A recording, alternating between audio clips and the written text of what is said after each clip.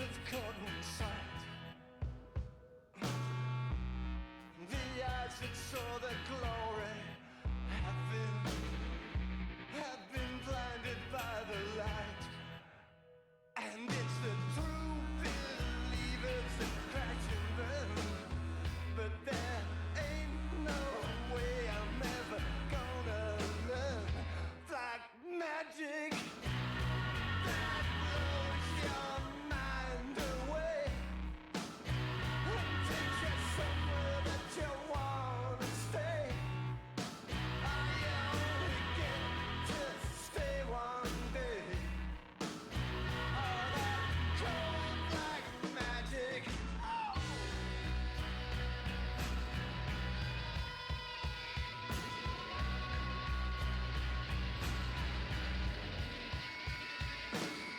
We can't escape, we're born to die. But I'm gonna give it a real good try. Because nothing comes close and nothing can compare to black magic. Yeah, yeah, yeah. Black magic. Yeah, yeah, yeah. Black magic. Yeah, yeah, yeah.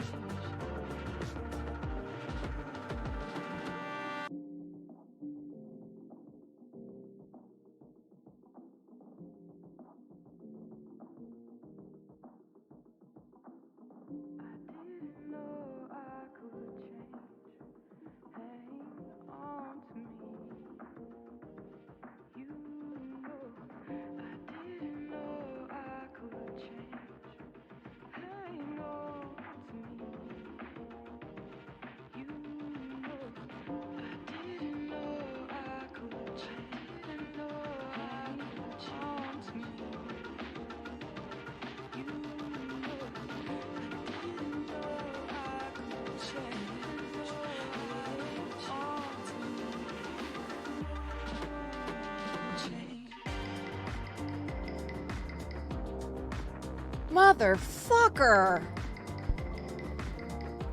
Oh no! Stupid Twitch. It wouldn't let me put my title in. And I kept typing other things and it would work. And I typed stupid and it worked. I typed I give up and it worked. I took everything out. I did like, it wouldn't let me put sexism. It wouldn't let me put misogyny. It wouldn't let me put S asterisk asterisk asterisk asterisk asterisk asterisk asterisk. Twitch hates women. Okay.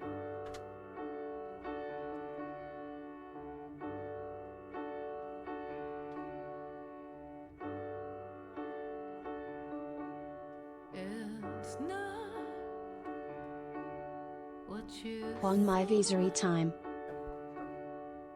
Yeah, right there. Right there. Okay. I'm here. Fucking hell, mate.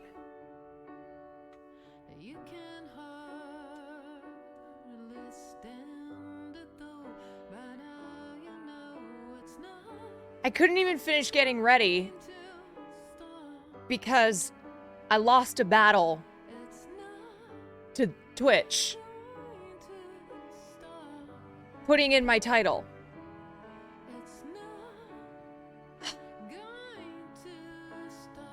It's fine. It's fine.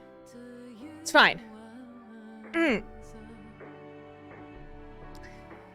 Severin Sink, thank you for the tier 1.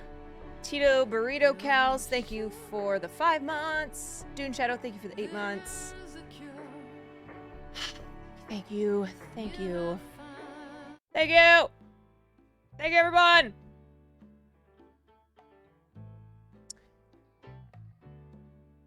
Lost? I lost.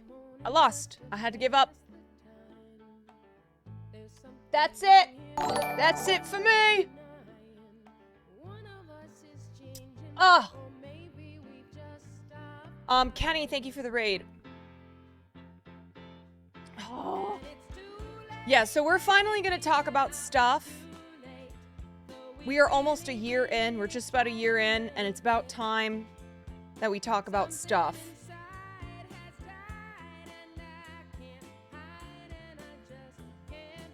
So if you've been waiting to talk about stuff, today's your day. That's what we're gonna do.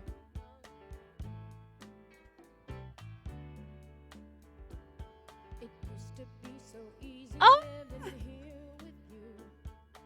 Stuff is back on the menu. Ladies and gents and NBs and all creatures of all kinds. Stuff is on the menu. Late, baby, now it's too late. Who is so ready to talk about stuff? 'Cause I am.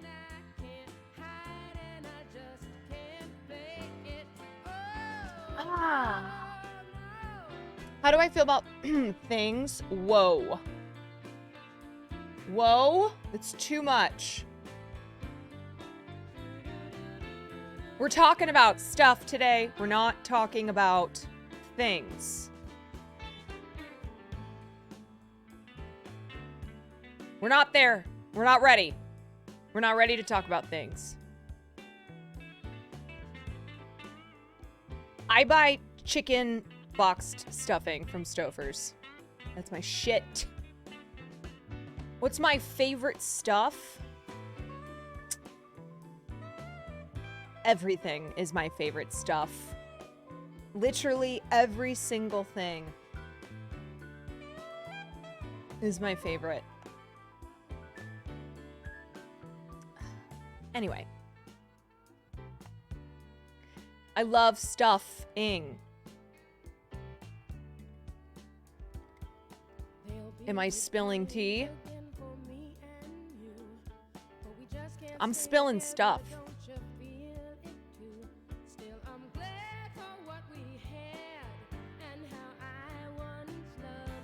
I would have been out here a little bit sooner. Ha! I love this clip. Late, baby, now, and this doesn't work. Nothing works. Nothing. Everything is shit. Everything is shit. Sooner, but they gave me the wrong dressing room, and I couldn't find any place to put my stuff. And I don't know how you are, but I need a place to put my stuff. So Yes. that's what I've been doing back there, just trying to find a place for my stuff. You know how important that is. That's the whole meaning of life, isn't it? Trying to find a place for your stuff. That's all your house is. Your house is just a place for your stuff. If you didn't have so much goddamn stuff, you wouldn't need a house. It's all about You stuff. could just walk around all the time. That's all your house is. It's a pile of stuff with a cover on it. You see that when you take off in an airplane and you look down and you see everybody's got a little pile Our of stuff. whole lives, Everybody's just got stuff. their own Everything. pile of stuff. Everything is stuff. And when you leave your stuff, you gotta lock it up. Wouldn't want somebody to come by and take some of your stuff. They always take the good stuff. They don't bother with that crap you're saving. Ain't nobody interested in your God, I fourth love grade stuff and I arithmetic hate papers. stuff. They're looking for the good stuff. You know what? That's what life is. We're just acquiring stuff. What is that?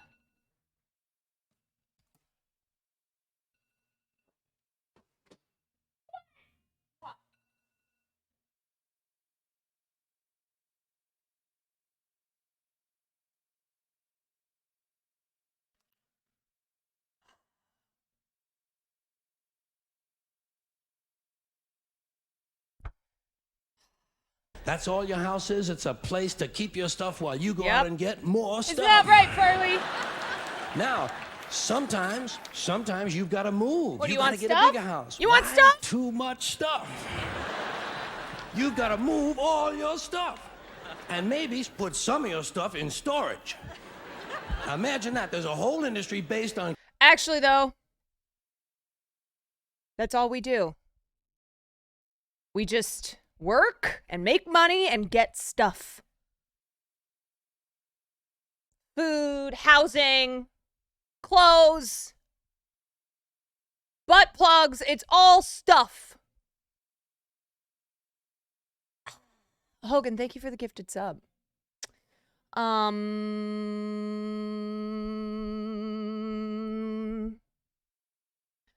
Well, how's everyone doing? How's everyone? I feel kind of crazy, but I'm good. Hey, leave the butt plugs out of this. What did my butt plugs do to you?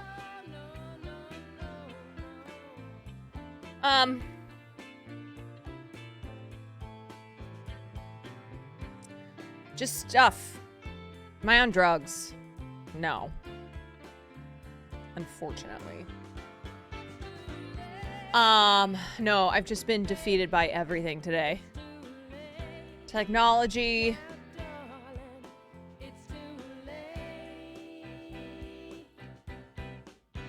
Just stuff.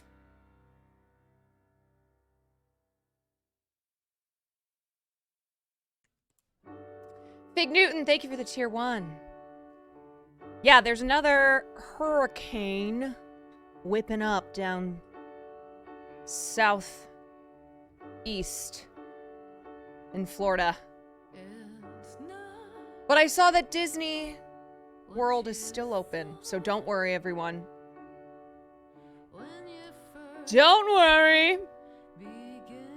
Because you know how you want to go to Disney World when there's a hurricane happening?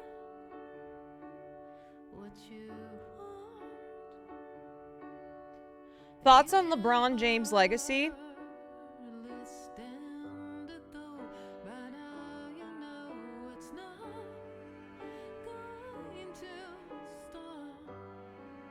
It's a legacy.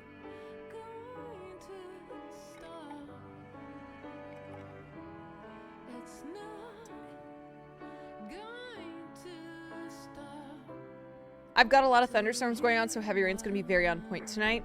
Yeah, it will. Yes, it will. I'm looking through Google News right now, Have you seen Dakota Johnson's new blonde bob?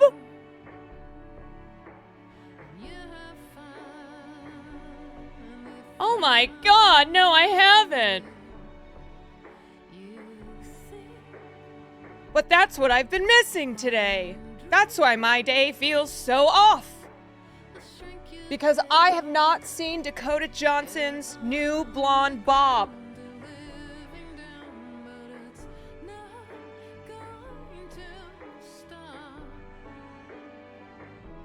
Yeah, the reason they don't show you it in the picture is because they want you to click on it. That's how it works. They're not gonna show you the bob. You have to click on the news article. I always find random towels in my closet, and I always wonder where they come from, and I remember, and it's because that's where he changes. I just realized that. My braless wife goes in there to change. No, I'm not criticizing!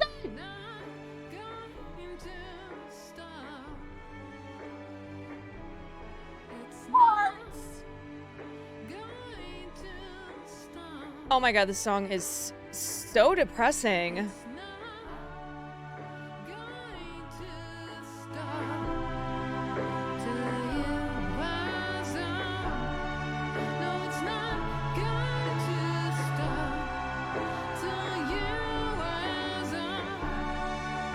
It's not gonna stop till I wise up. What's not gonna stop? What does that mean? No, I love Amy, man. It's not gonna stop. Okay, let me put on some lo-fi. Let me put on some bossa nova. I think that's what I'm feeling. Some bossa nova lo-fi. There we go.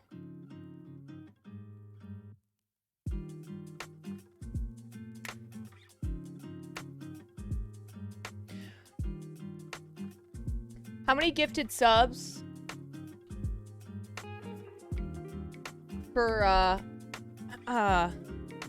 Will to next time drop the towel?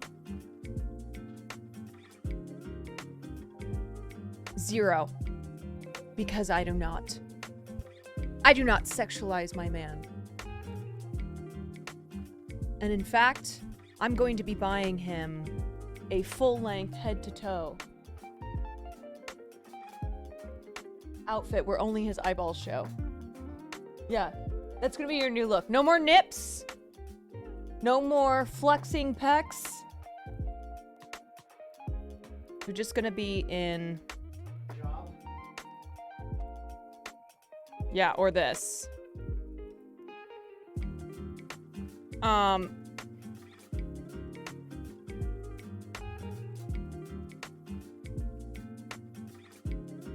Let me see if I can find the perfect.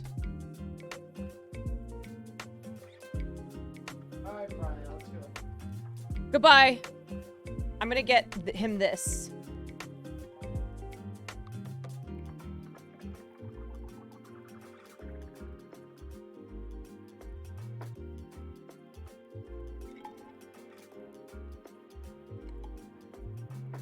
Yes. That's the new fit. It does look like a body condom. It looks like, it looks like a snap pea. Oh, and there goes my stupid window capture. Oh my god.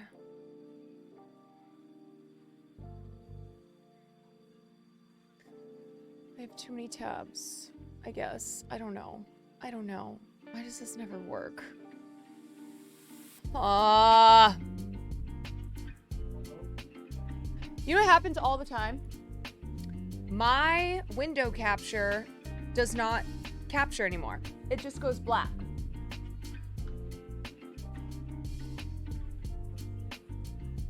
It's working now. It's working now because I just showed you. Yeah, I don't know. Is it my computer? I don't know. I don't know. I don't know. been frustrating me today. Put him in this thing. Oh, hell yeah. That's sexy. Little Mandalorian fit. Okay.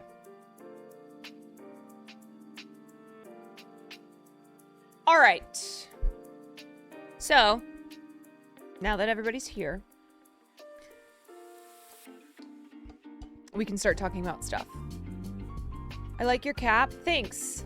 I accidentally put a lot of my baseball hats into the dryer, so they are funky. I love hats, and I destroyed quite a few of them. All right, so next Sunday, or this coming Sunday, we've got the Subaquan happening. Okay. So there are various forms that you can fill out. There's an Am I the Asshole form. It's anonymous. There is a confessional form. It is also anonymous. Please don't put super serious stuff in it. That should be stuff that is talked about with a therapist. I am not a therapist. Believe it or not. I do not have a psychological degree. But those are two forms that you can fill out, and that will be a segment during the subathon. So I am currently coming up with different sub goals, ideas, and stuff.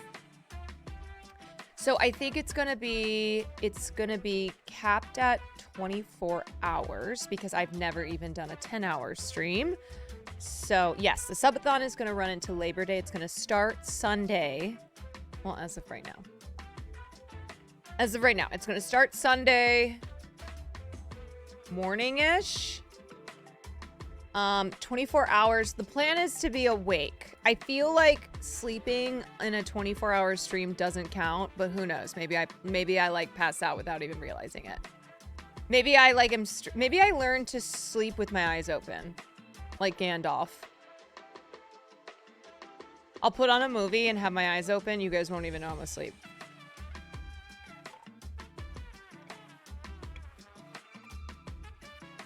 So yeah, that's the plan.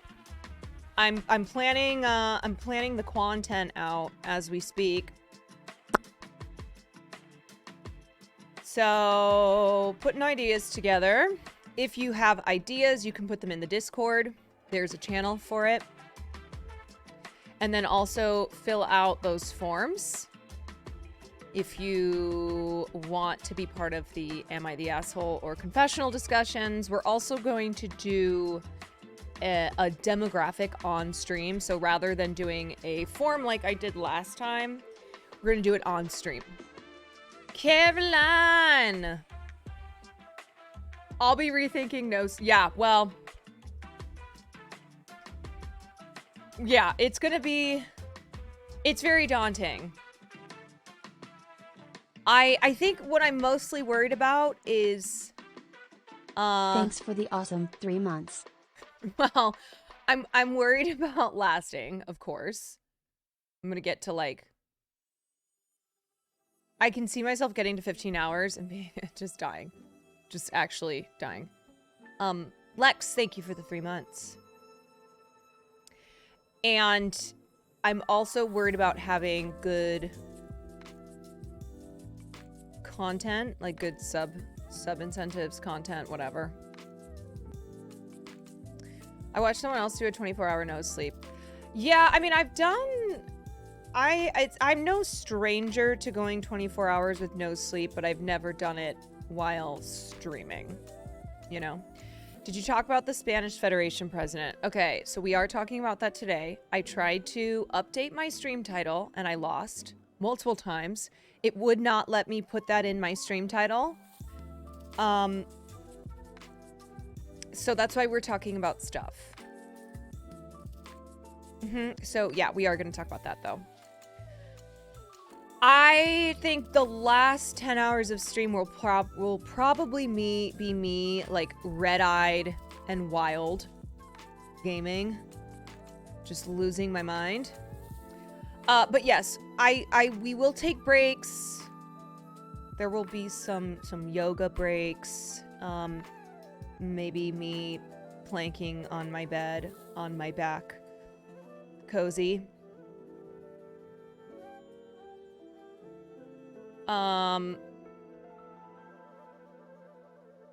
Is this a 24-hour stream? That's the plan. That's the plan. Yeah, just a quick 45-minute human plank. It's all part of it. Seer plays funeral music and lays in a coffin when he sleeps.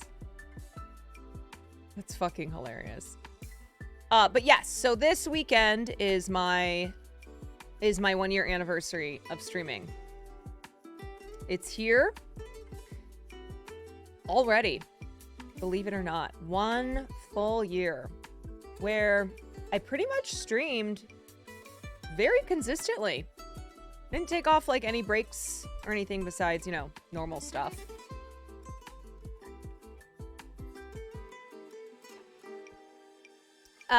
Yeah. So I'm hoping it all works out. I'm hoping it's a great stream on Sunday. I'm trying not to stress about it, which is impossible because I am who I am. And I know that. But I am, I'm trying to just go into it and have fun. And have lots of fun. She's been consistent. Let me see. How do you tell?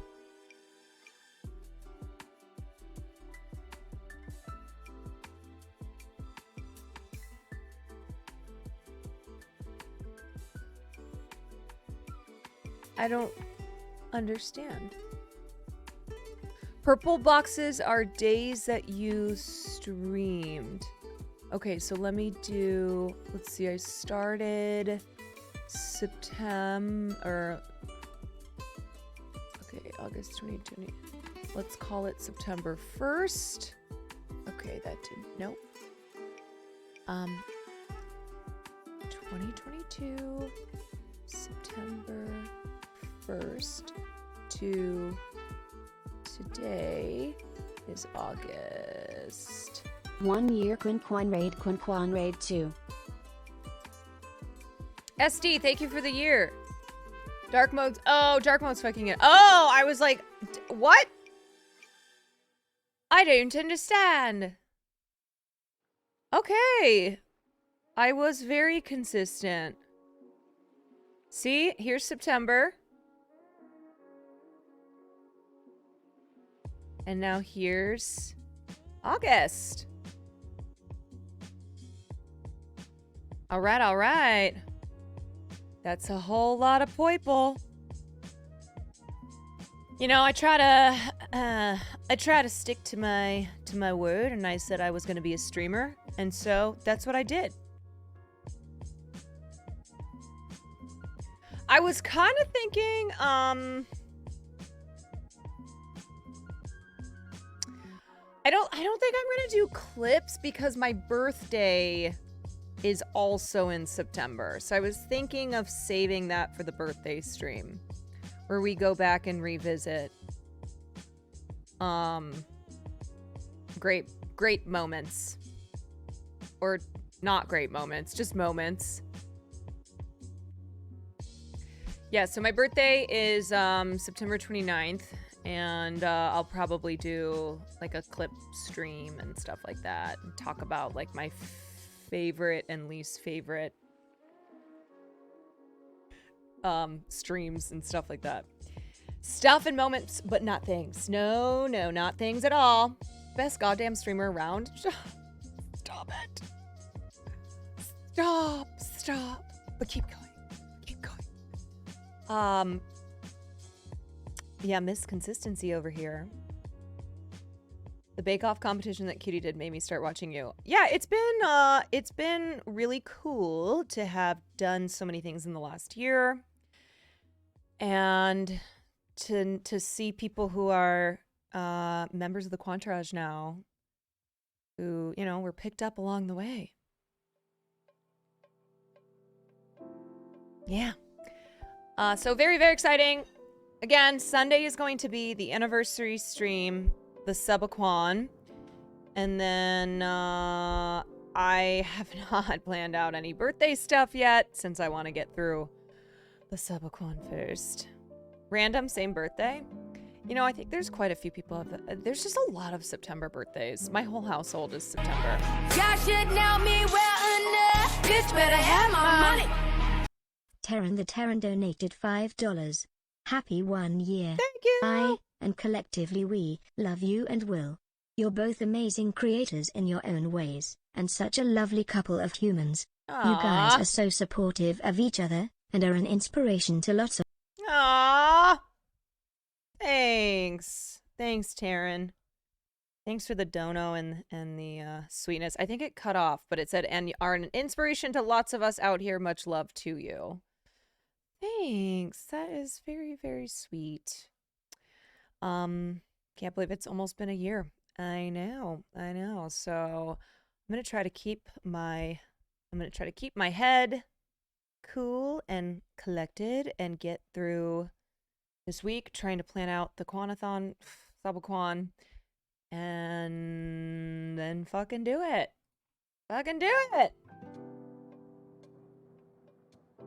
All right, so today, here's the stuff that we're talking about. We're going to talk about Spain and the soccer situation. Excuse me, football.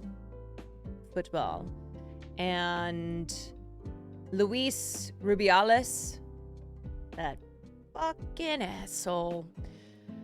And then we are also going to talk about wedding cake smashing. Oh yeah. This is a thing, and it's becoming more of a thing.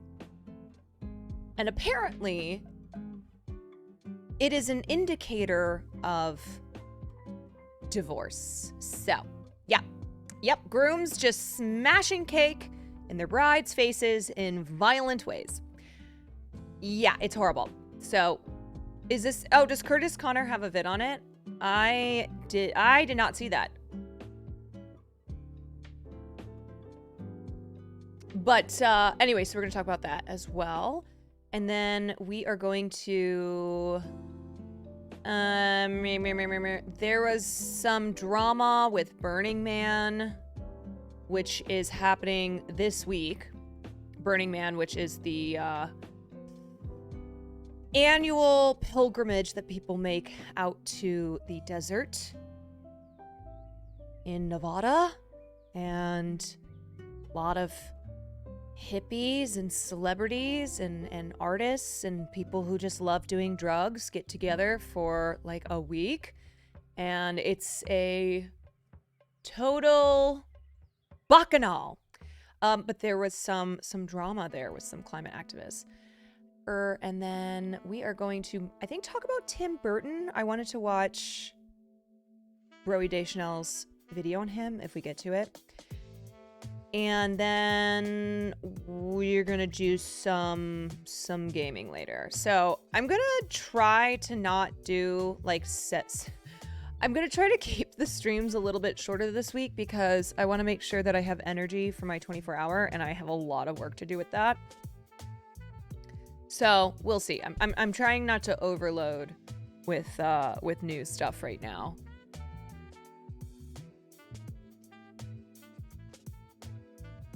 I think my uncle did that to my aunt and now they're divorced. Good! Damn straight. Okay, let's start with, Oh, that coffee tastes like ass. Oh, I didn't do a blast off tweet. Maybe I'll do that now.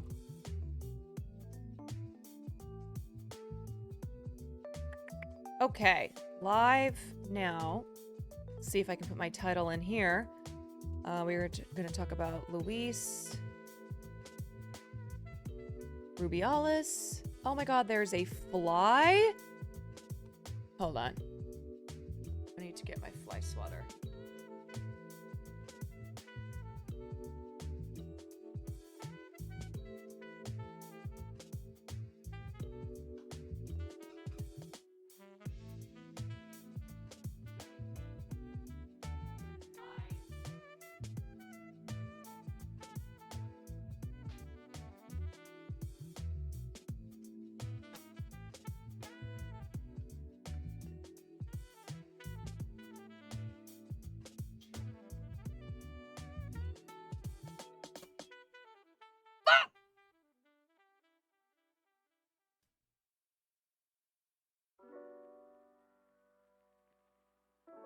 Okay.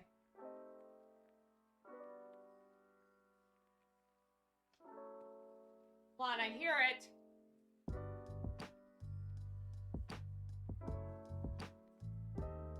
This fly has been in the house, or in the apartment, for a couple days now, and I couldn't find it until now, but where the fuck did it go again?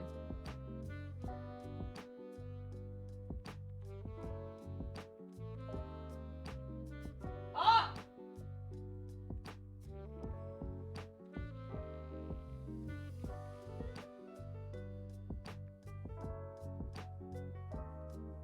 Oh my god, I hear it. Oh!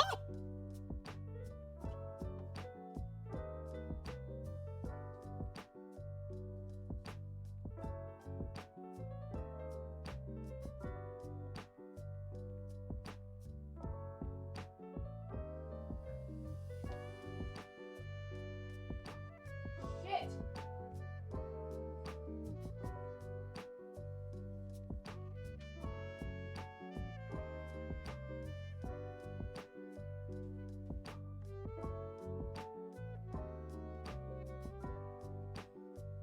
Alright, I'm gonna have to keep this next to me in case it comes back.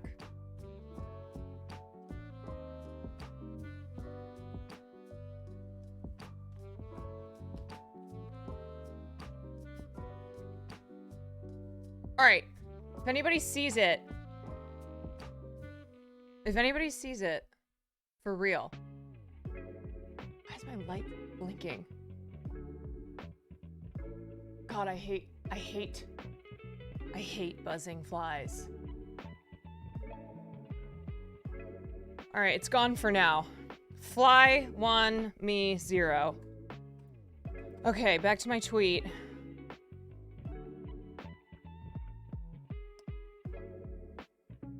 Luis Rubiales and misogyny in Spanish football.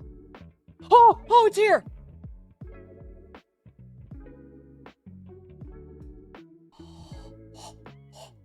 Okay, you guys can't see it, but it's right on my PC. 3, 2... Fuck you! Oh, it's still alive! I got it.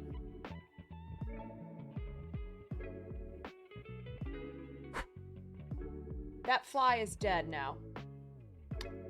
That would be me 1, fly 0.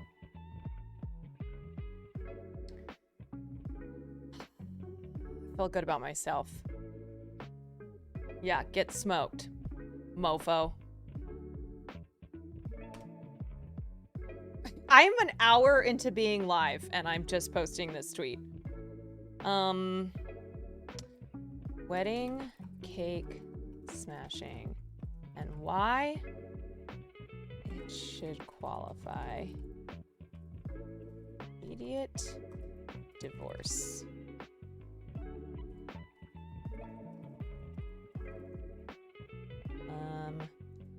What's up, Vio?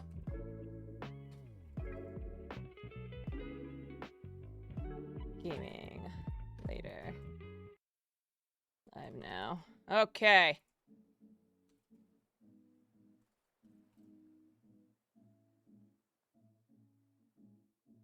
I'd start talking to the fly and telling, I'm gonna get your family, you motherfucker! Old granny fly? Old granny fly?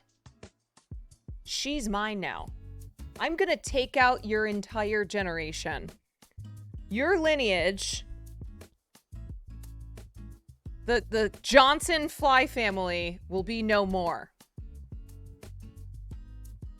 I will be like Genghis Khan. Genghis Khan, who ended an entire lineage of flies.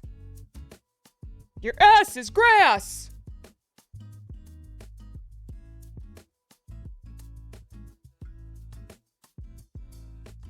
Okay. It's time to concentrate.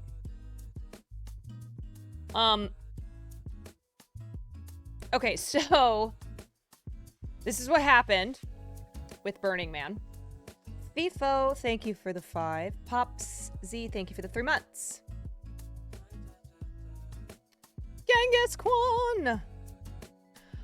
Okay, so Burning Man attendees were on their way to Burning Man. As you can see, it's quite a line here. And they were blocked on the highway by climate protesters. And it led to some fiery exchanges, threats, and the police just barreling through the climate protesters. I bet Diplo's pissed. Oh, a lot of people were pissed. So the reason that the climate protesters were there is because they have been protesting the carbon footprint that Burning Man attendees are responsible for. Everything from leaving trash in the desert to more and more wealthy people taking private jets to Burning Man, which is just... I'm pretty sure Burning Man started off as a way to, like, you know, it was for hippies to do drugs in the desert. It was not for rich people. It was not for, like, Kendall Jenner to fly in on her private jet and take a photo in designer clothes in the desert. But that's a lot of what Burning Man has become now, as has really every major festival type event. I wonder if Susan Sarandon still goes. Susan Sarandon was a long time Burning Man goer. Yeah, it's kind of turning into Coachella 2 vibes in just the amount of celebs who go, the amount of just rich people who go. Yeah, it's become very elitist. So anyway, so climate protesters have had enough. They're pissed off. And yeah, rightfully so, except they decided to protest by blocking the highway. So the road into Burning Man is a rural 2-lane highway winding through northwest Nevada. Approximately 80,000 people make the annual pilgrimage to the beloved Bacchanal, many hauling trailers and RVs across miles of scorching desert in order to make it to their fabled Gomorrah. Gomorrah? How the fuck do you pronounce that? This year, however, climate activists temporarily halted the influx of eager festival goers, blocking the road with a 28-foot trailer and causing a bumper-to-bumper traffic jam for over an hour. They clashed with Gomorrah. It sounds like something out of Guardians of the Galaxy. Isn't that one of the names in Guardians of the Galaxy? Anyway, they clashed with outraged Burning Man attendees as well as Nevada Rangers. In recent years, Burning Man has drifted from its hippie roots and become better known for luxury RVs, wild orgies, and Silicon Valley bros. You know when Silicon Valley bros show up that something is forever ruined. Okay, it's no longer unique and cool. When the SV bros show up, it's Jover.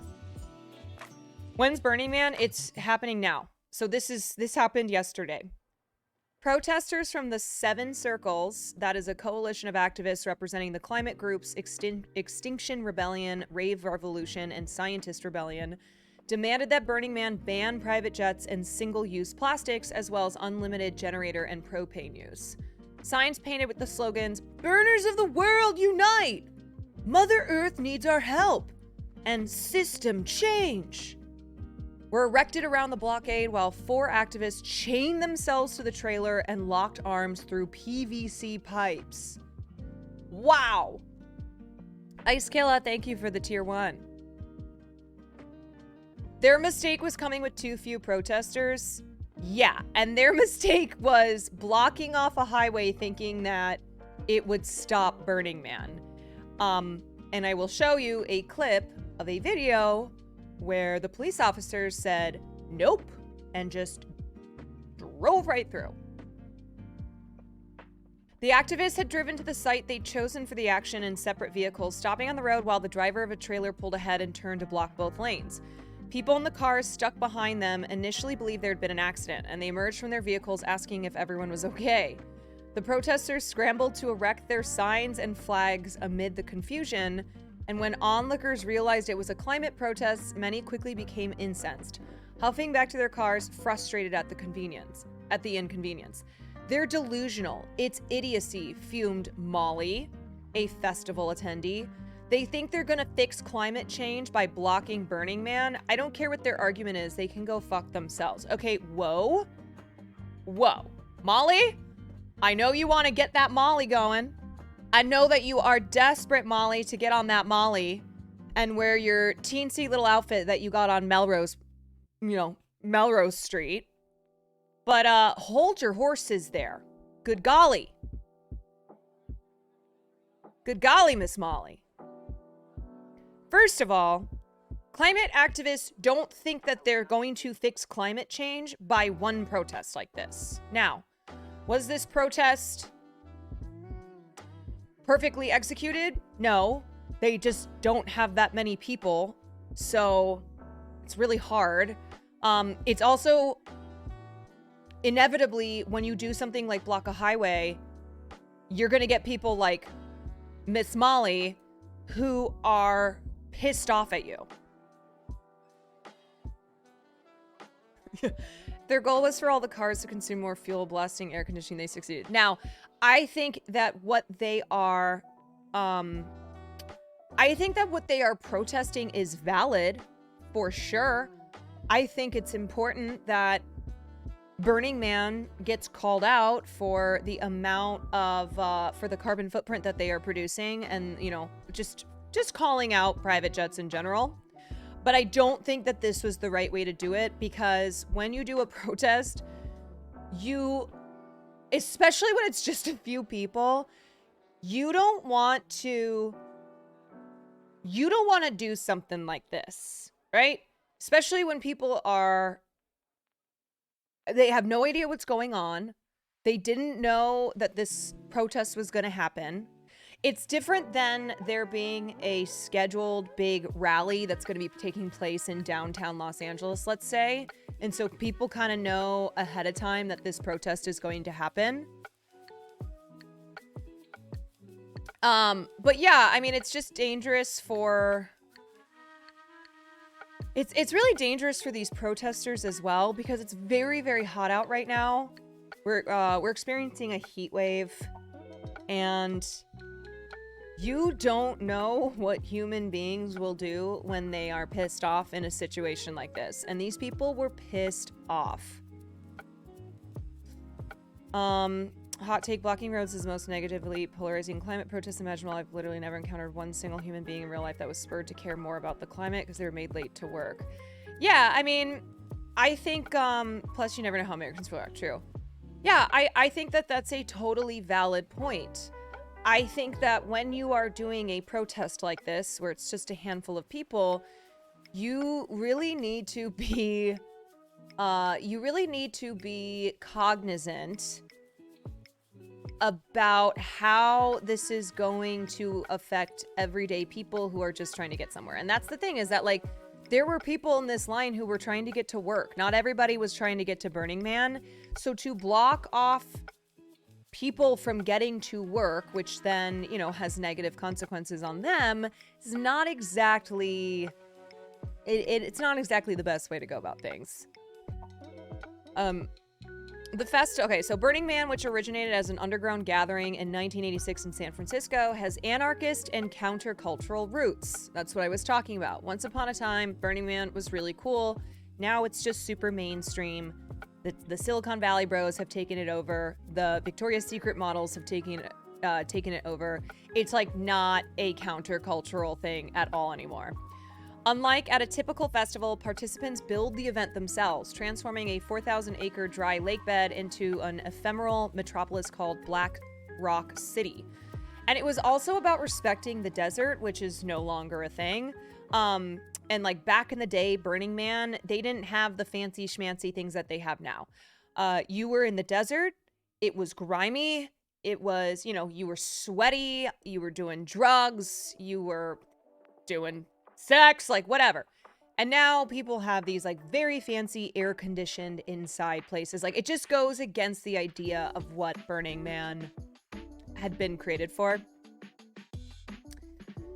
Okay, and then they bring in their own infrastructure, food, water, and entertainment in lieu of programmed musical headliners. So it was supposed to be something that the people created themselves.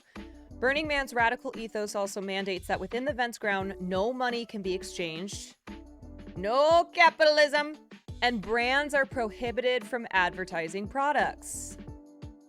However, in recent years, Burning Man has gained a cultish popularity among Silicon Valley's technocrats, as well as celebs, influencers, and others who treat the gathering as a photogenic opportunity to network, post selfies, and experiment with psychedelic drugs.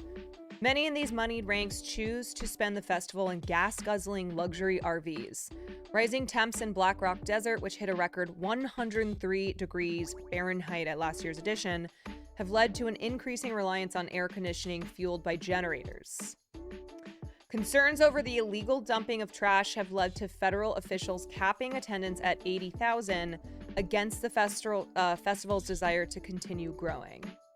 Burning Man attracts the elite of the elites to party and pretend they are in a classless, moneyless society, said Tommy Diacono, co-founder of Rave Revolution. But more private jets than ever are flying to the burn. Oh yeah, that's what they call it, the burn. We're burning propane for fun. The air-conditioned domes are getting bigger every year. Emily Collins, another co-founder of Rave Revolution, added that the tech utopianism woven into Burning Man culture has engendered a sense of complacency amongst many of its attendees. There are a lot of people thinking, oh, I'm a vegan, I drive an electric car, I'm working in sustainability, she said. It's a very technocratic, privileged mindset. She's calling out vegans! In addition to their concerns over Burning Man's carbon footprint, which reached 100,000 tons of carbon dioxide a year in 2019, the activists hoped that the protests would highlight how our climate emergency requires wider systemic change beyond the personally transformative experiences of self-realization that can occur at a festival. Yeah, I totally agree with them. I just don't think that they went about it the right way. Burning Man organizers say that they're making an effort to be greener. In their 2023 sustainability report, festival organizers celebrated their recent successes, launching pilot programs for solar panels, offsetting their emissions through purchasing carbon credits, and supporting sustainability-minded camps as they work towards their goal of becoming carbon negative by 2030. However, the activists believe these steps are insufficient to mitigate the catastrophic rate of global warming.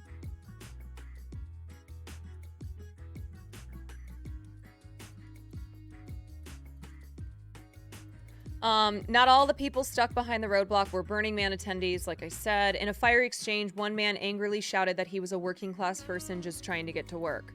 If I'm on your team, I promise, Diacono tried to tell him. The government doesn't care about us. The man shrugged and went back to his car. Yeah, also, like, you're not blocking the private planes. You're blocking people in cars. I feel like to protest private planes, you should probably show up to the airfield where the private planes are and like do some shit there, you know what I'm saying? Like block the runways or shit like that. Now, granted, there are luxury RVs that travel to Burning Man, but anyway. The individualization of systemic problems under late-stage capitalism is crazy. There's this mentality that I just need to change myself and the world will change. But this current economic system has driven us to record inequality and record carbon in the air, and they are correlated. Many of the Burning Man attendees stuck in the traffic jam did not agree with the activists, like Miss Molly. Within minutes of the blockade being erected, several people had called the police to report the protesters, while others attempted to pick up and move the trailer themselves. Oh my god. They tried to pick up the trailer themselves. One man crumpled up a flyer that an activist had handed to him that listed their demands, throwing it away in disgust. I think protest is very important, but destroying and inconveniencing people doesn't do anything, said a man named Will Neff, who was on the way to the festival. I have solar panels on my RV, he noted. The protesters drove here in gas-powered cars. They're literally making the climate worse. Yeah, this is how it gets, This is when it turns into a finger-pointing situation. Like, oh, the protesters driving here in gas-powered cars. Well, bitch, I have solar panels. Festival goers observed the commotion as they waited for the traffic jam to clear, questioned why the protesters were targeting Burning Man when the event has already made sustainability one of its core tenets. In addition to developing environmental solutions, the festival has a leave no trace mandate under which participants and organizers must remove all trash and debris from the festival site when the party is over. We have principles that we try to live by, and a lot of them are cultural and environmental in nature, said Benjamin Jorgens, a 10-year burner. Burning Man takes more precautions than any festival on the planet. In fact, this is about as good as it gets. Yeah, I agree with that as well. Do I think that it's ridiculous more and more private jets are being flown to something like Burning Man, especially because of what Burning Man represents and how it, you know, the point of what Burning Man is supposed to be about? Yes. But you know, you should do this to go to Coachella, go to other festivals that are not as actively making sustainability one of their tenets. Go protest outside, you know, in the area where all the billionaires keep their yachts.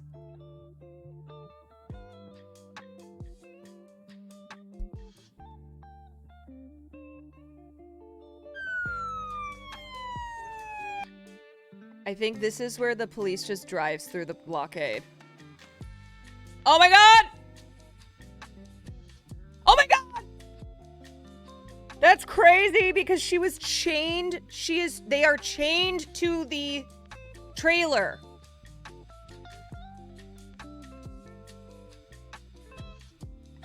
That is wild.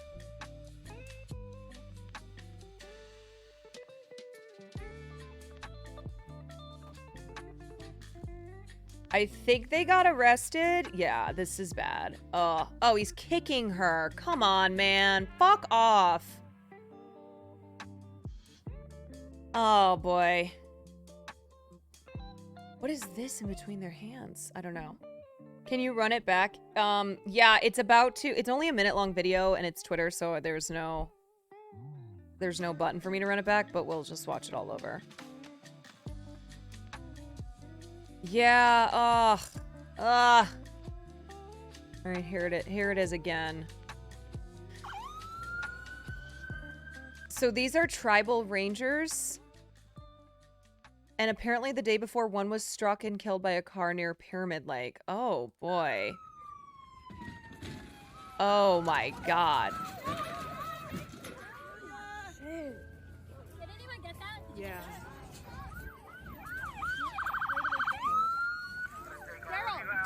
You better move. You're gonna go next. They're chained. Get out now! Get out! On the ground! All of you on the ground now! Get on the ground! Get on the ground! Don't move!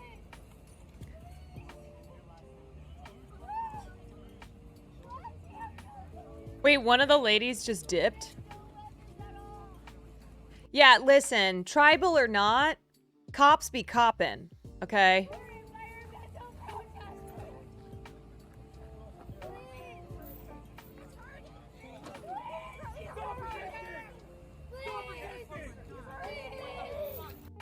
Ugh, that's awful. I do not like that. I do not like that, Sam I am, at all. Yeah, somebody could have been easily hurt or killed there.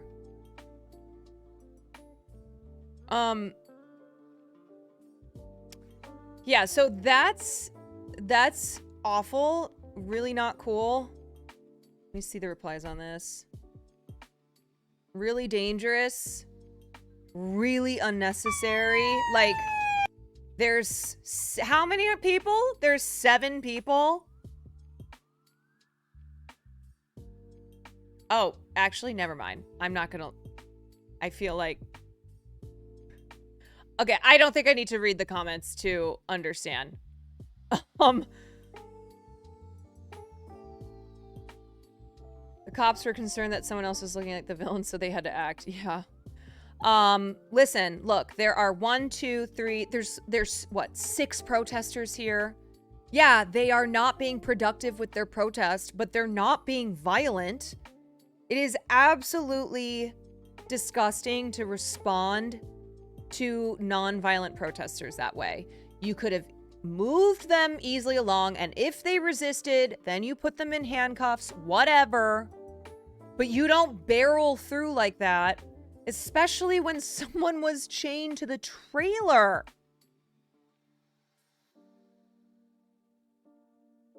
Stop, yeah, sir, you grabbed her, threw her on the ground, kicked her, and are now straddling her while holding a gun. Yeah, there was no resisting. They just right through them.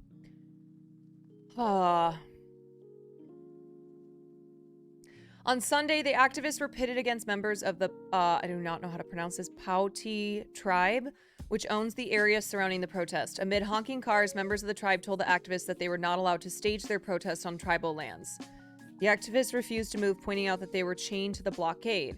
But onlookers were able to successfully move the trailer a few feet to the side so that vehicles could slowly pass by on the shoulder, some full of people shouting obscenities at the protesters as they squeezed through. At 1:36 p.m., just 36 minutes after the protesters had set up the blockade, officers from Pyramid Lake Paiute Tribal Police Department arrived on scene with their sirens screeching. One officer told the protesters to disband within 30 seconds or risk arrest, commanding them to get off the fucking road. In these 30 seconds, a second ranger plowed through the blockade, his vehicle smashing the trailer and protest signs as activists still chained to it narrowly missed getting hit. We are nonviolent. We have no weapons at all. We're environmental protesters. Like, imagine using violence on environmental protesters. Talk about a group of people who couldn't protest with violence even if they tried. You know what I mean? Like, when you think of protesters out there, environmental protesters are really some of the least violent ones. As the officer pulled out what appeared to be a firearm and aimed it at the activists after threatening, "I am going to take all of you out." Wow. What a dick. What an evil asshole. "I'm going to take all of you out." To people who wear shirts like "Go Green." Let's say like "Go Green." 15 minutes later, 4 activists were in handcuffs with pending municipal code violations and a court date scheduled in October. It was over quickly, but for Mun Chong, who sat in the back of the Ranger vehicle in a green shirt that said, "No burn on a dead planet." Exactly. Like I just said, go green. The act of civil disobedience was worthwhile. If you treated the climate crisis like an emergency, Burning Man wouldn't be a priority, she said. When you disrupt business as usual, you're forcing people to confront a situation and take a stance. We're hoping these kinds of protests become part of the zeitgeist. What is being late to Burning Man in comparison to having your entire planet on fire? Yeah, I mean, y'all know me. I 1000% agree that the climate crisis is an emergency and that we need people, we need, our officials, especially, to be taking this more seriously. But the problem is like protesting against people, especially because a lot of people do support action on climate change. Most people believe climate change is real and a very serious problem, and they're angry that politicians are not doing anything to, to mitigate the situation and instead are making it worse, and that corporations are just allowing to, continue burning fossil fuels, etc., etc. Yeah, so fucking with regular people is never, I think, a good idea. Like, that shouldn't be the target of your protest.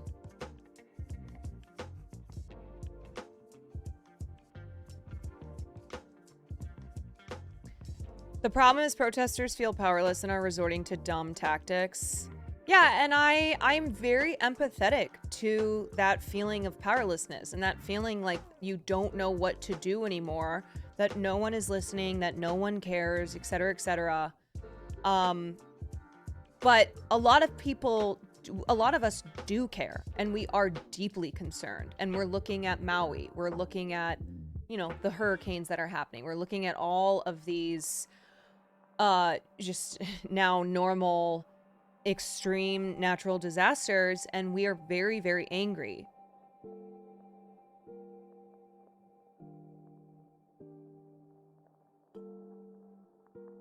Anyway.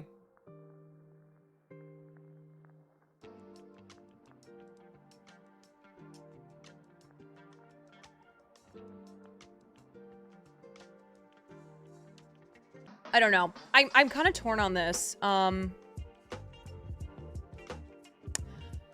torn on the blocking the road thing because I've been a part of protests where it shut down streets and stuff.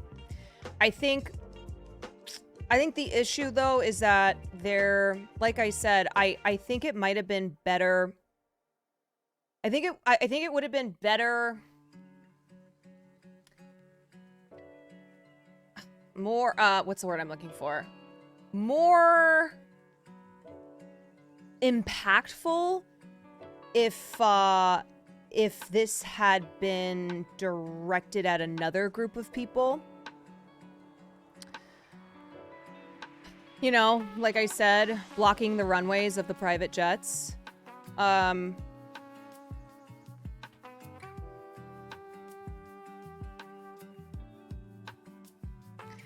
Yeah, I just, I don't know.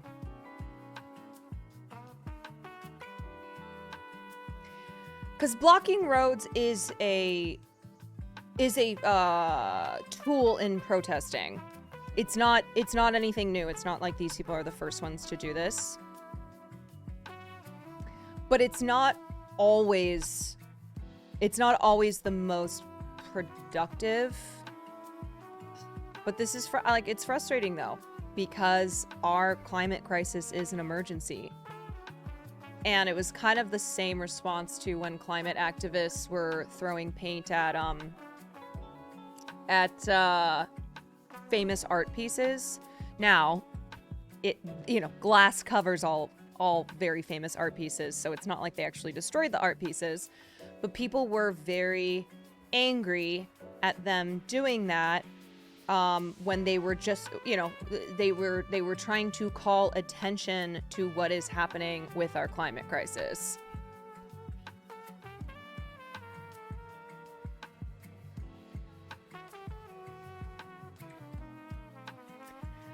Yeah, my question is how do people feel about this who were not on these roads being blocked, trying to get to work or wherever else they were trying to go? Like, people who are reading this situation from the outside.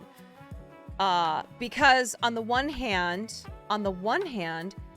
maybe people who aren't aware of the, what's been happening at Burning Man about all these private jets and very wealthy people who are leaving behind an atrocious carbon footprint, especially at a festival that was not intended for those people to be a part of.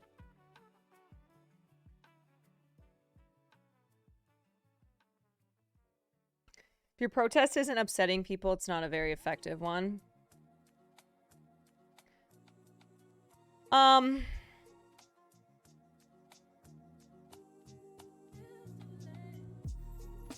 I thought you liked Vivek's stance on climate change. Oh yeah, where he says it's a hoax. Yeah, that's my guy.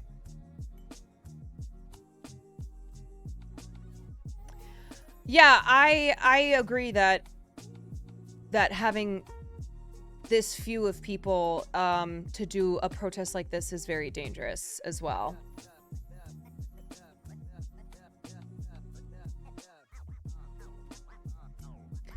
Climate change issues are something we cannot solve alone. We need a majority of the public on our side. Pissing them off can hurt the issue, but agree that it does get the word out. It's nuanced for sure. Yeah, I think that's my take on it. I do hope that more people are aware of this, but also, like, Burning Man is it's a small piece of this problematic pie.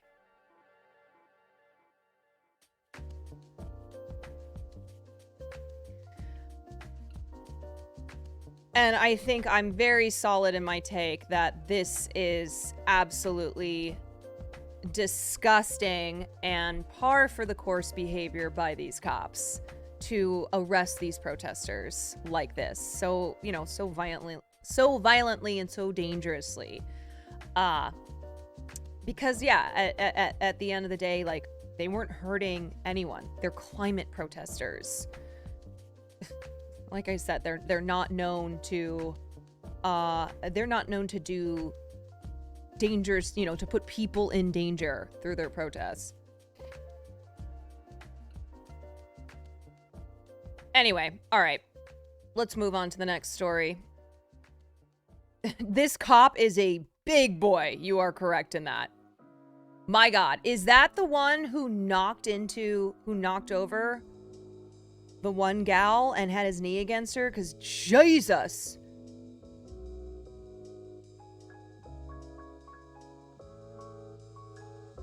It was Shorts Boy. Both assholes. TBH. Okay, let's talk about Spain.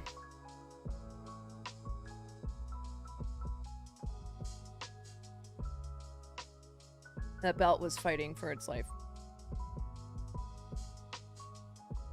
I'm surprised he didn't, he didn't take it off the pants, start whipping protesters.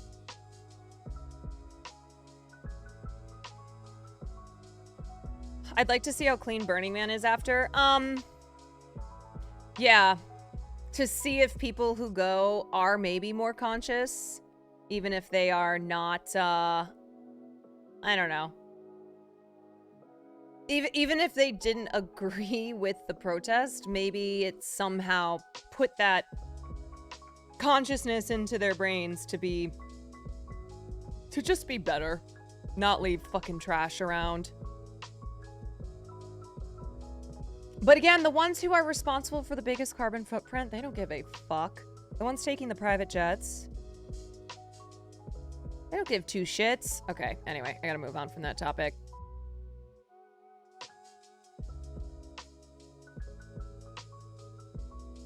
All right, we're gonna talk about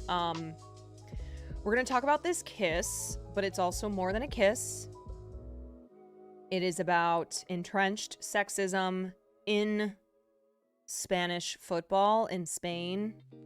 There's been a lot of progress in Spain, particularly in the last couple years, as the left wing of the Spanish government has pushed forward a series of legislation that is aimed at gender parity, specifically at stopping the epidemic of violence against women. And there is a law that was passed called the Yes Means Yes law. It was passed, spearheaded by Irene Montero, who is the Minister of Equality and part of the hard left wing of the Spanish government, and basically said that what that law means is that unless the participant is willing and says yes, it is considered rape now in Spain. So we'll get into all those things. Let's start off with this.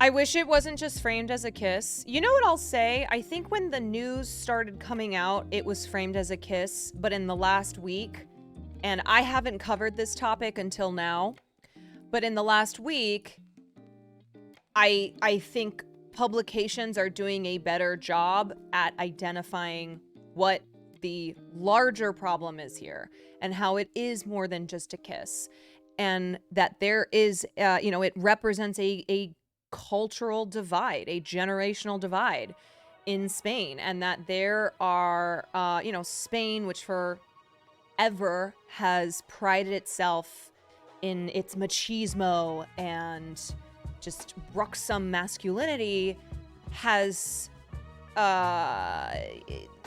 been finding itself at an impasse between the progress that's been taking place in Spain and then those who are still hanging on to those vestiges of Spanish machismo. So there have been a number of things in recent years that have put gigantic cracks in Spain's misogyny and sexism, but obviously there are still major issues. And the fact that Luis Rubiales, who is the president of the Spanish Football Federation, the fact that he wasn't even initially put on leave, and in fact the federation at first was backing him, and now because of continued outcry in Spain and across the world, and the Spanish women football players and other football players threatening to go on strike basically, and not be a part of the team until this situation is remedied in Luis Rubiales not being the president anymore. Now they have changed their tune, and federal prosecutors are looking into the matter if it constitutes a sexual assault, which it absolutely does. So this has now become a really, really big thing.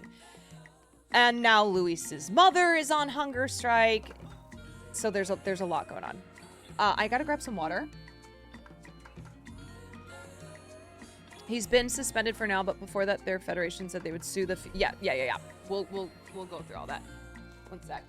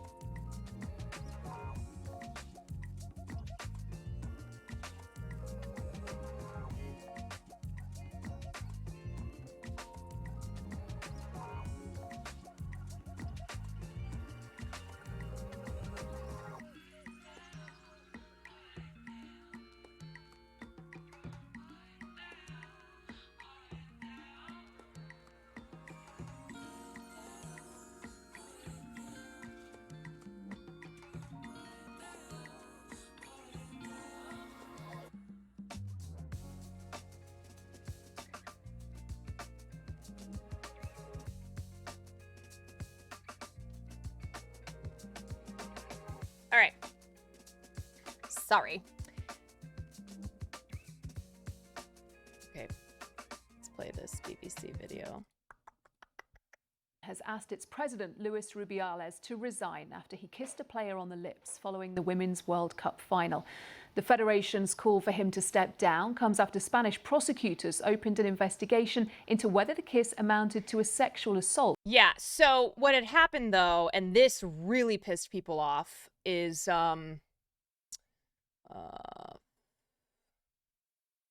initially the Spanish FA was going to take legal action against Jennifer Hermoso, who is the Spanish football player who had won the World Cup, was the leading scorer, and who Luis Rubiales non-consensually kissed.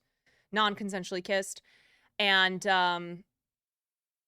the Federation accused her of lying about the kiss after the Women's World Cup final. This pissed people off around the world, of course, because, again, it just was it was another way that the Spanish Football Federation has shown their true colors. Because Rubiales initially apologized, and then he took it back and said that she was lying and that the kiss was consensual, and that he had asked her first if he could kiss her, and she said yes, and then he kissed her. Except we know that's not fucking true, because there's literally video evidence of it. There's video, and the fucked up thing is that if there wasn't video evidence, who knows if now we would be where we are now, where the Spanish federal prosecutors are looking into the matter as sexual assault, and that so many people, both on the left and the right, in the Spanish government are on Jenny Hermoso's side. And yeah, even if that was true, that still doesn't make that okay. But the point is that unfortunately and fortunately, we had video evidence in this case. Unfortunately, because it speaks to the fact that so often women are not believed unless there is hard evidence. And luckily, in this instance, there was. So this was the statement that they had issued in the early hours of Saturday, saying that they were going to take legal actions against Jenny Hermoso for lying about Luis Rubiales. And then everyone went crazy and was really angry, and so they have now walked that back, and he is on unpaid leave, I think. On the striker Jenny Hermoso, Luis Rubiales has resisted calls to quit in a saga that's caused turmoil in Spain. From Madrid, Guy Hedgecoe has the latest. The last week has been one of anger for many in Spain. This protest was against the man at the centre of the country's football crisis, Luis Rubiales. But the backlash against him also seems to have taken on a broader meaning. This is a very important moment, said this woman. It's difficult to capture behaviour like this on camera. I think it's important to raise our voice, all of the people that agree with the feminist movement, and to fight this injustice that the girl and all of the women have suffered. This is the now infamous kiss that Mr. Rubiales gave the player Jenny Hermoso after Spain's World Cup victory, and which she says was non-consensual. FIFA has provisionally suspended Mr. Rubiales. Prosecutors are investigating him for possible sexual assault, and now his own federation is calling on him to resign. Mr. Rubiales' mother has locked her... It's so maddening as well, and just makes me so pissed off that this should have been a moment that these women got to celebrate. They just won the World Cup. And you don't have to know anything about soccer/football to know that that's a big fucking deal. And they beat England, and everybody hates England. I'm just kidding. But it was a big moment of celebration for Jenny and for these women. And Jenny, who was the leading scorer on the Spanish women's team. And that has all been overshadowed by this fucking guy. Okay? One man single-handedly was able to take away this joyous moment, this cause for celebration. Jenny Hermoso should be like getting drunk and celebrating and basking in this victory, and instead has been at the center of having to now deal with this. herself in a church and begun a hunger strike against what she claimed was a witch hunt against her son. But for the left-wing government... Oh, yeah. So his mother, Luis's mama, is has locked herself in a church and is on a hunger strike. And I say let her. I say let her stay on that hunger strike, okay? That's one less misogynistic biatch that we'll have in this world. Yeah, that's what we call a mother who is a boy's mama, like the mama's boy. So she is protesting the inhumane, that's what she's been saying, treatment against her son, and is calling it a witch hunt, which he is calling that as well. He is calling this false feminism. God, you know, that word witch hunt. I think we have to retire that word, because I don't think that, for the most part, it is ever used in a correct context. I don't think that word now is used correctly, so goodbye. We're getting rid of the word witch hunt. He represents a mindset at odds with modern Spain. Spanish society is profoundly feminist. It is at the forefront of equal rights and an example on a global level, which is why these behaviors are so shocking. The Spanish government has asked this tribe. And one more thing about the mother, this speaks to a type of woman who raises a son to, you know, and instills in him a belief that men are superior and that this world has been created to work for men. And it's a problem with some women, with some mothers, where when you see how the mother is, it's not surprising then to see how the son is. And in many, many cases of a deeply awful, misogynistic, violent man, they have a mother who enabled and allowed that behavior, because she is so brain broken and entrenched in the patriarchy, and is not raising her son to be a good person and to push back on that. Did you mention the fact he used Spanish FA funds to fund his orgies? Wow, I have not mentioned that. I did not see that little tidbit in my research. Wow. Tribunal to open proceedings against Mr. Rubiales in the hope that eventually he will be removed from office. The involvement of this court and the Spanish government reflects how this whole affair has now gone way beyond the limits of the football world.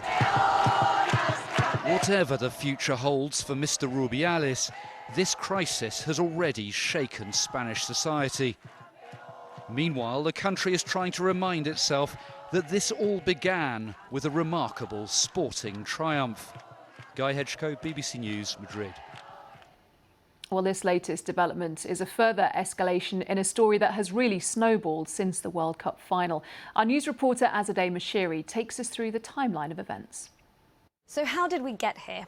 Well, after the World Cup final, during the ceremony, Luis Rubiales put his hands on either side of Jenni Hermoso's face and kissed her. Later on, during a live stream, she said she didn't enjoy it.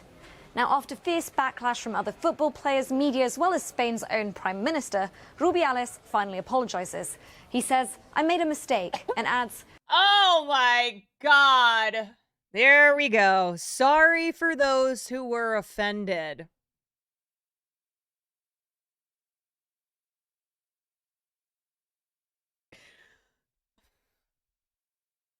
Sorry for those who were offended. Wow.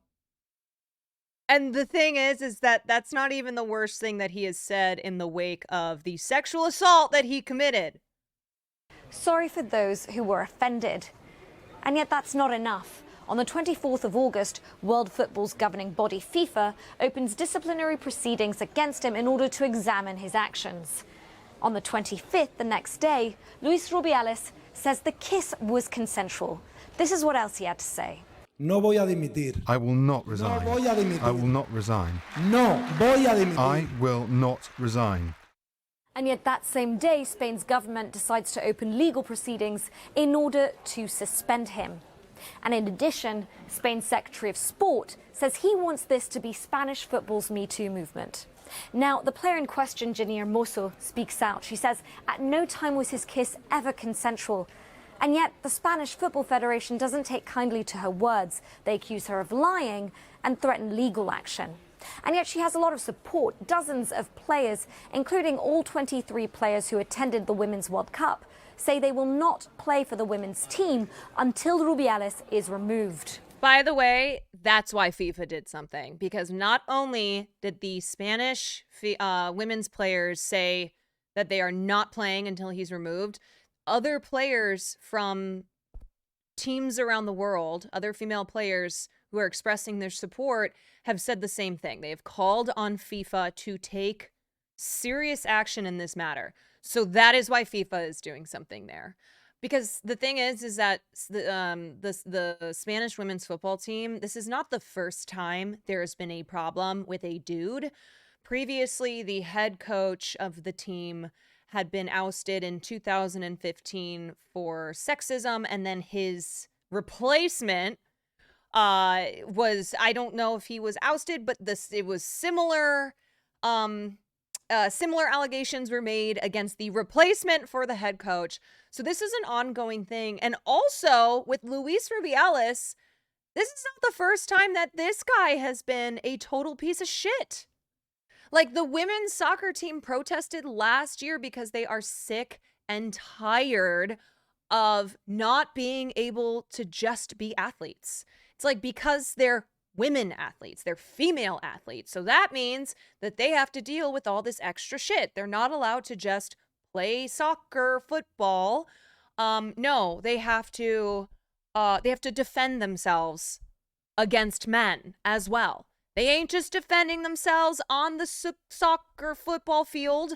They are also defending themselves from disgusting sexist men. Now, the next day, FIFA announces it is provisionally suspending Rubiales pending the disciplinary proceedings against him. That same day, the head coach for the women's team criticizes him breaking with Rubiales, and that's as his entire coaching staff resigns in protests. The next day, the Spanish Football Federation announces an internal investigation is underway and that their sexual violence protocol has now been activated. That's what takes us to the latest developments, where Rubiales' own mother says she's on hunger strike inside a church in protest at the manhunt against him, in her own words. And Spain's prosecutors say that a preliminary investigation is now underway in order to ascertain whether a crime of sexual assault has taken place. The fact that this bitch chose a church, that she chose a church to do all this in, like, she's so pious, like that she is, that God is on her side. Like I said, you know what? Let her cook or not cook. Let her do this hunger strike. Don't give her any tension. Let her do the hunger strike. And then her self-internalized misogyny will just crumble away with the rest of her body and soul. That's our news reporter Azadeh Mashiri. Well, our correspondent Guy Hedgecoe joins us now from Madrid. Guy, it seems like every 24 hours this story takes fresh and bizarre turns. Can he be forced to resign? Well, the Spanish government is taking actions that it will will lead to the removal of Luis Rubiales from his position. It has called on the National Sports Tribunal to open proceedings against him. And in theory, that could eventually lead to his removal. But it's a process which I think may take longer than the government would like. So obviously, the alternative to that would be that Luis Rubiales himself simply steps down amid all the pressure. There is, of course, also the other dimension to this, which are the criminal proceedings being taken by the... Can we also talk about all the people who are applauding him? Can we get names? Can we get a spreadsheet together? Because that is disgusting.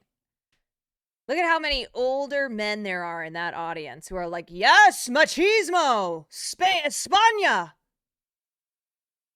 The prosecutor in Spain. Yeah, I mean, it's gross to see those young women there too. I don't know who they are. I don't know if they're somebody's daughters or they work for the FA. But yeah, it's always awful to see women, especially young women, who are just brain broken by the patriarchy. Who's looking into possible sexual assault by Luis Rubiales. So they there is forced so much all the pressure on him women from to so sit up many different front. fronts. Wow. It's hard to see him being able to continue as Federation president, but we don't know what his response is going to be to these latest developments. We have to wait and see. Because it's extraordinary to say, but he has so far, as you say, even in the face of all that pressure, continued to cling on. Yes, he has. I mean, there was a tremendous surprise last Friday when he said, I'm not going to resign, and he repeated that over and over again. Going into that meeting, it had been widely reported that he was going to resign. That was what everyone was expecting. I think things really have changed now, because since then we've had that FIFA's suspension of him provisionally. That seems to have been a huge turning point, because that really turned this into an international issue. And then, of course, with yesterday's developments with his own federation seeming to turn against him, that is absolutely crucial as well, because the federation was really where he still seemed to have some support. He did seem to have this sort of iron grip on the federation. If his own regional heads turn against him, it's very hard to see where his support remains. So I think, it looks as if he doesn't have anywhere to go now. He doesn't have much of a future. But of course, the decision to step down would be his if he's not actually forcibly removed. And what about, Guy, a response from the women's team, from Jenny Hermoso, because they have had to come out day by day and respond to these developments? Will there be a point at which they decide to almost try and isolate themselves a little from this, if that were even possible? Well, yes. I mean, I think a lot of people feel this has been unfair on Jenny Hermoso, that she's been at the centre of this whole storm as much as Luis Rubiales has, in a way, because she was the person he kissed. It's her sort of testimony when she said she felt the victim of an attack when he kissed her. All of that put her at the centre of this. Of course, she and her teammates are boycotting the national team. They're saying they were going to do that until Mr. Rubiales was replaced. Now, they seem to have sort of come out the victors in all of this, this sort of power struggle, given that the federation... Yeah, putting the boy in boycotting. God damn it. Men ruin everything. These women, they should be celebrating. Jenny should be, like, on vacation. Just basking in the glory of football. But, no. And the thing is that despite the outpouring of support around the globe, of course, there are always going to be vile, disgusting shitheads. So she has to deal with that as well. She has to deal with misogynists who think that she already was facing pressure from the Federation to downplay the comments, and she said no. They were pressuring her to downplay what she claimed happened, even with the video evidence. And good on her that she was like, fuck y'all. Has turned against Mr. Rubiales, but he is still there. So the question is, will the players agree to start representing their country again now, given what has just happened, or are they going to hang on further and say, we're really not going to play for our country until the president of the federation is replaced. That has to happen. So we don't know exactly how those players are going to respond. But I think at the moment the momentum is very much in their favour and in the favour of all those who had been calling for the removal of Mr. Rubiales. Thank you, Guy. That's our correspondent, Guy Hedgecoe, live in Madrid. Yep. Okay, I want to pull up. Hermoso kiss sparks sexism debate beyond football. Teresa Parker from Women's Aid, a charity that supports women and children facing abuse, says the way the incident has played out so far has resonated with many women. This is exactly why many women do not come forward to report harassment or abuse, she said, adding that what happened would seem to many to go beyond gaslighting. We're being asked to ignore what you can see on film and to dismiss a woman when she says she didn't consent. It's an outrageous situation. Yeah, this is what I was talking about, where Luis Rubiales has stated that the kiss was consensual, that he is the victim of a social assassination, that this is false feminism, that Jenny consented to the kiss, and that's why he kissed her. And there are still people who, of course, support him, and the fact that the Federation was going to take legal action against her, even though we all saw the video. We all saw the video. There was photographic, there was video evidence of it. And yet this all still happened. And it's why so many women who are the victims of sexual abuse or assault or violence don't come forward, because they are always told that an allegation is meaningless without evidence. And even when there is evidence, it's still not enough. What we're seeing here is powerful men closing ranks to protect one another with a deliberate and sustained campaign of gaslighting and victim blaming on an international scale. To many people, the presence of video footage leaves little room for doubt about what happened. The irony is that women are so often told an allegation is meaningless without evidence, but what we can see from the case is even when the evidence is ironclad, the woman is disbelieved anyway, so we really can't win. This happened on an international stage, witnessed by millions, and yet both Rubiales and the entire football institution told her that she was wrong. She says the message that sent to Hermoso and the wider world was horrifying. It doesn't matter who you are or what you achieve, even at the very pinnacle of your career, even with all the evidence and witnesses, we will still crush you if you dare to stand up against a powerful man. Miss Bates says other women will look at what happened and ask, what possible chance do I have of being believed? Yeah, this is always a problem, especially with court cases that have famous women at the center of them. Women are watching to see what happens, because they're like, if that person is not believed, how the hell do I have a chance of being believed? A BBC survey in 2017 found half of British women have been sexually harassed at work or a place of study. More than 60% of those said they did not report it. What we're seeing happening to Hermoso here on the world stage is so devastatingly familiar for millions of women. The man who takes advantage of a work event, a Christmas party, a handshake, a photo, to lean in too close, put their hand lower than they should. And then the self-doubt about whether you're overreacting or misinterpreting it, and the pain of other people telling you that you're making something out of nothing. Many in Spain are standing by Hermoso, releasing statements, resigning, and refusing to play. Regional leaders within the Spanish Football Federation have called on Rubiales to resign. Others continue to defend him. His mother's gone on hunger strike. Speaking on BBC Radio Live, football presenter and journalist Semra Hunter said she's never seen Spanish society come together so unanimously and agree that this was completely inappropriate behavior. It's not about just a kiss, it's about so much more. This is a reflection as well of wider society and how sexual abuse and sexual violence and misogyny and machismo has been normalized for far too long. She says women had never felt safe enough to speak openly because normally they would be shamed or humiliated or wouldn't be believed. Rubiales faces a possible legal inquiry as well as an internal investigation. The repercussions on his career are yet to be decided. Yeah, I mean, I think most women would know what I'm talking about when I say that, that feeling when a man puts his hand on your lower back or touches you for absolutely no reason whatsoever.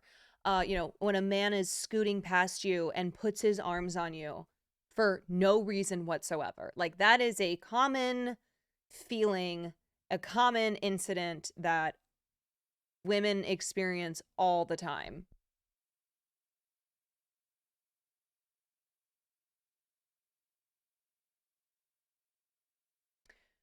Against the politically charged backdrop of recent Spanish elections that largely rejected the nostalgic and anti-gender identity politics of the chauvinistic far right, Spain's establishment is clearly picking a side.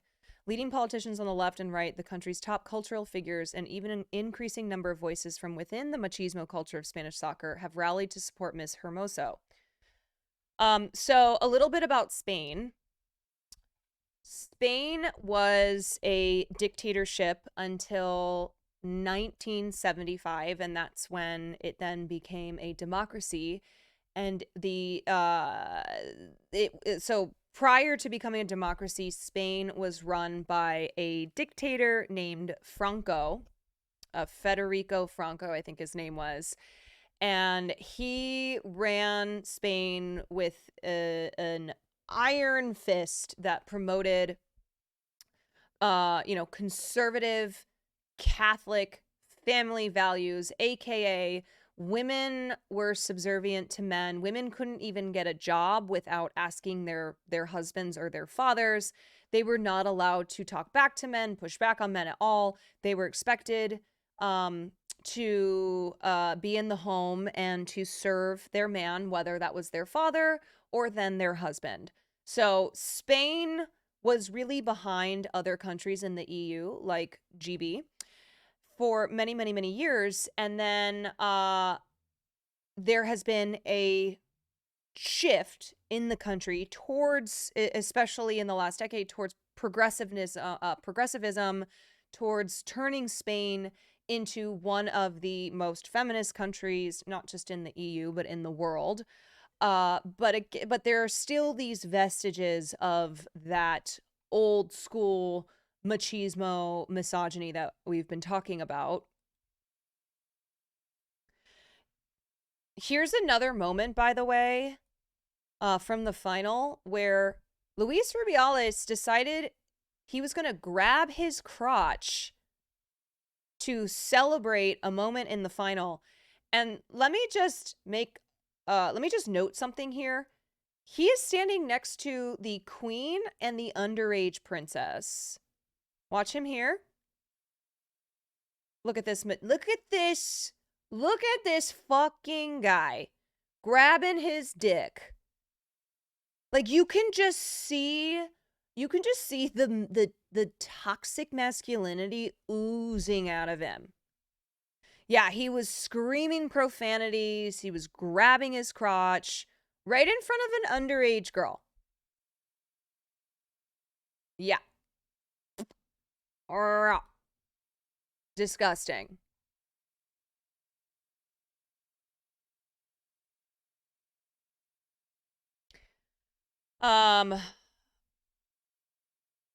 Okay, let me read this little part of Spain's history. While there were feminist movements agitating under Franco, it wasn't until the country transitioned to democracy in 1975 that major breakthroughs were made. Adultery was only decriminalized in 1978. By contrast, it had not been a crime in the UK since 1857. So, yeah, in 1978, adultery was still considered a crime. Divorce was legalized in 81, and in 85, abortion in cases of rape or physical damage to the mother or infant was legalized. Spain entered the modern era without having undergone the bourgeois revolutions of the 19th century. With the arrival of democracy, feminism became very organized. In the mid-2000s, Prime Minister José Luis Rodríguez Zapatero declared himself not just anti-machismo, but a feminist. Even in an interview with the New York Times in 2004, a radical feminist. He introduced groundbreaking legislation in the fields of equality and gender violence, and this helped to create an extensive body of activist consciousness. After 2016, this consciousness took on a new momentum. So there was a very big case that involved gang rape that happened in 2016, and it was a case that was it was something that was reported on and people were aware of around the world. And it was a huge moment in Spanish history. And it led to, so what happened was there was an 18-year-old woman who during the early hours of July 7th, during the week-long running of the Bulls Festival, was raped by a gang of 5 men who called themselves the Wolf Pack. So this became the Wolf Pack, known as the Wolf Pack case. And it's hundreds of thousands of supporters of women's rights take to the streets to protest against the sexist cultural backdrop to the crime and its treatment by a judicial system that critics claims did not take offenses against women seriously, because initially the men were only sentenced to 9 years in jail for sexual abuse, not for rape, but the Supreme Court later reversed the verdicts and sentenced them to 15 years for rape. Still not enough. If you know about the story, you know that it was incredibly violent. So this case sparked protests in Spain, and a lot of supporters of women's rights took to the streets and expressed just their anger and being fed up with the culture of Spain. And women in Spain started posting their own stories of harassment on Twitter, accompanied by the hashtag Cuéntalo, meaning tell it, so similar to hashtag #MeToo. The coalition government took legislative action too, but not without controversy. So last year, a new consent law was introduced. This is the law that I was talking about. Yes means yes. It was spearheaded by Equality Minister Irene Montero, who is from the Podemos party, which is the far left party in Spain. So this law states that consent must be affirmative and cannot be assumed to have been given. It also crucially scrapped the distinction between the crimes of sexual abuse and sexual aggression or rape. Previously, the latter, sexual abuse, which involved the use of violence, carried heavier sentences. So this law has been very controversial because, on the one hand, it has brought the issue of consent to the forefront of Spain. And, consent, if there is no consent, then it is a crime. Then it is assault. But an unforeseen problem with the new legislation emerged after it was passed. Hundreds of previously convicted offenders were able to have their sentences reduced in line with the new sentencing guidelines, which could be applied retrospectively, something that the Spanish legal system, as well as others, allows. So I want to watch this video on Irene. It was less Montenero, who spearheaded this law, and it's about the controversy that has ensued after this law was introduced. Than 50 years ago that women in Spain needed to get permission from their father or husband in order to gain employment. Today, Spain is one of Europe's most progressive nations when it comes to gender equality. When Irene Montero became Spain's Minister of Equality in 2020, she seemed poised to carry the feminist torch even further.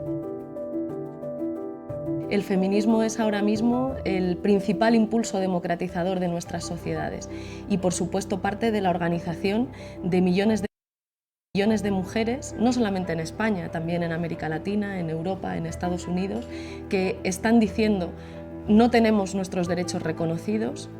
Incluso estamos viviendo, frente al avance de ese movimiento feminista, una ola de reacción muy fuerte que pretende hacernos retroceder en derechos. Lo hemos visto con el aborto en Estados Unidos, también lo estamos viviendo con el aborto en España, con el negacionismo de la violencia machista y de la violencia contra las mujeres, sobre todo por parte de los grupos de extrema derecha.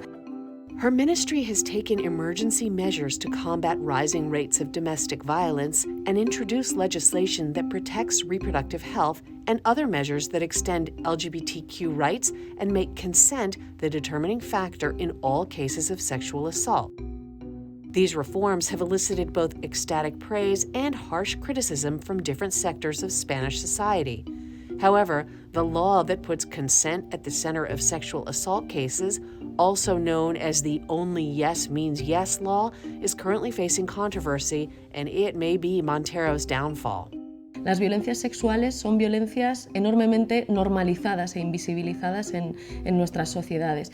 Tocamientos no consentidos en el transporte público, violaciones, agresiones sexuales, acoso en los centros de trabajo, son violencias que se dan de una forma muy naturalizada, tolerada por amplios sectores de la sociedad e invisibilizada. En los datos que tenemos en España, 1 de cada 2 mujeres declara haber sufrido algún tipo de violencia machista a lo largo de su vida, y entre los motivos de no denunciarla se encuentran, por ejemplo, el miedo a no ser creídas o la normalización, no será para tanto. Ahora lo que estamos diciendo es cualquier acto sexual no consentido, es decir, cualquier acto que vulnere la libertad sexual de una mujer es agresión sexual. Entonces, ¿ustedes cómo llaman a decirle a una mujer que vigile su copa en lugar de poner el foco en el agresor, como han hecho ustedes en la campaña institucional de la... Silencio, por favor. The Only Yes Means Yes law does away with distinctions in the penal code that categorized and punished sexual assault offenses based on whether violence and intimidation were employed. And I guess I don't understand. I'm having a hard time understanding why having a law that makes consent very black or white, like you either consent to it, which, okay, maybe I can see how there are issues with defining consent that way, but why that would do away with the varying punishments for different types of sex crimes. instead puts the question of Does every country have a nicer House of Congress than us? Because they've been around a lot longer. consent firmly at its center. The law had one major and apparently unintended repercussion. Some previously convicted offenders had their sentences reduced. In the process of combining all sex crimes under one rubric, the applicable penalties had changed. Apropiarse del feminismo y de utilizarlo para dividir a la sociedad. La igualdad es una política de Estado y ni tiene género ni tiene color político. Deje de exculparse insultando a los jueces llamándoles machistas. Usted debería dimitir. Nadie podía preverlo porque es una aplicación incorrecta de la ley. Esta ley no baja las penas máximas y la jurisprudencia en España, la forma de aplicar la ley en España dice claramente que si la pena que se impuso con el Código Penal anterior cabe en el nuevo margen de penas que impone el nuevo Código Penal, el de la ley solo sí es sí, las penas no se revisan. Por eso nadie pudo advertir esto, y por eso también la mayoría de los tribunales están revisando las sentencias que los abogados de los agresores piden revisar, pero sin bajar las penas. La mayoría de los tribunales están aplicando de forma correcta la ley. Es verdad que también está habiendo casos evidentemente dolorosos y que producen revictimización y dolor en las víctimas, y esa es nuestra principal preocupación. La ley en su conjunto es una ley ambiciosa, que reconoce los derechos de las mujeres víctimas de los delitos sexuales y que por lo tanto es una muy buena idea, e incluso responde a una demanda feminista, pero que sin embargo pues en la parte penal igual hemos querido ir más deprisa de lo que realmente se podía en este momento, ¿no? Y creo que concretamente esa reforma pues probablemente requiere a lo mejor una reflexión sobre si bajar las penas a los agresores sexuales ha sido o no una buena idea y si se puede corregir. Todas las leyes de igualdad siempre van un poco por delante de la parte más conservadora de la sociedad. Pasó con el matrimonio igualitario, pasó con la ley de cambio de sexo registral y pasa con cualquier medida que cuestiona el status quo y que además asusta a los sectores más conservadores e inmovilistas de la sociedad. Pero la cuestión es que estamos hablando de derechos humanos, y los derechos humanos no tienen que ser pesados en la balanza de la conveniencia. ¿Se defienden o no se defienden? There is currently an impasse over the law, and calls for Montero's resignation are growing louder. The Socialist Party has sent the law back to Parliament with a proposal that it is reformed and reintroduces violence and intimidation as factors that would result in higher sentences. While Montero's position as Minister of Equality is in question, her dedication to making Spain a more progressive country does not seem to have faltered. La extrema derecha, los negacionistas de la violencia contra las mujeres, los adversarios, los enemigos de los derechos. Yeah, it sounds as if all all the intentions on the law were good, but that it perhaps was rushed before it was ready to go, to be put into law, to be put into action. Derechos de las mujeres sitúan siempre los derechos sexuales y Spain's judicial system's very conservative. They did this back in 2007 with the domestic violence law. Yeah, it also, I'm right. So if Spain's judicial system being very conservative, you have to wonder then if they're looking for the loopholes in the law to utilize those loopholes and commute sentences. Reproductivos como un pilar de su proyecto político, ¿no? Obviamente, los gobiernos, los responsables públicos, tenemos también una decisión que tomar, y es si vamos a atrevernos, si vamos a formar parte de ese impulso democratizador que surge desde abajo, desde la sociedad civil, desde el movimiento feminista, o si vamos a mantenernos en una actitud más cobarde o más conservadora. Este gobierno se está atreviendo.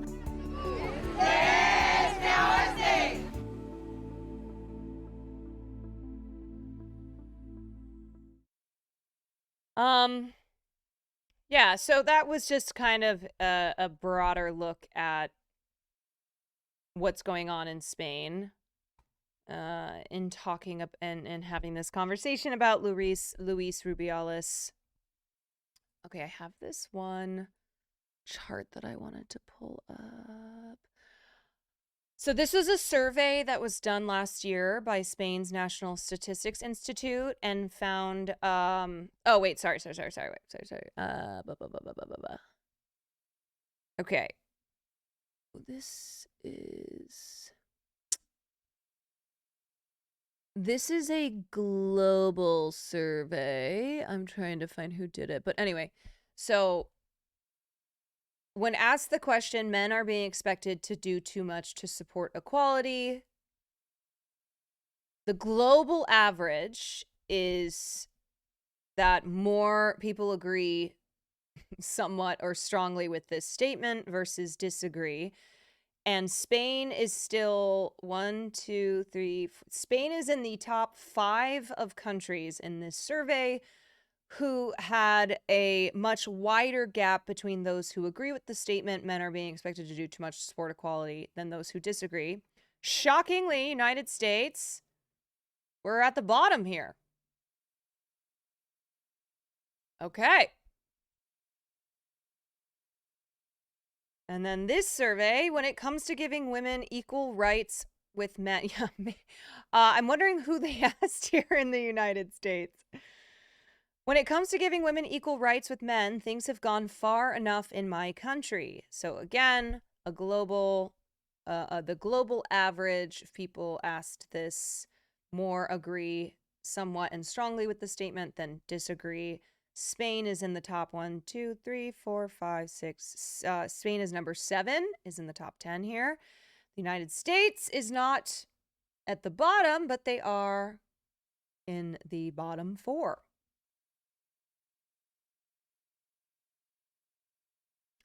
The ongoing football scandal might be seen as another indicator of where public opinion in Spain now lies, with a vocal majority uniting behind Hermoso, leaving Rubiales looking increasingly isolated. The discourse of equality has seeped into Spanish society. People can see that this is abuse of power. 30 years ago, we encountered this kind of person and behavior in all spheres, such as in academia. Now, football has been shown to be one of the last vestiges of that world. I think it's very positive that the poor conditions and harassment that sportswomen endure has been brought to light. Women have been made aware and said enough of this toxic masculinity. Yeah, so this might be the incident, the case that kind of breaks shit open here in Spain, and specifically in the Football Federation. I think it's naive to say that the issues of misogyny and sexism in women's football will be fixed, but I do think that the response to this and the fact that so many people are angry and are on Jenny Hermoso's side, and also just on the side of, women, and are not on the side of this bald fuck, is a good sign. That is a good sign.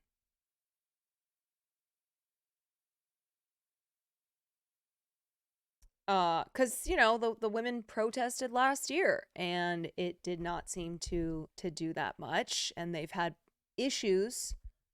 They've had issues with, and it's not just Spain. It's just that Spain is at the center here, but women's football in general. And so, I'm hoping that we see widespread change from this case. First of all, Luis Rubiales should absolutely be fired. He should not be allowed into the Football Federation ever again. And that goes for any guy who is guilty of this disgusting pattern of behavior. Dafina, thank you for the prime. YZeegs, thank you for the 6 months. I missed that one. Sometimes I miss y'all's subs because I'm just too focused, but I appreciate.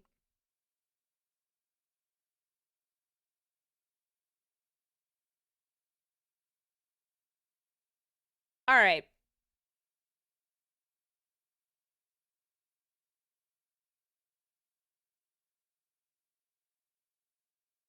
Next story. We're going to talk about women getting their wedding cake smashed in their face. Apparently, this has become a thing. This is a considered a prank. And it's got to stop. I don't know why. Why?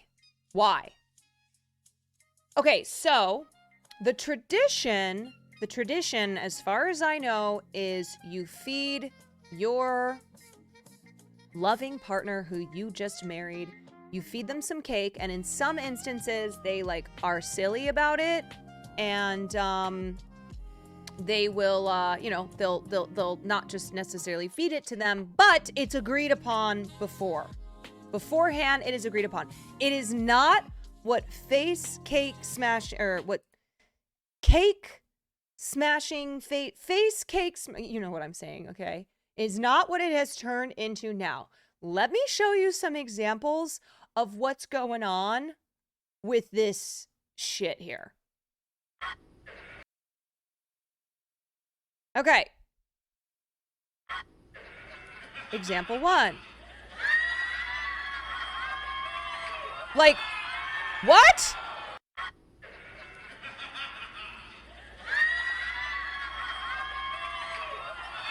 Okay, so in that case, it looks to be the two of them, but also him smashing the entire thing in her face. Hello. This one is... Okay, this isn't the one that went super viral, but... Don't shove it.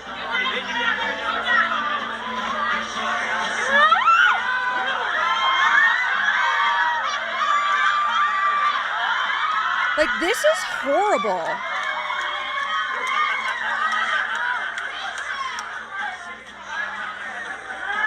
Look at that fucking asshole. She literally goes, don't shove it. Okay, here's the other one.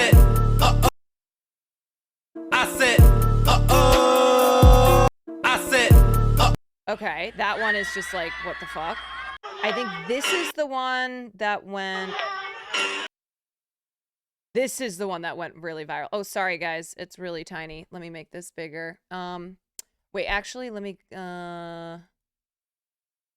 hold on. Wedding cake smash goes viral. Okay.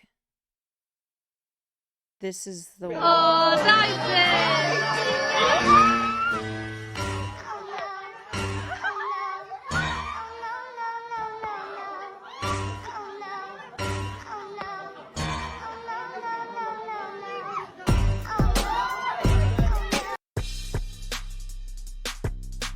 Like, these men just hate their brides. These men literally are just using their wedding as an opportunity to abuse their wives. I don't know how you look at this and don't see that this guy like is coming from a place of really, really scary, gross hatred. Like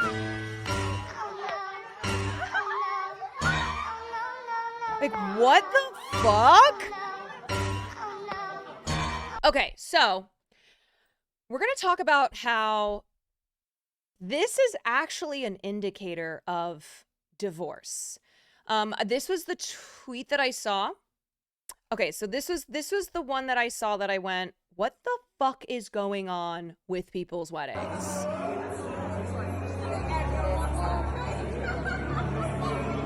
Okay, oh, sorry. Wait, I gotta start all over.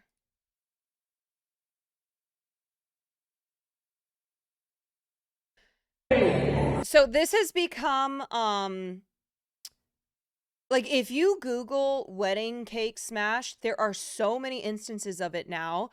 And typically what it is the groom violently smashing the cake all over his new bride, ruining her makeup, ruining her hair, ruining the $500 cake, and in many of these instances, the bride storming off. There's also like a lot, there's been a lot of am I the asshole posts. And one that I saw was this woman said, "Am I the asshole for leaving my groom after he embarrassed me?" And there's just this is kind of the blueprint now for these types of posts. But basically the woman writes a post about how she specifically had asked her husband not to smash the cake in her face, because weddings are about, with heterosexual weddings, sure, they're about the couple, but more importantly, they're about the bride. They are the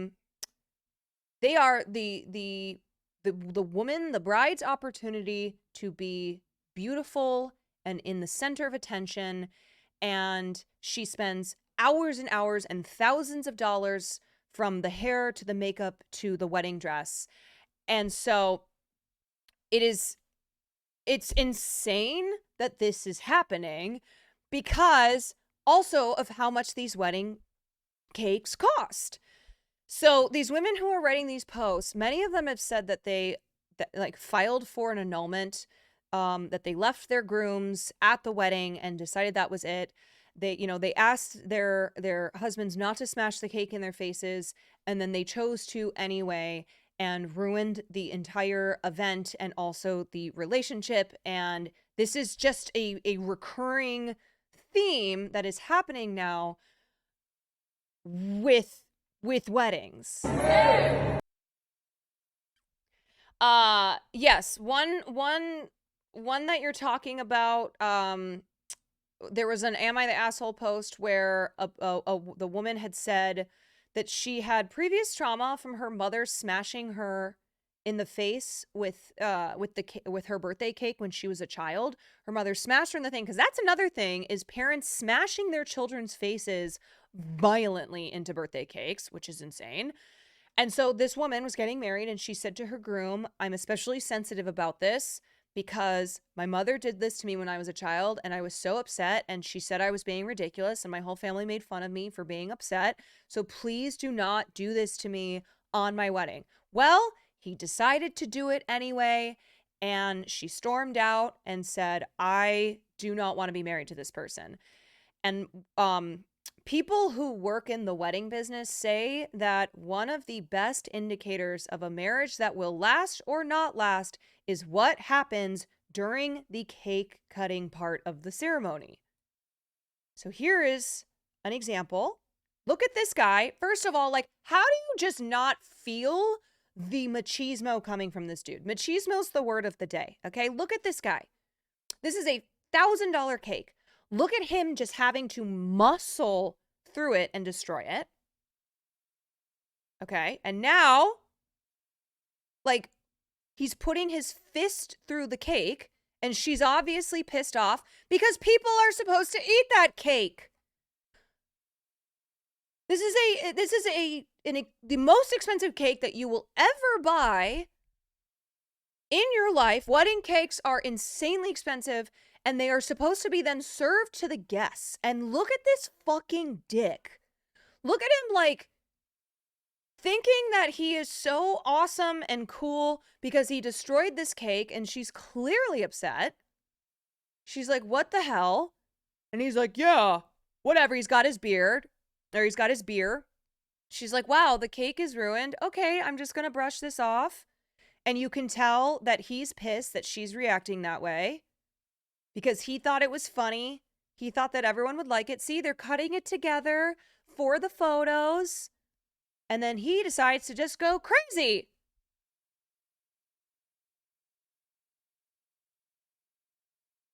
I mean, red flag central. Red flag central. You can just read the body language. Anyway, so this tweet said, I read this article about how a woman divorced her husband a day after their wedding.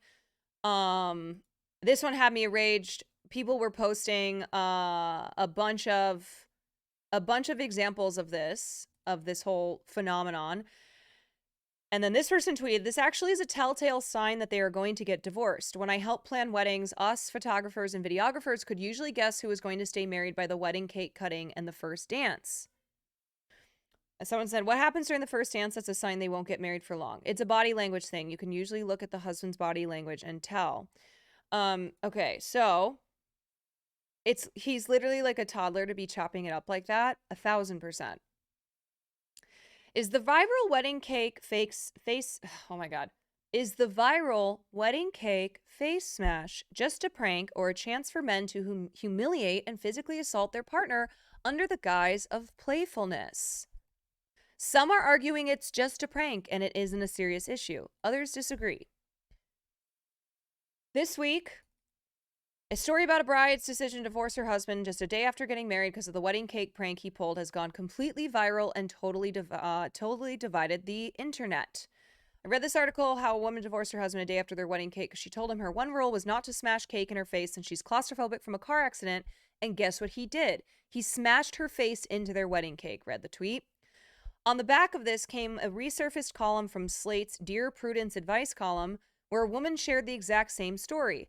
Men then began sharing compilation videos showing brides asking their husbands not to shove the cake in their faces, and lo and behold, they still do. Whilst a lot of women feel that it's disrespecting a boundary and that the wife in question is absolutely right to leave her husband, some are arguing it's just a prank and it isn't a serious issue. So,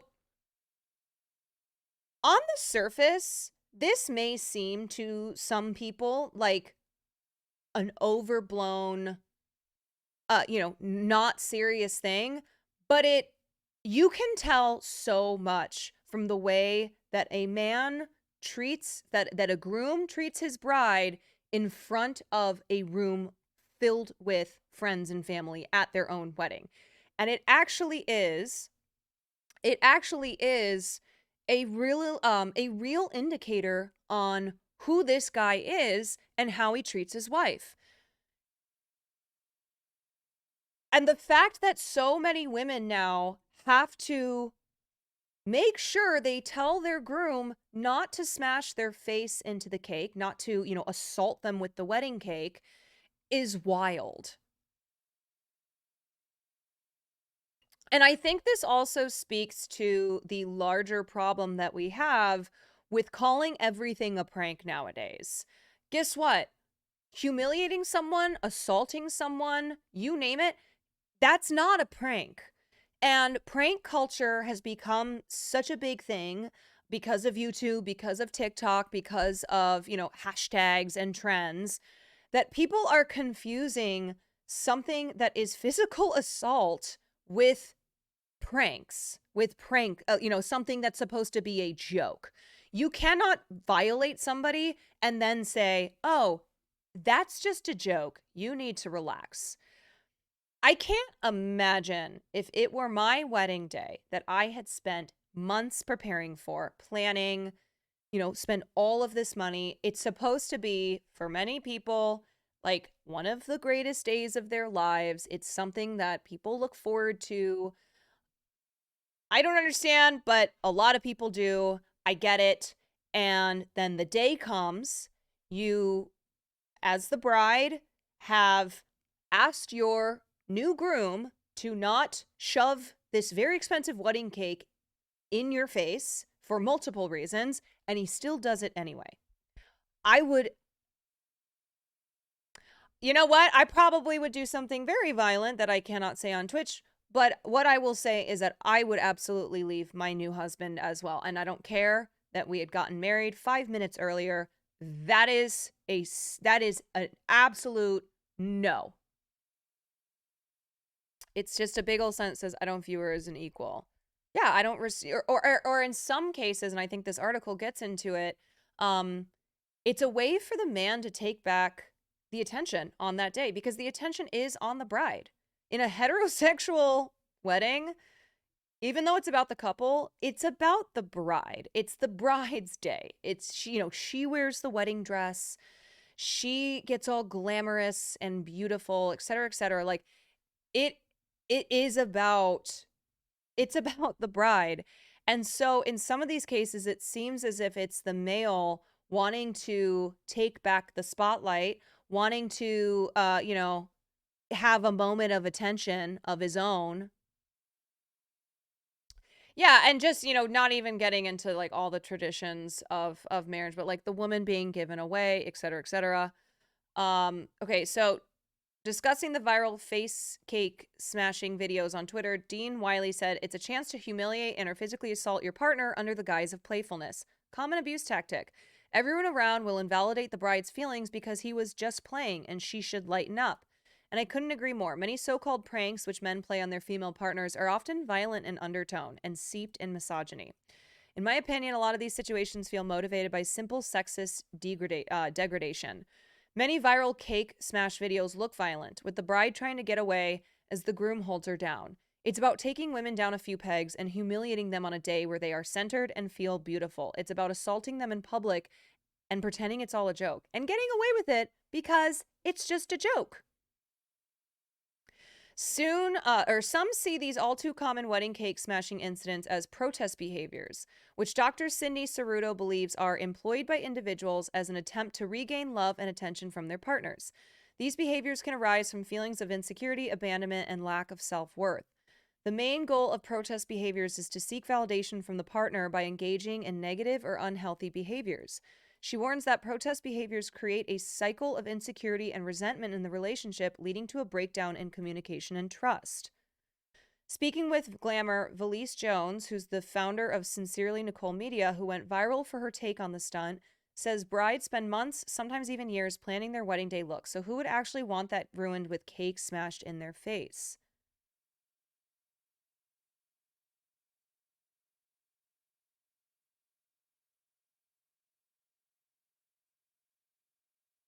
Oh, I hate TikTok. Lost my $30,000 engagement ring at the club. Oh my god, sorry. Because my best friend is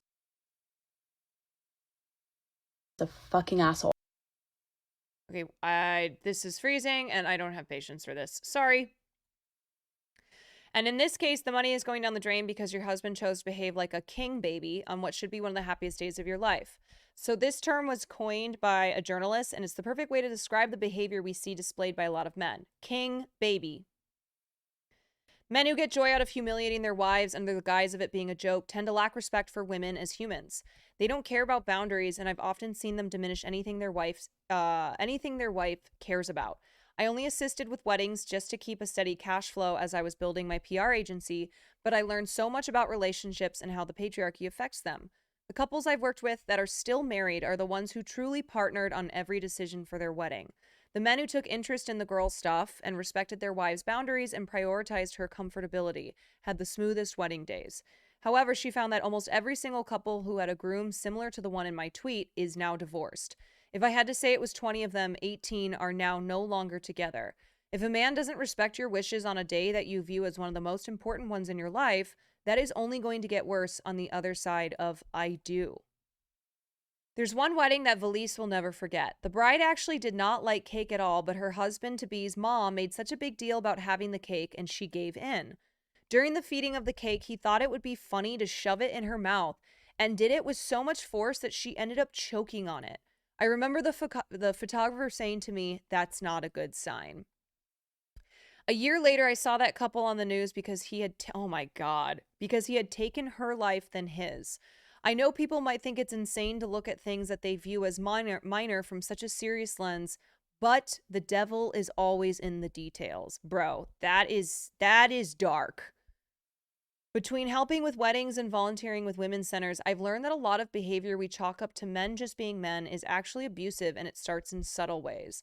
I think this is so true. The devil's always in the detail. I think another way that I see this play out in real time is I think a serious red flag is if you're at a party, if you're at a get together, and a guy, and this goes both ways, but a guy constantly puts his partner down in front of people to get a laugh. And when confronted on the issue, it's the same, like, oh, I was just joking. Oh, I was just, it's, you need to lighten up. I think that I think this speaks to a larger issue of men wanting to humiliate women in any way that they can. And if you see a guy doing this to his partner in public, that is a bad guy. That is a relationship that should not be. People always say he's just that way. Yeah, like I've had friends who have dated guys who make fun of them in front of her friends. Like I have this friend who, now granted, she has a very apparent Valley Girl type vocal fry.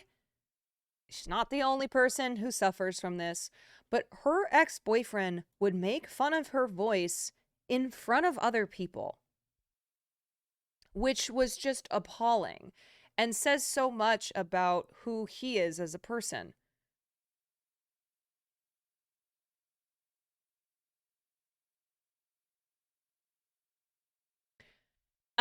And I think it's telling that when you look at these cake smashing videos, it's not women who are violently smashing this cake in their partner's face. And if they do it, it's usually in retaliation.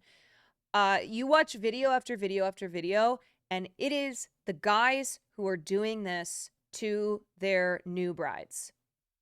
Here comes the whataboutism. Yeah, I'm not even gonna fucking deal with it. Whataboutism is not operating in good faith, so I don't even deal with it. Okay. There are a lot of videos online where we witness grooms behaving in downright misogynistic and abusive ways, like throwing cake in their brides' faces or making vows and speeches that humiliate their spouse, which often waves off as a bit of fun. But if even on your wedding day your new husband cannot treat you with respect and love, then it shouldn't just raise some eyebrows but some supersized red flags. As a society, we must stop infantilizing grown men and hold them accountable. Not doing so, no more king babies. Not doing so has normalized a culture where they can blatantly disrespect simple boundaries and get away with it. Boundaries are not challenges, and if someone treats them as such, annulment isn't a bad option.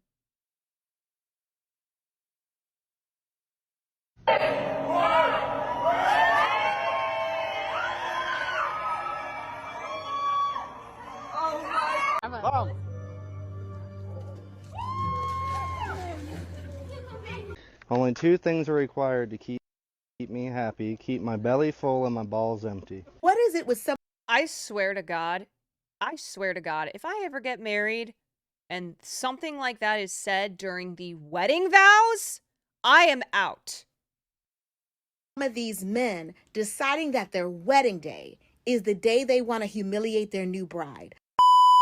The thing about it is, I keep seeing videos like this where grooms are humiliating their new wives on their wedding day. I remember seeing a video recently where it was this woman and they were about to It gets worse. His mother was the one officiating the ceremony. Good God. Do the whole cake thing, feeding the other person cake. And the wife was like, please don't smash it in my face. Like,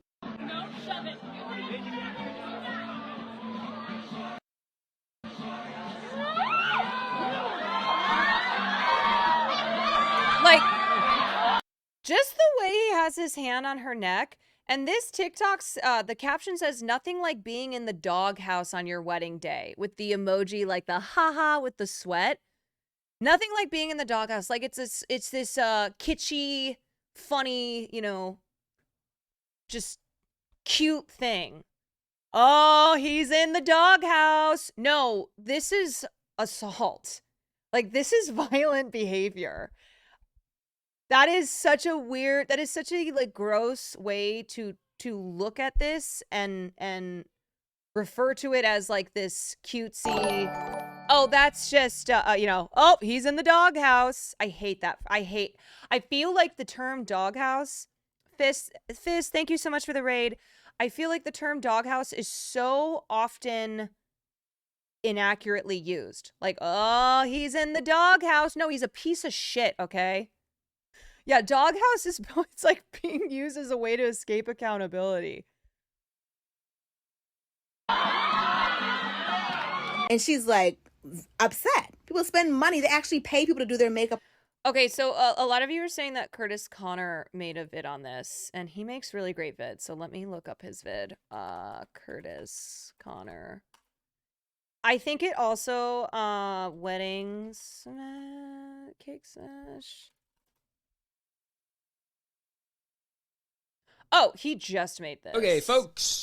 The wedding day is supposed to be the best day of your life, and that's why my wife and I had 2 of them. We eloped in Italy last year with some close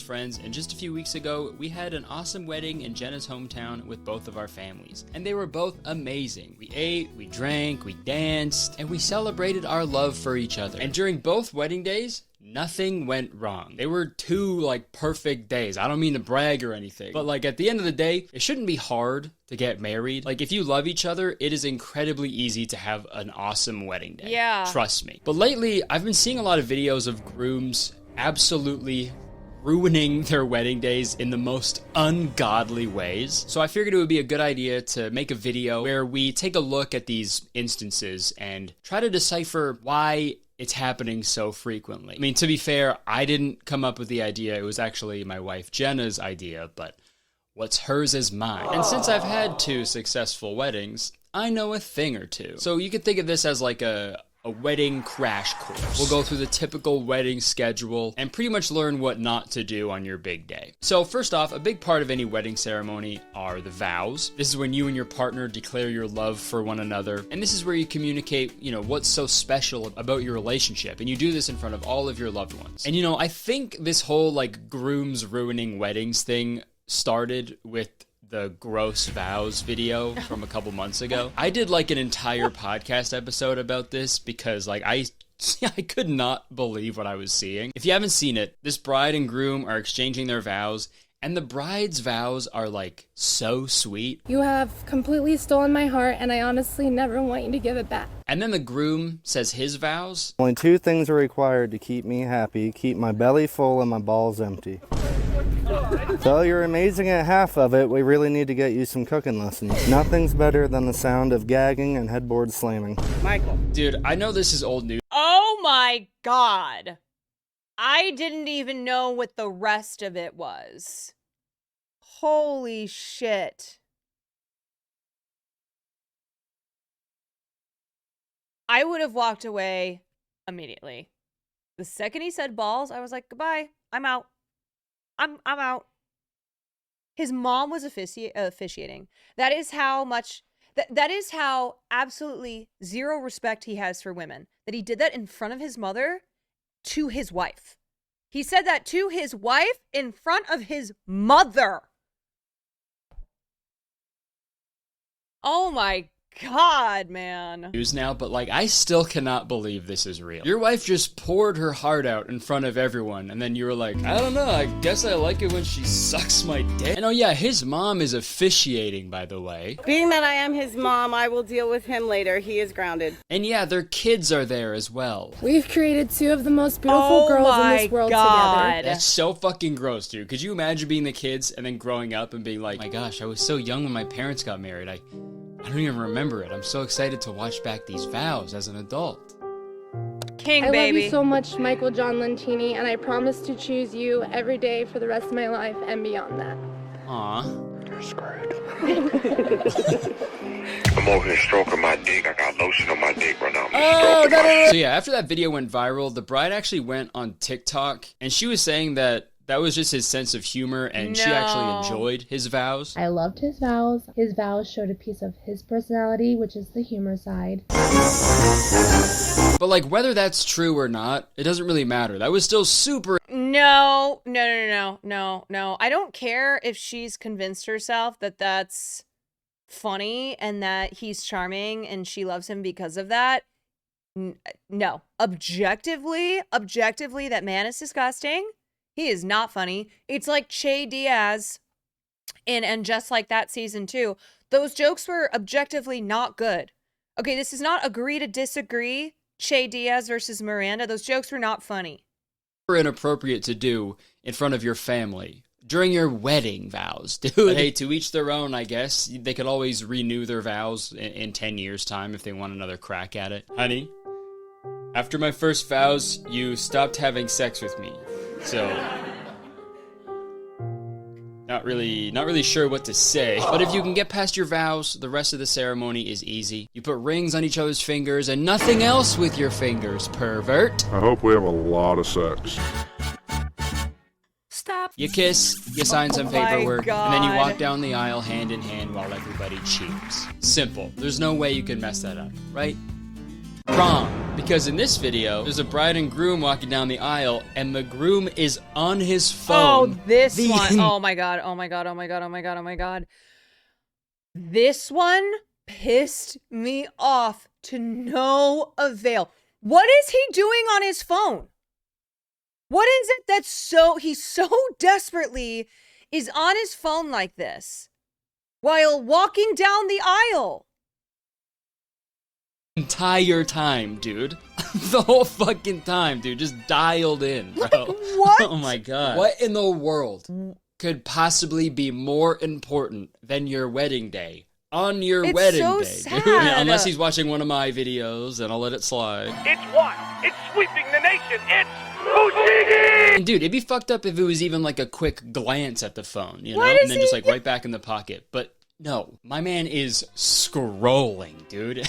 Oh, I feel so sad looking at her like smiling and looking so beautiful, and this fucking asshole is, and there's something that bothers me about the fact that he looks smug about the fact that he's on his phone. You feel me?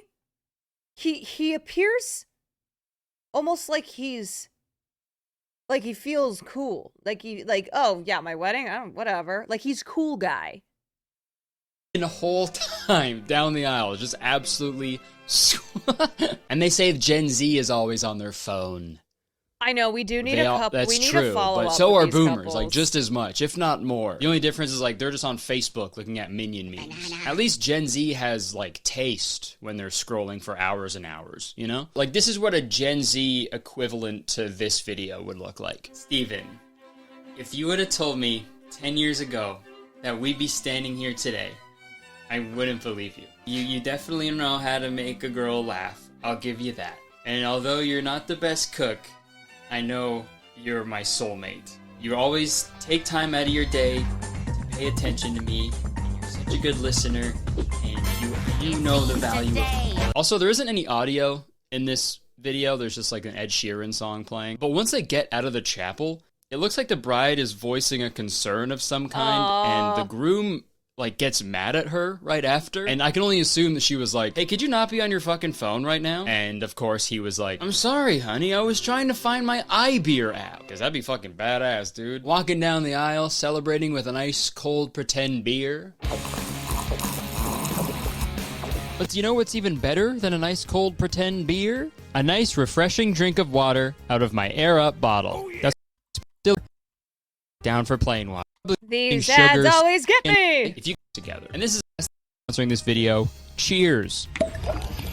But back to the wedding day. If you can make it past the vows and the ceremony, now is usually the time where the couple takes some photos together. And this is an opportunity to show off how good you both look and how great your outfits are. And oh my God, man, come on. What the hell? Do you guys have a destination wedding in fucking Flavortown, USA? Oh my God. Oh my God. Oh my. Oh my God. Oh my God. Say, you're dressed exactly like Guy Fieri. This wedding is gangster. I'll love you until I diners, drive-ins, and die. Like, maybe it'd be fine if they were both dressed casual, you know? But the bride is in like a full wedding dress. I hate it. How are these They men are also, getting and I know married? it's not about the clothes you wear, you know, what's important is the promise that you make to each other on that day. But like, it's a little bit about the clothes you wear, you know what I mean? That's like your Just one the no excuse to get effort. absolutely The no dripped the effort. hell out. But no, he's dressed like there's a wedding at 4 and a Pearl Jam concert at 5. No, he's not. He's not dressed like there's a wedding at 4. He's dressed like there's just a Pearl Jam. I saw pictures from this wedding. This girl that I know who married the biggest asshole in the world, whose mommy and daddy are very rich, and now he's very rich. And this guy, when I tell you he is the biggest piece of shit on the planet, it's not even like scratching the surface. Anyway, they have this very lavish wedding. She plans the whole thing, of course. And she is, you know, she looks stunning. She's got beautiful hair, the gown, it's on the beach, etc. Or it's not on the beach. It was in like Newport. And in the photos, this is probably a wedding that cost $1 million, I want to say. Just very extravagant. This guy is wearing a pink baseball hat with matching pink Converse shoes. Okay, the shoes I can live with. The fucking hat, the hat. And he wouldn't take it off for the photos, according to my friends who went to this wedding. And he doesn't smile with his teeth, so he just smirks. So the wedding photos of this rich asshole and his new bride is him smirking, wearing this pink hat. Bald.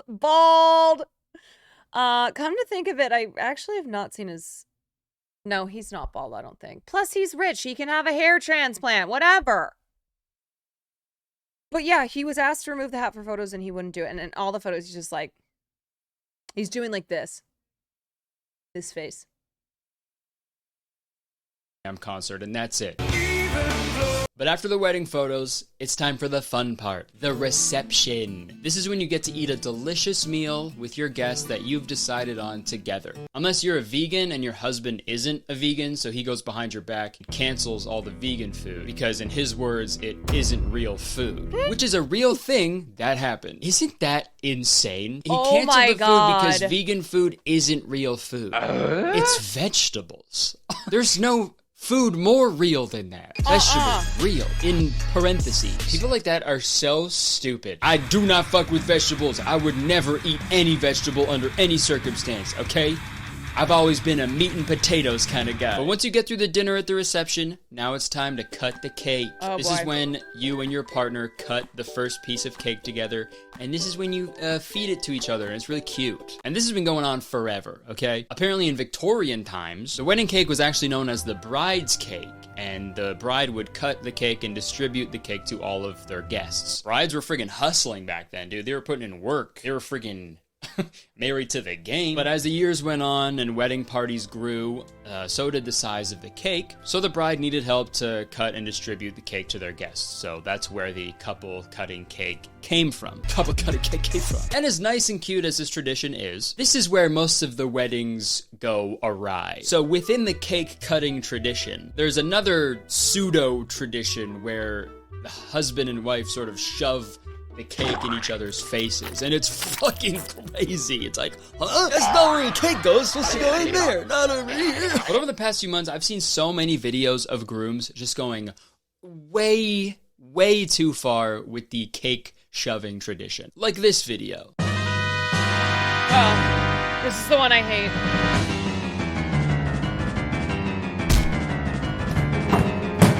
Like, man, she's running away from him, like backed into a corner, and then he tackles her to the ground, dude. If anybody saw that exact thing happen, like, in the street somewhere, they'd be fucking calling the cops. Can you imagine being a guest at that wedding? Can you fucking imagine watching that go down? If that were my sister's wedding, and I would,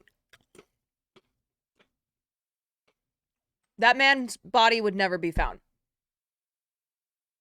is what I'll say. But since it's at a wedding, it's like totally okay for some reason. At the same time, it's kind of hard to feel bad for the bride. You know, she's the one who married a blonde man. What'd you expect, right? Sorry if that was out of line. I just can't think of blonde dudes without thinking of that meme. Why, as a man, are you blonde? But like I said, this cake smash isn't an anomaly. This happens very frequently.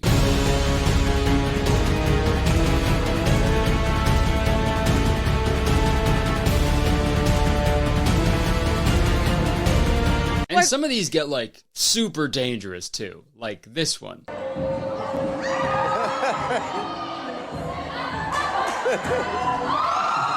what?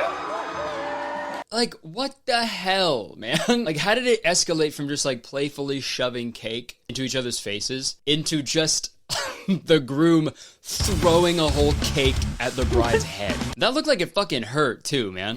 On the bright side, if anybody had to, like, miss a Steve Aoki concert to go to this wedding, they're probably pretty happy. And it's just so weird because, like, you just got married, man. The whole day is supposed to be about how much you love each other. And then, like, an hour later, you're throwing an entire cake at your wife's head. It's supposed to be a good, like, nice, positive day. What are you doing? That's like if a new... Yeah, with that guy, with this instance, you can tell that he was insecure and pissed off. You can smell it through the screen. Yeah. Oh, wedding cakes are incredibly expensive. They're one of the most expensive cakes that you can buy.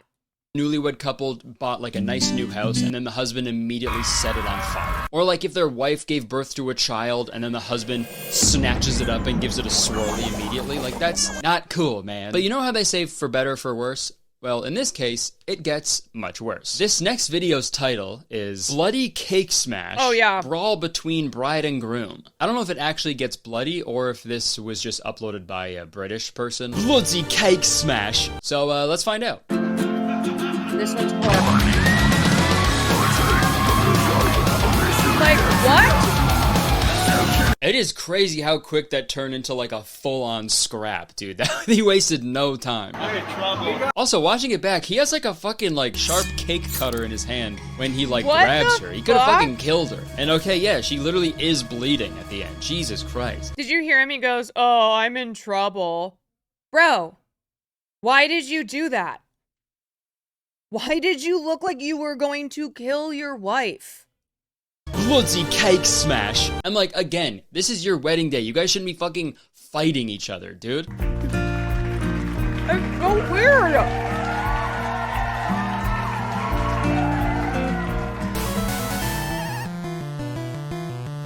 Why is there a health bar above my head? No. Falcon Punch! It's also crazy because, like, if this is the way that these guys are behaving in front of all of their loved ones. Yeah, how are they behaving in private? Home alone? Is it like Home Alone? Are they setting up elaborate booby traps every single day and just constantly terrorizing their wives? Every time the wife comes home from work, they get fucking covered in feathers. They slip on toy cars and shit and get hit in the head by paint cans. And the husband is just like, "You guys give up or you're thirsty for more?" Okay, we got one final cake video to look at, and this is my favorite one by far. Yeah, this is the one we watch. Oh my god.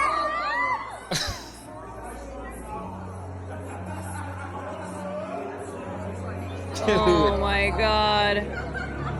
Why? Why would you do that? You guys spent hundreds of dollars on a beautiful wedding cake for you and your guests, and then you just do that. But my favorite part is after he fucking cuts like crazy into the cake and completely ruins it, he has this like post-cake smash clarity. And he's like, what the hell?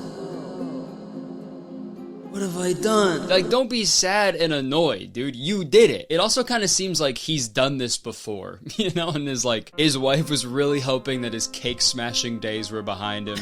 And then when he fell back into his old ways, he was so disappointed in himself. He fucking... Also, like, there's just no way that guy is not an asshole. You know, like, there's just no way that that guy is not the most annoying asshole bro you've ever met. Like, I have met that guy so many times. The type of guy where, like, if you make a joke at his expense, like an actual just lighthearted, not deeply violent, joke that is aimed at just total humiliation and, speaks to the just hatred that you have for a person. That's the type of guy who could not stand if any type of joke was made at his expense. King baby. That's the term for that guy. King baby.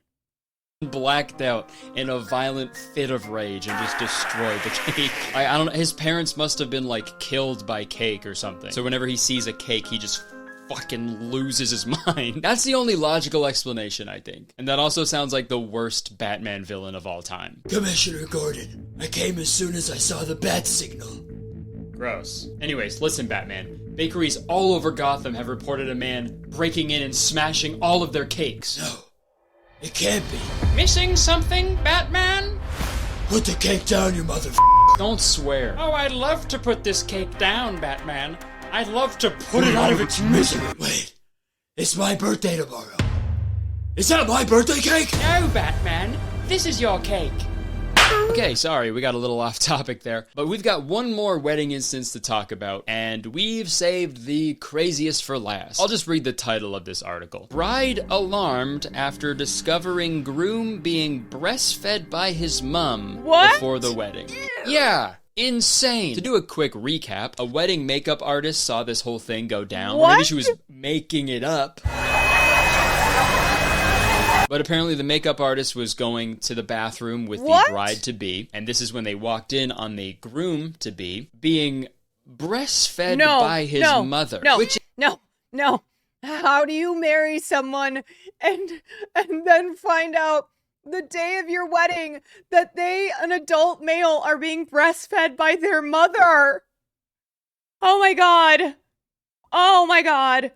Which is so fucked up. No matter what the situation is, somebody is in the wrong. Because either the wife is marrying a literal baby, or the groom is still being breastfed as an adult. That makes me want to fucking puke. Like, how would that even happen? Just from like a physical standpoint? Because there's no way like the mom is holding the adult male in her arms while he like sucks, you know? He's got to be like crouching or like on his knees. I don't want to think about it. But the craziest part, the bride went through with the wedding. She went through the whole ceremony. She walked down the fucking dairy aisle with her milkmaid of honor and the breast man. It's fucked up. I don't know, man. After watching all these videos, I'm trying to like come up with like why the grooms would behave in such a way. And it's also interesting because like when two men get married, like gay style, you know, you'd think that'd be like double the opportunity for the wedding to fuck up. Okay, wait. I need to read this article. Real quick. Groom busted being breastfed by mom on his wedding day. I'd be a runaway bride. During an episode of the Unfiltered Bride podcast, wedding planner Georgie Mitchell Left revealed how a groom was busted by a bride being breastfed by his own mother. Oh my god. Mitchell didn't witness the shocking mother-son moment herself, instead claiming she heard about the nuptial nightmare from a makeup artist named Jenny. Jenny says to me, I did a wedding the other day and you'll never guess what happened. The bride needed to go to the toilet just before the ceremony. She walked into the toilet, and what she saw was... Well, what do you think she saw? Mitchell asked co-host Smith, who subsequently gave a number of guesses. She theorized the groom was cheating or doing drugs, to which Mitchell responded, worse, he was being breastfed by his mom. Smith gasped at the revelation, stating, sorry, what? Why is his mom still producing milk? She's obviously been doing it continuously. Mitchell responded before asking her co-host whether she would still marry the man if she was the bride. Would you call off the wedding? Everyone is in the room is waiting. Because, like, what do you tell people? Sorry, guys, we can't get married. I just walked in on John sucking the milk out of his mom's titties. You definitely wouldn't kiss when they say you can kiss the groom.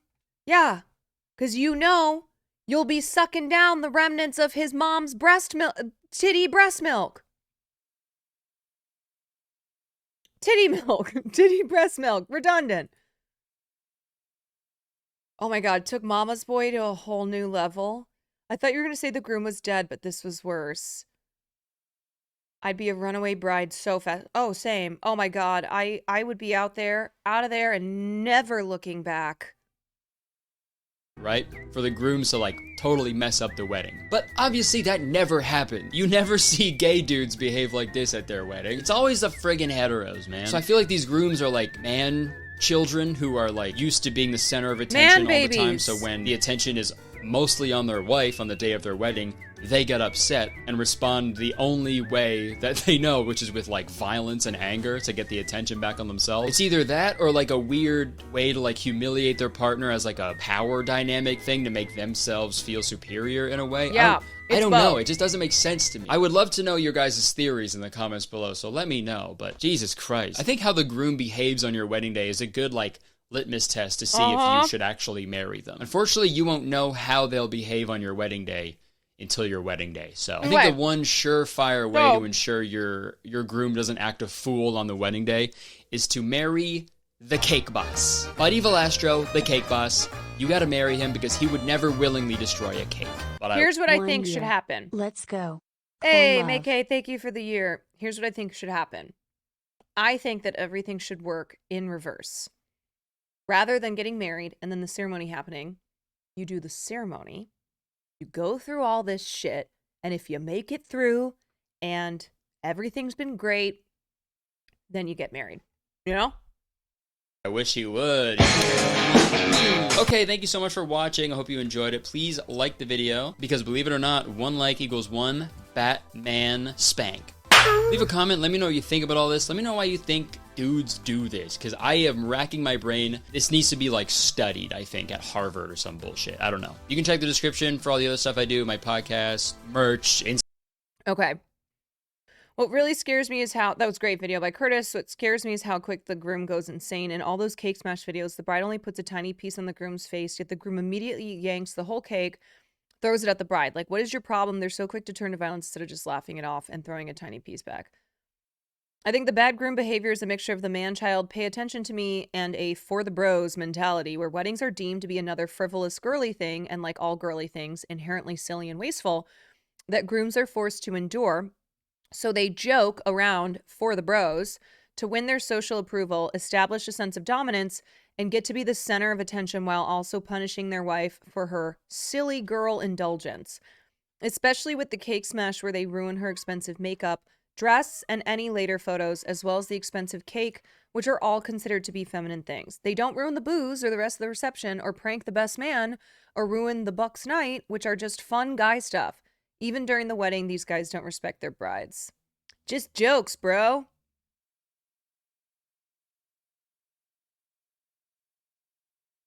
Anytime a man that says something super inappropriate and someone tries to justify it by saying, that's just his personality, I hear nothing but alarm bells in my head.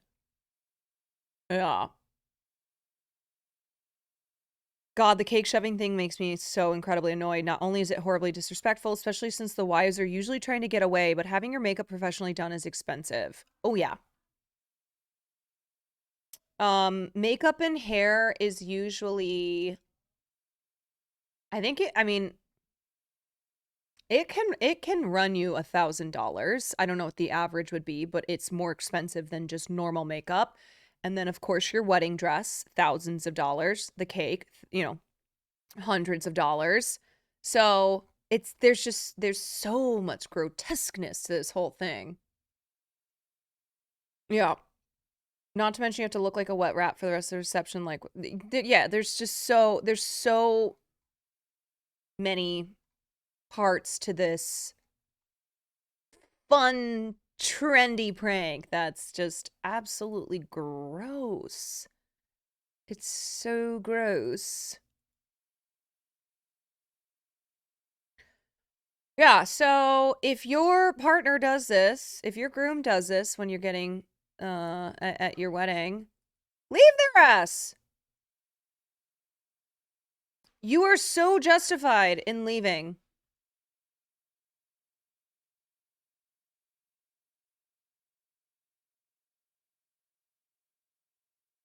Okay. Oh, actually, I want to watch this video. Hey This guys, is crazy.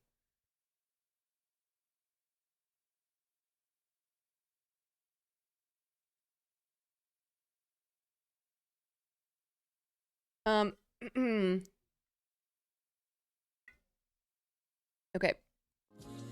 We're just gonna, I think I'm gonna watch the Tim Burton video later this week, because like I said, I don't want to do super long streams this week because I have to plan out this 24-hour stream. So I think we're gonna watch just a couple other things, and then I'll do a little German.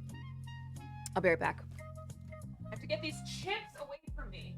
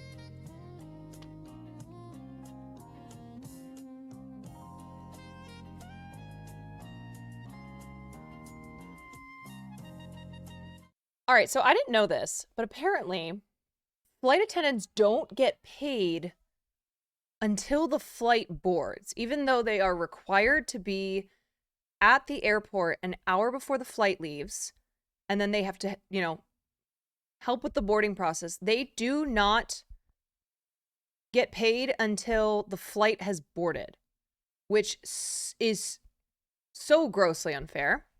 Some new chatters don't know about the 24-hour stream. Yeah. Okay, I'm doing an Quanniversary, my 1 year of streaming on Twitch, stream on Sunday. So there are some anonymous forms you can fill out if you want to be part of the Am I the Asshole or confessional segments. There's a channel in the Discord where you can put in ideas for the stream. But yeah, that's the plan. So that's why I'm kind of trying to not do uber long streams this week, but we'll see. My name is Derek. I am an American Airlines flight attendant. I'm going to kind of do a day in the life, like a real day in the life of what it's like to be a flight attendant. I'm doing a really short trip today. I'm just doing a one-day trip flying up to Boston. I'll be up there for a couple of hours, and then I fly right back down to DC. This man is hot, by the way. This flight attendant? What up? So let's see what happens. To kind of get ready for my day, I think one of the first things I do is I usually make coffee. I think most of us kind of survive on caffeine at this point. I just got off of a 4-day trip yesterday, and the night before last, I think I got maybe a full 2 hours of sleep after a 10-hour day at work. Good night, Josh. I don't know if I'm the only flight attendant that does this, but I do not unpack my suitcase other than like dirty clothes. I work so much that it's easier for me to just kind of keep it all in my suitcase and then, you know, wash some of it when I get home.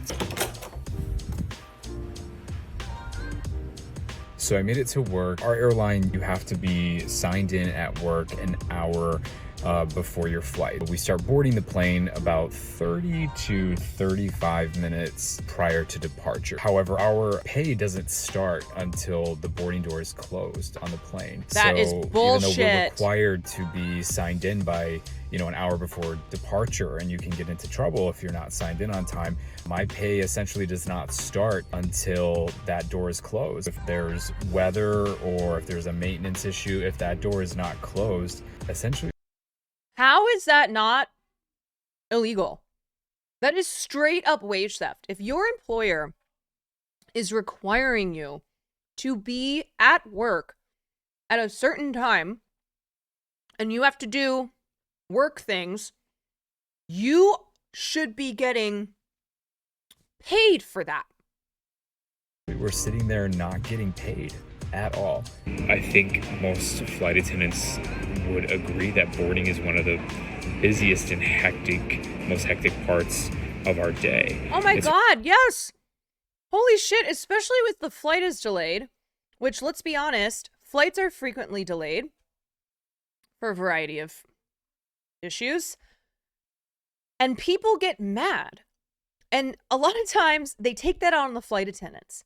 So that means that the flight attendants are having to, they are the front line of having to deal with any problems occurring with the flight, and they're not even getting paid for it. Oh my God. Where everything goes wrong. To not be compensated for that is really rough. You're getting paid half of everything you're doing that day. I mean, imagine coming into work at, 7 a.m. and you don't get home until 8 o'clock that night. So, you were working for 12, 13 hours, but you only took home about 5 of that. About to get on the plane, so I will see you guys in Boston. 13-hour days and only getting paid for 5, even though you are at work the whole time. Wow. Oh, I would have. Oh! I mean, quitting is not always an option for everyone because, it's not always easy to just get another job.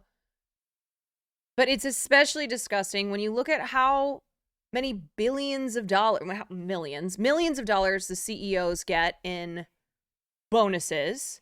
And the fact that during the pandemic, the airlines were bailed out to the tune of billions of dollars. This is so gross. You know that the airlines are like, you also get paid in the ability to travel. Yeah, and a lot of times flight attendants don't have time for anything. It's not like they're going off and enjoying every city that they're going to. And also, like, okay, so they've flown to Detroit for the 10th time. What are they going to go do? It's not like they're always flying to these, really exotic destinations that you can make a vacation out of. So free flight. And either way, it still doesn't even matter. You, as a worker, should be compensated for every single minute that you are required to be at work. So made it to Boston, everything was good. The flight was pretty easy. I forgot to meal prep, so I'm here eating an overly priced $18 pizza in the Boston airport.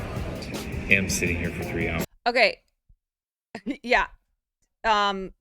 Detroit was literally just a random example that I used. Okay. Insert pretty much any American city.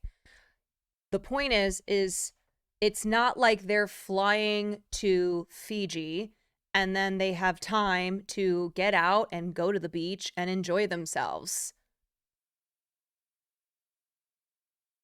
I pray the airline at least covers his hotel room. Well, I think one of the things that was revealed during the Southwest Airlines fiasco is how often flight attendants have to cover their own shit and hopefully get reimbursed. But in many cases, like, they don't have a good system in place where flight attendants are being taken care of by the airline if something goes wrong. North Korea, I wasn't responding to you. There was somebody else that I was about to snap off at, but I decided not to. Once again, you're not compensated for that. We're in contract negotiations right now with the airline. We have been for quite some time. We have not had a new contract since 2019, which means that we have not had any raises since 2019. We kept this airline running during a pandemic, and all we're asking for is fair wages. All we're asking for is quality of life improvements. This is not money that makes anybody rich at all. This is just money that ensures that your employees. Didn't Delta, or no, was it an Alaska airline? Alaska flight attendants that walked off the job, they went on strike and they went outside this fancy schmancy place where the CEOs or board members had been meeting and they were protesting outside there. I can't remember. This is a recent story, but yeah, we've definitely seen action occurring within within flight attendants who I don't think that okay, actually, you know what? Let me just Alaska, this is gonna bother me. Flight attendants. Yeah, hundreds of Alaska flight attendants join picket line to demand fair wages. We followed a massive display of frustration outside Alaska Airlines headquarters. Hundreds of flight attendants joined the picket line.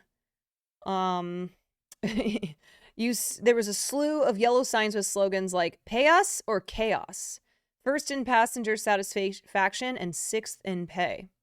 Their actions come just a day after contract negotiations resumed with Alaska Airlines management, but the flight attendant union said the negotiations have been ongoing for nearly a year with little movement. The last major contract was enacted 9 years ago, and flight attendants said they've seen very few changes since. Ugh, 9 years ago, man. They're making billions of dollars and they're past due paying us. We were essential workers during the pandemic. We're essential workers now, and we essentially need to get what we're owed. Oh boy, I would be especially incensed because, yeah, flight attendants were essential workers. They had to keep going to work every day. And if they didn't, then that was them quitting and they didn't get unemployment. So the fact that they made it through that incredibly tumultuous time period and, you know, have to continue to work through a pandemic, and, you know, we have a new strain of COVID and there are rising cases, et cetera, and to still not be paid fair wages or even any fucking wages for so much of what they do.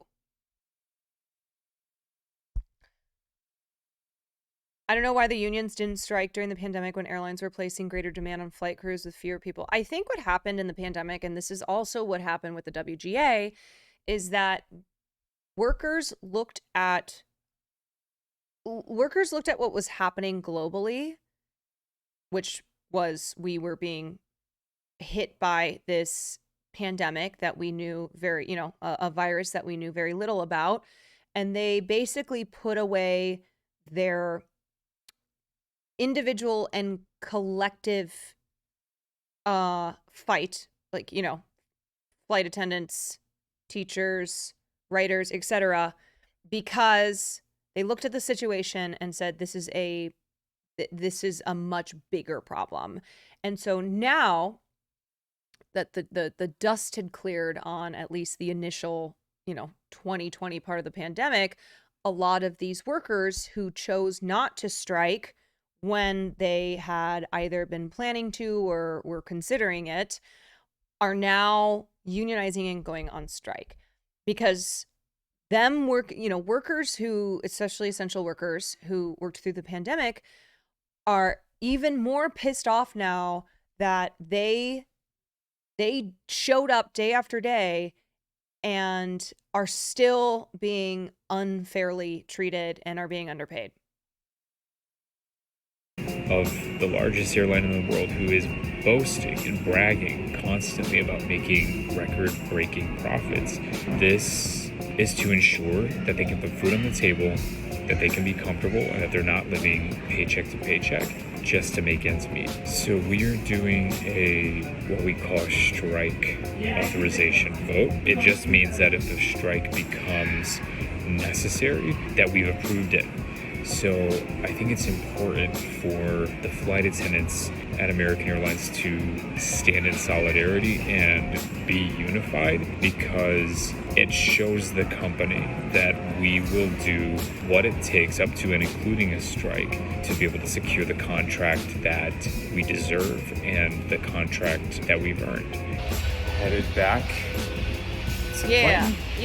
to go home. I am finally back home. That felt like a longer day than it actually was. All right, guys, so that concludes my day in the life of a flight attendant.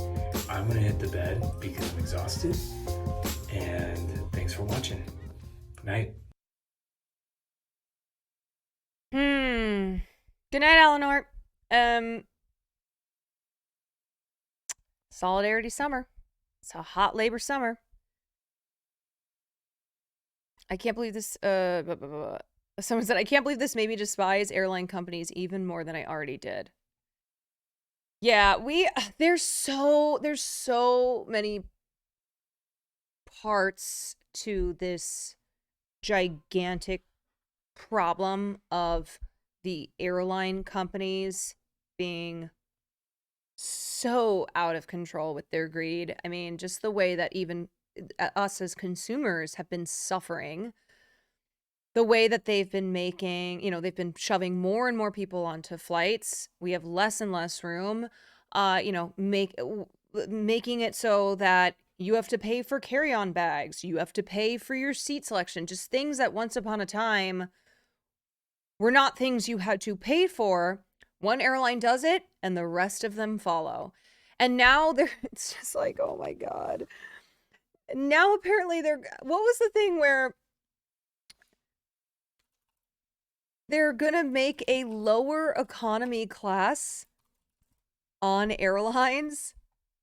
Economy minus. That is so dystopic, man. Airlines to introduce an economy minus class. That is so, holy shit. That is just, it's so vile, dude. Okay, yeah, like where are you gonna be, in the cargo? Oh, wait, this is not a free article. Yeah, what are you gonna be, on the wings of the plane? What, are you gonna be sitting on top of each other?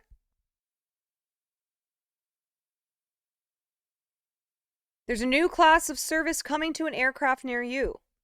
Basic economy, also dubbed by consumer advocates economy minus or last class. Already offered by discount carriers and one major Delta Airlines, the product category is likely to intensify what critics call the industry's race to the bottom, as airlines cut amenities and services in order to satisfy bargain-hungry passengers and boost profits. America's other legacy carriers, American Airlines and United Airlines, say that they're on the verge of introducing their own version of a basic economy fare.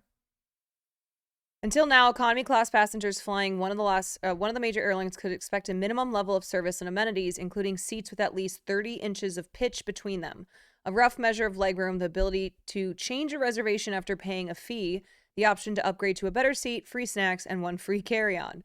With the new basic economy class, some, if not all, of these niceties must be lost, or may be lost. What would economy minus look like?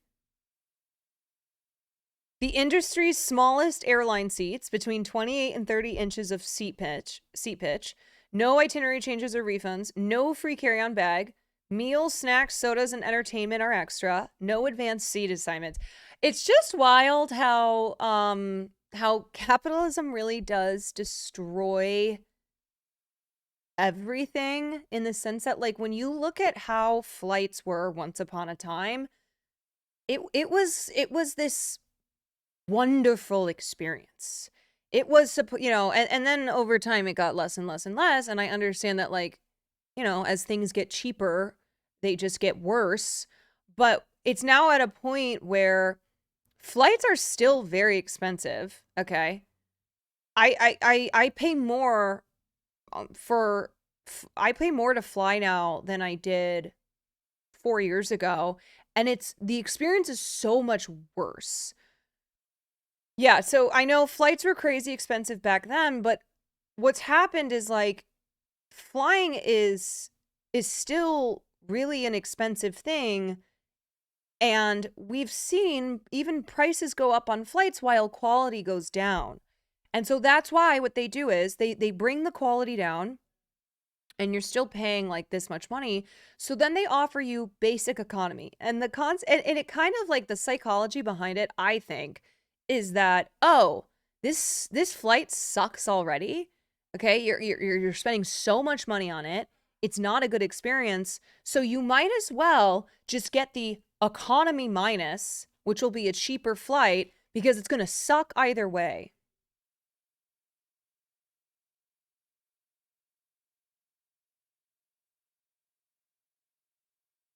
Of the majors, Delta was the first to introduce basic economy system-wide. The carrier quietly started a remodeling of its economy class testing options as early as 2012. Because then what happens is that if you don't want this shit basic economy, then you're paying more than we used to pay for not basic economy. The old economy class got renamed as main cabin and kept many of the once standard comforts of what used to be called economy. So they renamed what was economy to main cabin, and even though the experience, you know, the whole flight experience did not get better in quality, the price went up. Delta says it was just giving price-conscious customers what they wanted, a no-frills, low-cost alternative. It's popular in that it gives customers who are price-sensitive but not concerned with seat choice exactly what they're looking for. Customers enjoy knowing with Delta Basic Economy that they're getting a competitive price, free sodas and snap, blah, blah, blah. Okay.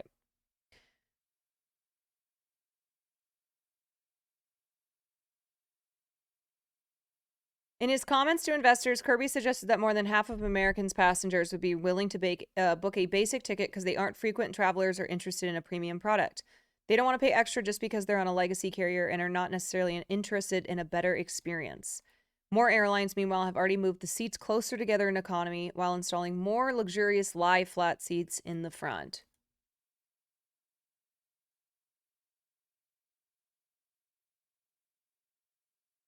No frills, aka no standard services. Yeah, the shitty extras are now so expensive. Like the thing that once upon a time was just part of any flight.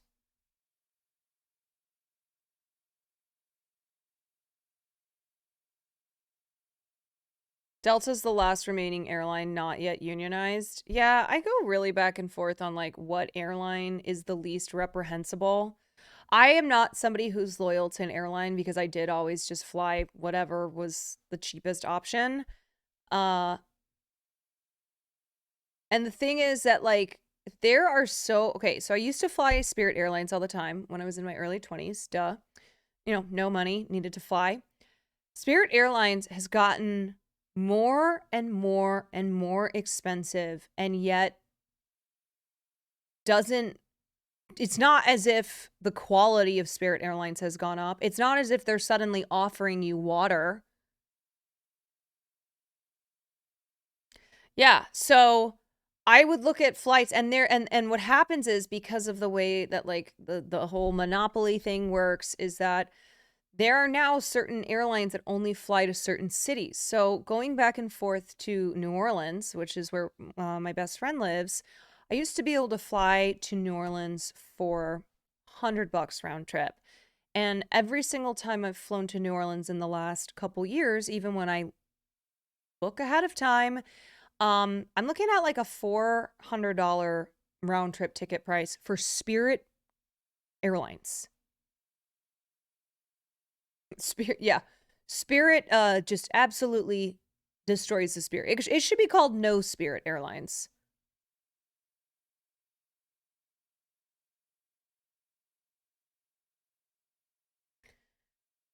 Yeah, for all airlines, as demand goes up, the price does. It sucks. What was frustrating too is that the airlines were bailed out because they, you know, they got hit hard in the pandemic, and they quickly dropped the whole no one can sit in the middle seat. So you guys probably remember that during 2020, if you had to get on a flight, they could not seat somebody in the middle seat. So at the very most, you would have somebody in the aisle and somebody in the window.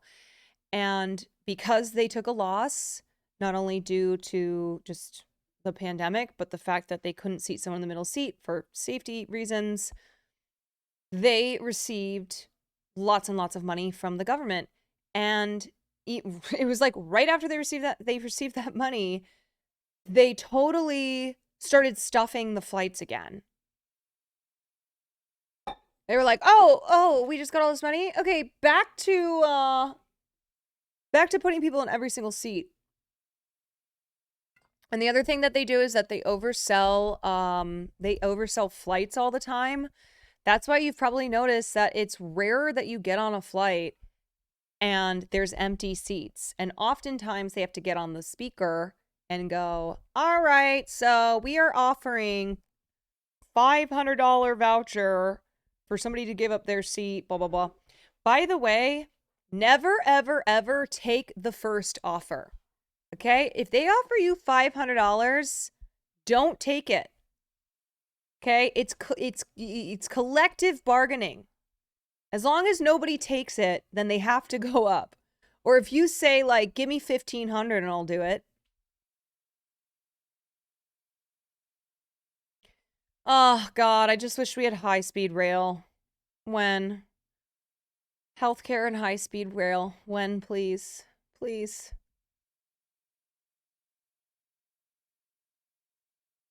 They stay sending me a cute little, are your plans flexible for less than 2K? No, they are not. Exactly. Legally, they're supposed to give you over 1,000. I feel like I've heard that as well. So if they offer you under 1,000, especially on the first go around, do not take it. Yeah, if only the airlines didn't lobby against rail. Yeah, you know.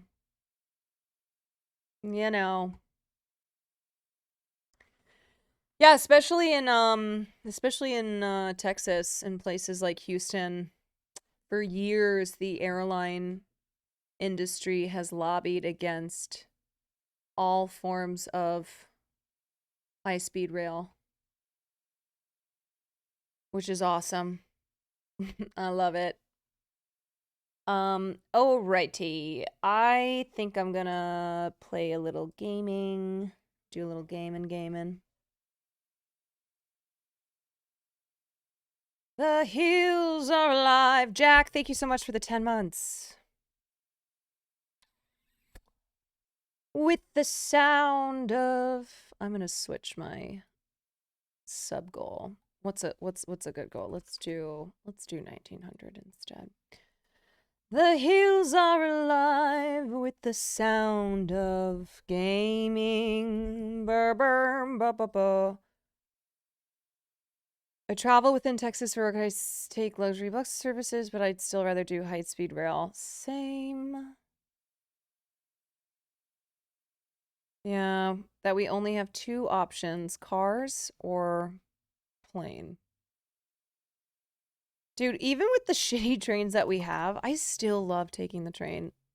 And when I was in Europe, that was my favorite thing.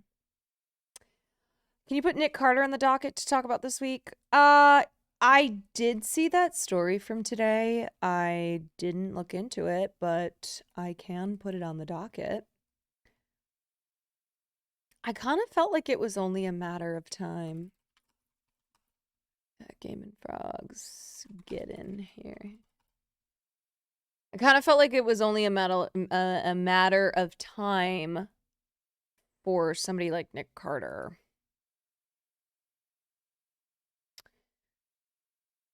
Okay, let me open up PlayStation Plus.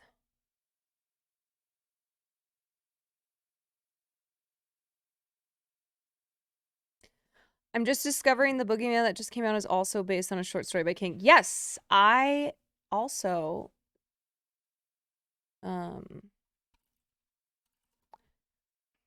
know the director of the boogeyman, and I'm really I haven't seen it yet, but I'm excited to see that movie. Yeah, they tried to lowball his deal. I mean, they did. Basically, oh fuck. What's happening here? Basically, what the studio did was he signed a contract to direct the movie. So it's the director Rob Savage, who you may know from the film Host or the film Dashcam. So he's a new up-and-coming filmmaker, and he's really, really good at making low-budget indie films. So he signed this contract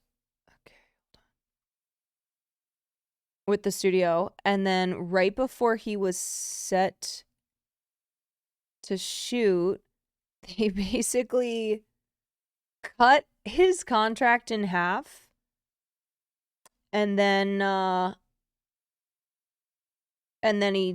so he had to 2 weeks in before they started shooting, they were like, yeah, we're only gonna pay you this amount now. And they knew because he's a new director and this was a big opportunity for him that they could do that. Yeah, I don't know how that was legal because he had signed the contract, but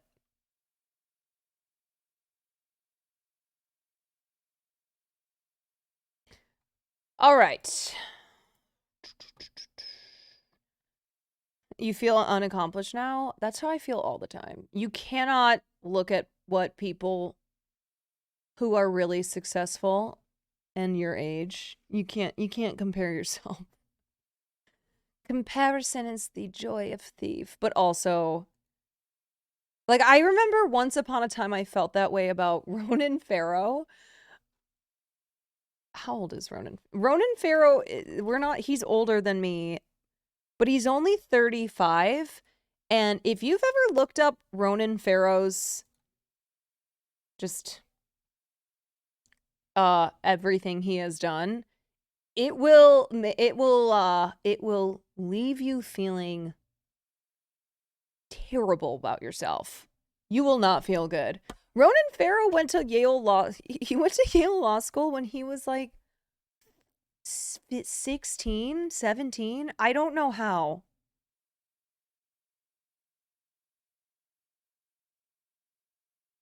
I don't know how, but he did.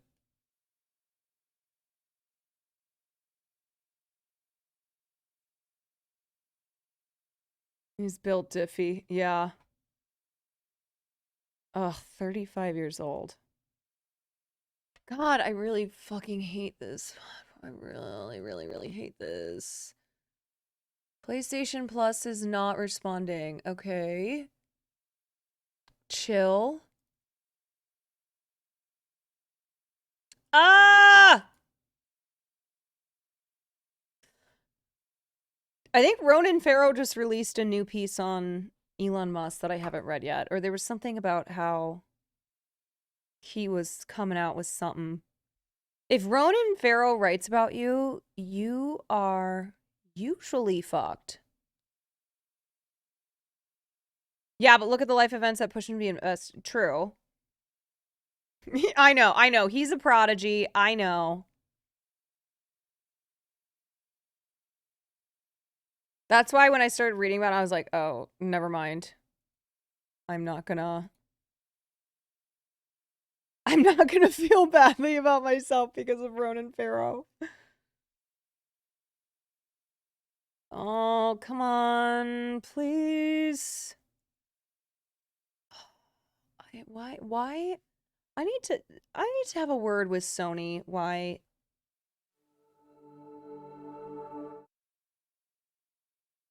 Okay, there we go. There we go. There we go. Come on.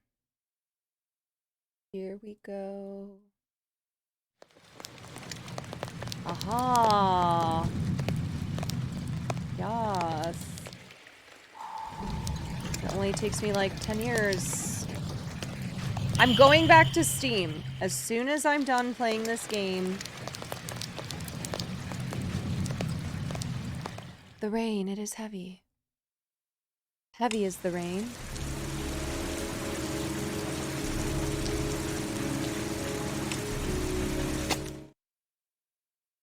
Heavy is the rain.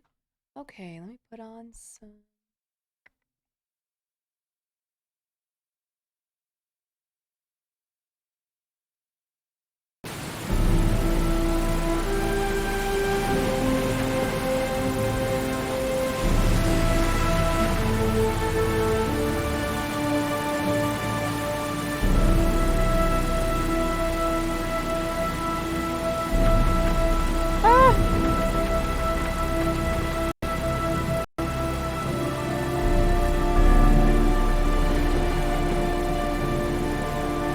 Okay.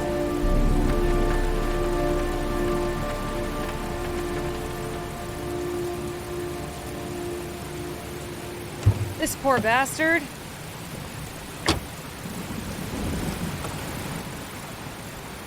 This poor bastard just wants to know where his son is.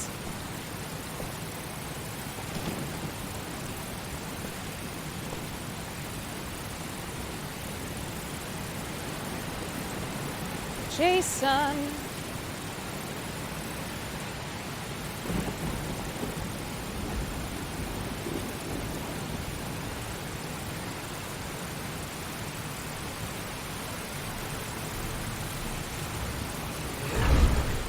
I hope he finds out he has a third son and loses that as well. That would be so sad, but also par for the course. Worst dad ever.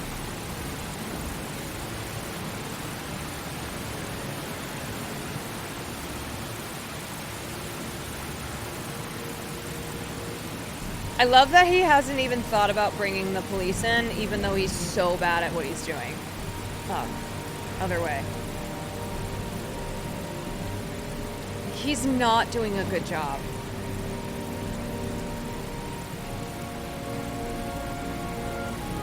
But he said ACAB.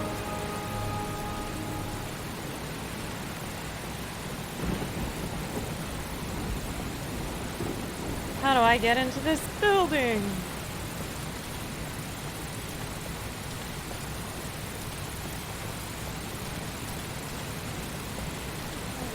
Keep gates closed.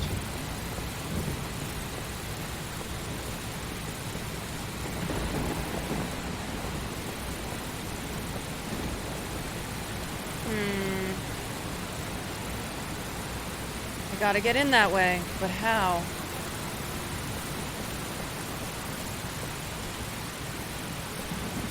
Need to climb.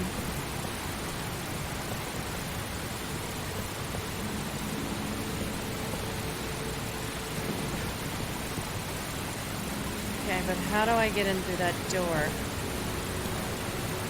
Yes, I know, I see the door. And now I need to get in.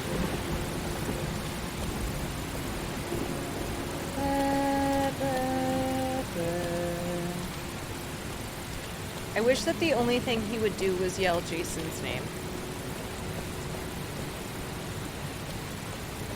Jason.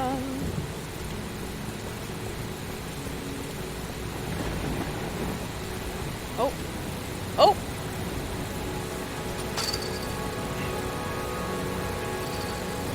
Oh, shit. Hey, come on, dude. Come on, you got this. I don't... Oh, fuck. Okay. Oh, oh, boy. I don't know why it's so hard for me to learn these things. Ah! Yeah, that's on you.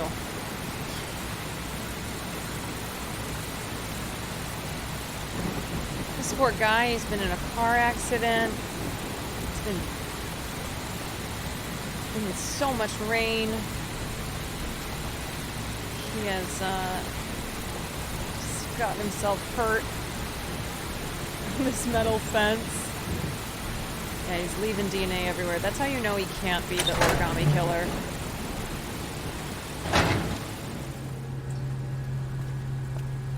I miss Connor, I'm gonna be honest. I do. I miss Connor from Detroit. Come on, dude. Come on.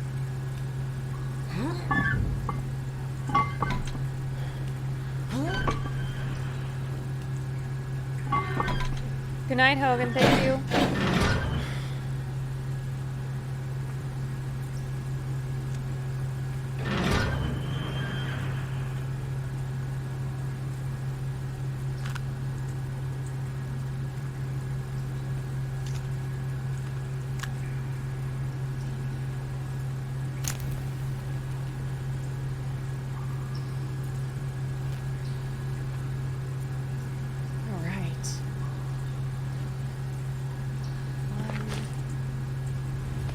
Come on, dude. The lengths you would go to be with your son. Oh, this guy is a dummy. Oh, he's a dummy.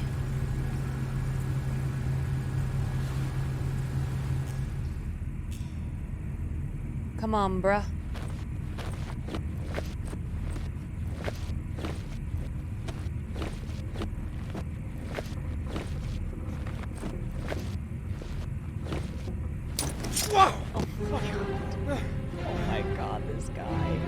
Oh, this guy.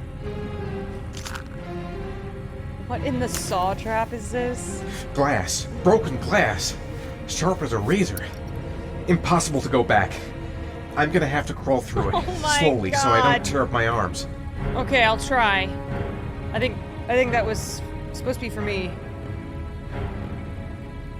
Okay, here we go. Ah!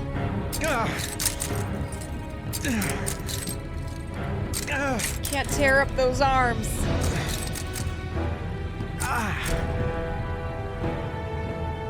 Oh, I don't know.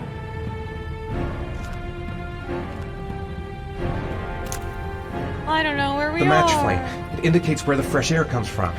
All I have to do is follow the wind.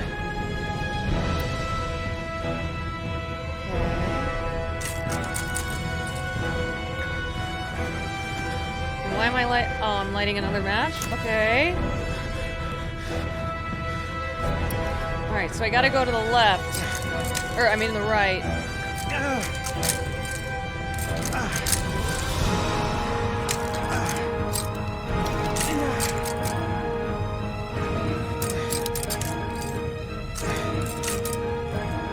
Wait, is this right? No, this is wrong. Wait! Shit! Am I about to get blown? Okay, how do I go back? Turn around. Okay, here we go. Come on, dude.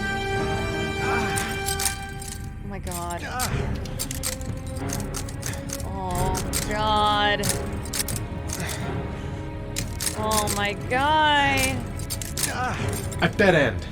Wait, I'm gonna what? die in here if I don't find a way out soon. Oh my god, I was going the right way.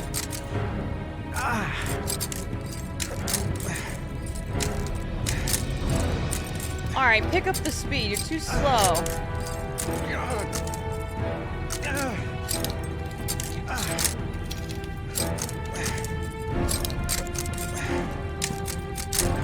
I should have known I was going in a dead end, because it looked exactly like one.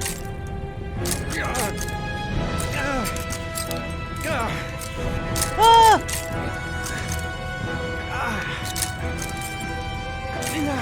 Okay, now I gotta do the match thing again.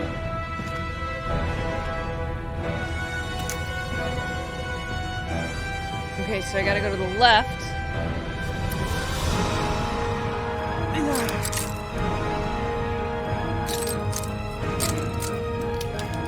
Wait!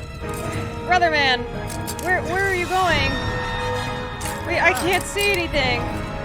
Oh, wait, no, turn around, idiot! Idiot!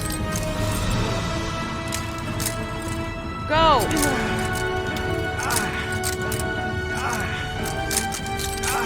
Oh my god, dying.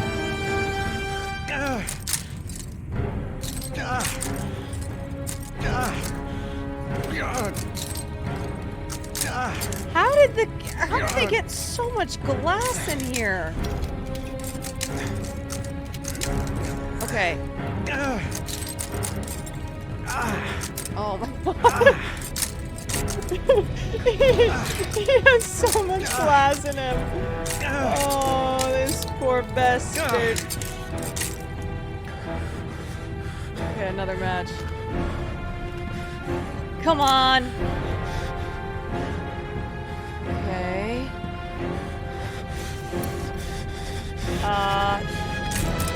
This way? No, what are you doing? You're so stupid. Oh, turn back around, dummy. Come on, idiot. Oh, brother. Oh, it's so hard to get this fool to turn. Go. Go. Go. Go.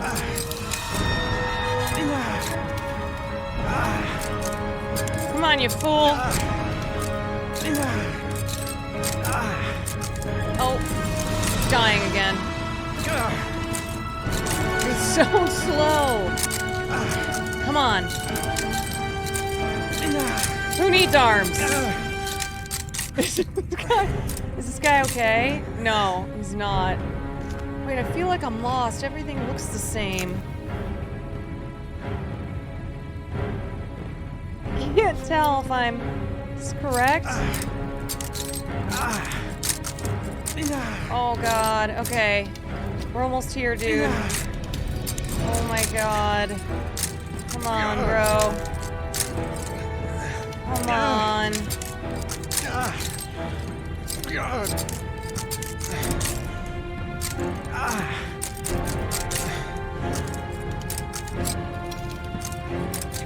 Jason!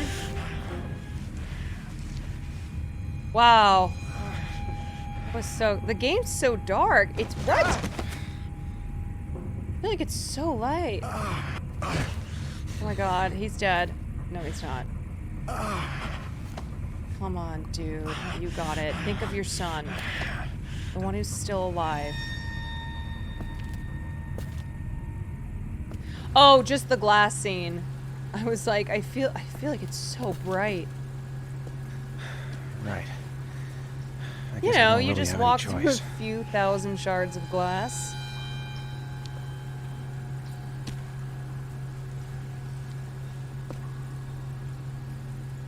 This guy. This lovable idiot. Worst dad ever.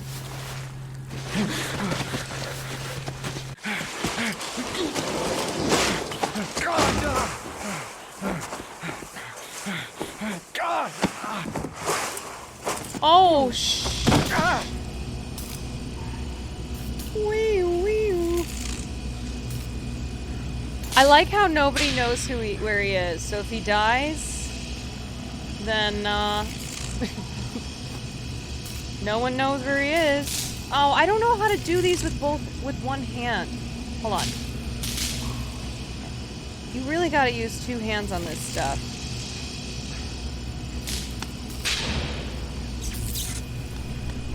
He dies, he dies. До свидания.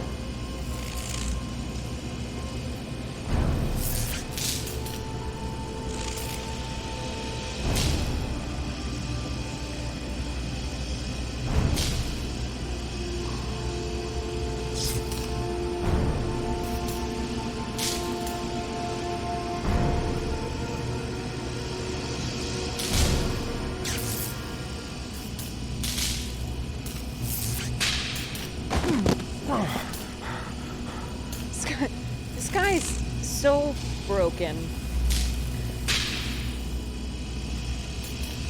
Aw, buddy. Aw, buddy-o. Oh. Just defeated. How is this man alive? Nobody knows.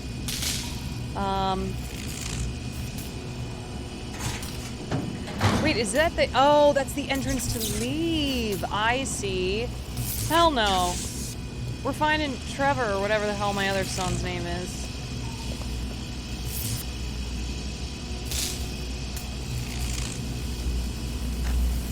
Oh, dude. You're about to get fucked up. My guy. My guy. Oh my god, I can't do all these. Oh my guy. Oh. What is he doing? Oh, this poor bastard. Oh. This fucking idiot. Jesse, thank you for the bits. So far, everyone's alive, I think. Oh, this guy. What is he doing?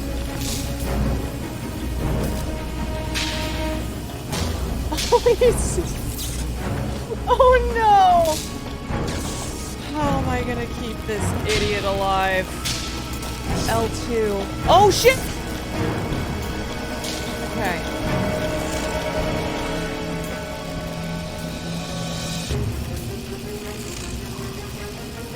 Guys, it's like my fingers are doing Twister on the controller, having to hold all these down.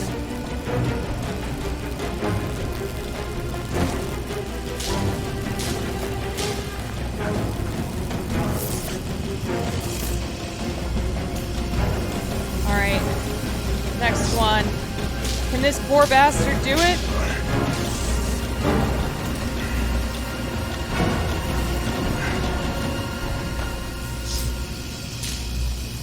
Oh shit!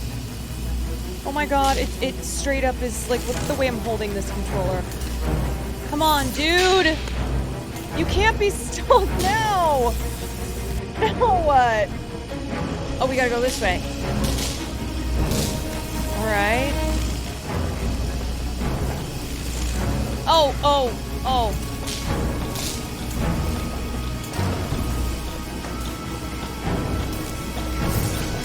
Oh my god, it's gonna electrify his dick. Oh! Ah! Oh! Oh! I'm sorry, dude! It's really hard for me to press all the buttons. Well, it's okay. As long as you get your one kid back, you don't have to worry about never having kids again. Fuck! Oh my god, he's gonna die.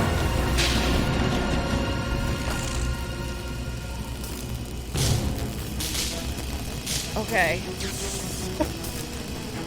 Things are getting increasingly hairier here. R1.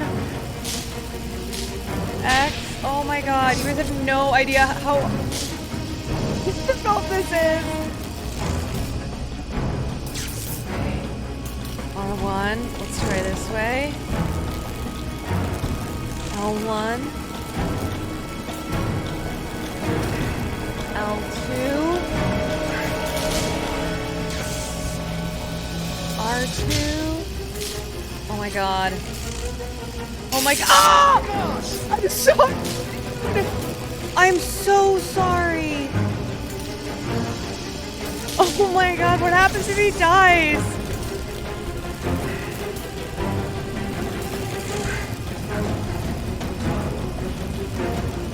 Okay, I have to punch the X. Scooch, scooch, scooch, scooch, scooch, scooch, scooch, scooch, scooch, scooch, scooch, scooch, scooch. You got it, dude. Come on, my guy.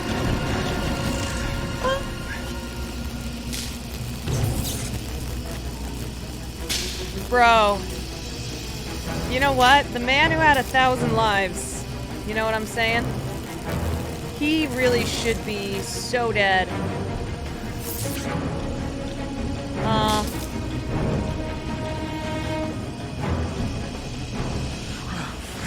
Oh my god. He did it! He did it! He did it! Oh my god, he's practically dead. did it, Joe.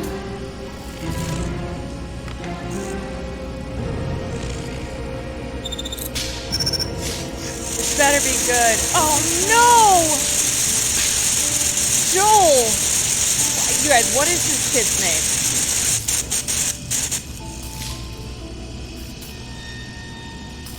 Sean. Okay.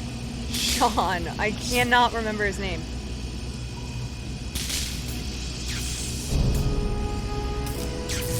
Oh, my boy. My boy. Where's an android when you need him?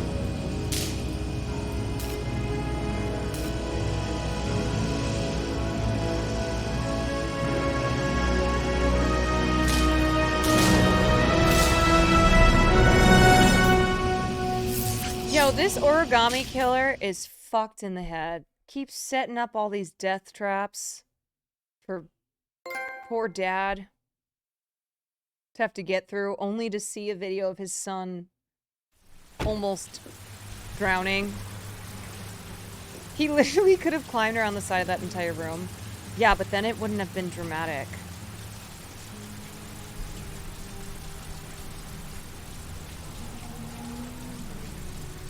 I think everyone of his kids should just be named Jason.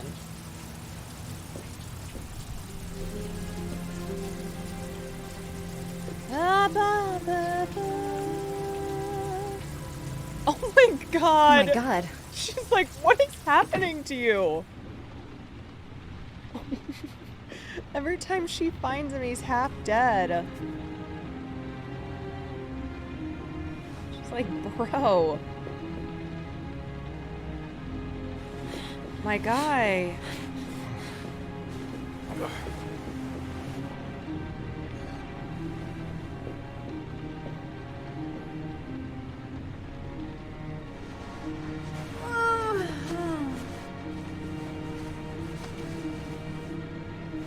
Oh. One more time. Here we go. Here we go. Come on. He's half dead.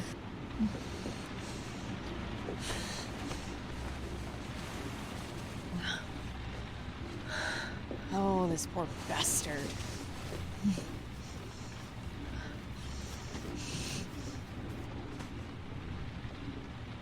Ethan. Ethan, can you hear me? No, he cannot. He'll just sleep it off. Are those burn marks on your chest? God.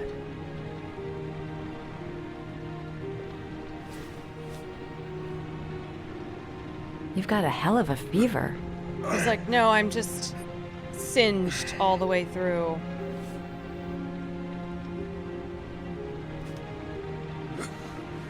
Arms look really bad. Oh, I need to disinfect your wounds. Poor guy. I'm gonna have to get your clothes off to disinfect those wounds. Oh.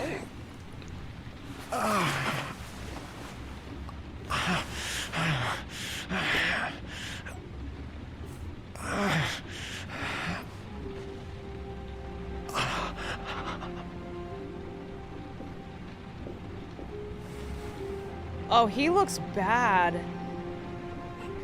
Those are serious burns. Oh no.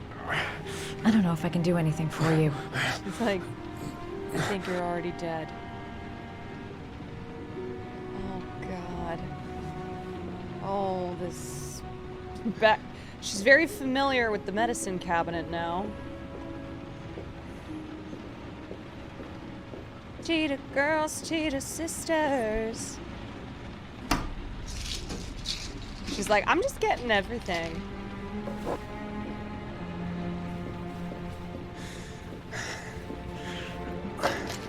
I like how she's never once asked what happened. Bro. What's going on? I'm no doctor, but I'll do what I can. Alright, let's do the medicine first. for the pain. Let's do a painkiller.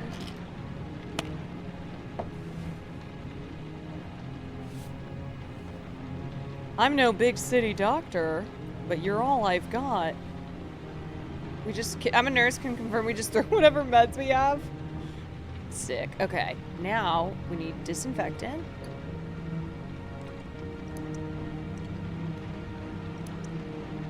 If I pass this test, it means I am medically qualified to be a doctor. Ah! That's disinfectant. Not terribly good for burns. Oh. Sorry.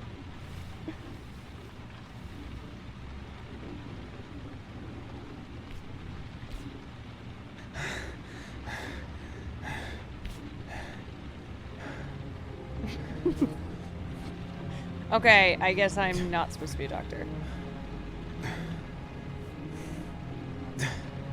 Oh, that's disinfectant. Your wounds are disinfected. Okay, now it's time to put on some ointment. Baby, slather that on.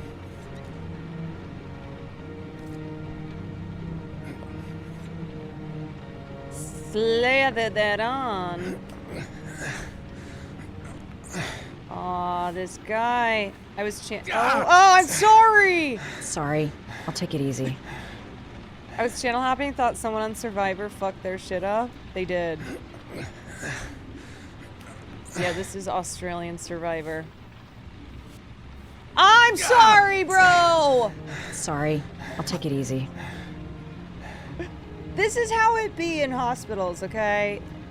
They're not gentle. They're gruff. They got a job to do. Oh. That should ease the pain. Okay, bandages.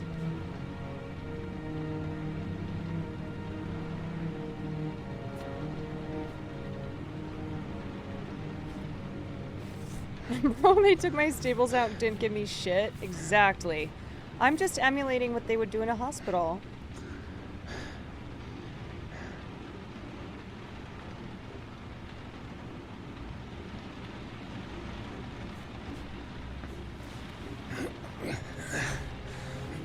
Come on, my guy. He's like, I gotta get back out there. Sean.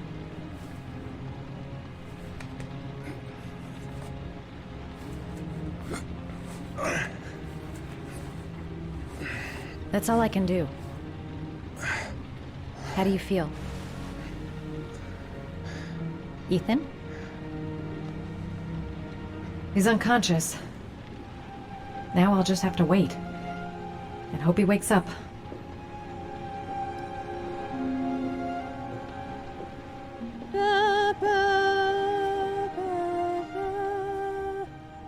Slap his titty.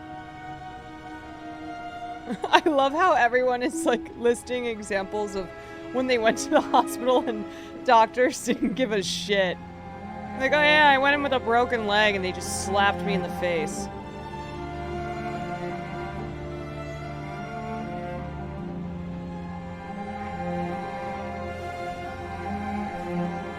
Did I fix his fever? I did not. I'm still in training. I'm an intern.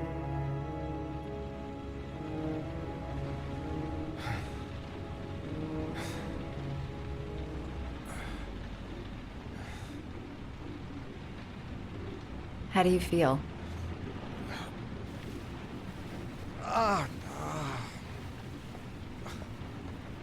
I've been better. Was I out for long? About 3 hours. Why the guardian angel act? You don't even know me. Just like, bro, you are, you're a You didn't really leave state. me any choice. I couldn't just leave you like that. She just sat there for 3 hours. Yeah, does she have a phone? Anything to do? You said you were here because you're an insomniac?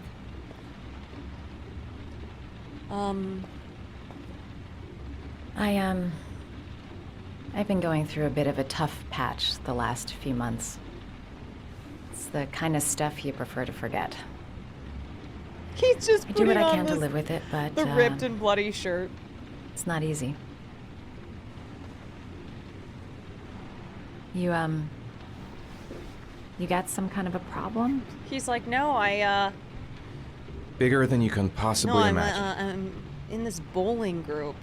Shit gets crazy. I'm sorry. I shouldn't be asking you questions. I mean, after all, we hardly know each other. You have no reason to trust me. Listen, I'm truly grateful for your help. Yeah, back when you had to but read for the your back own of sake, shampoo bottles. I think it's better if you don't ask any questions.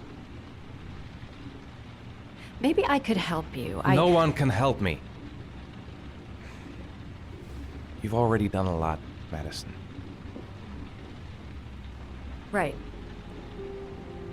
Bro, I think you should gonna go. accept help because so far you are not doing a good job. So far, this has not been a success. I think you should probably take her help because she's put you back together twice now. Bro, come on.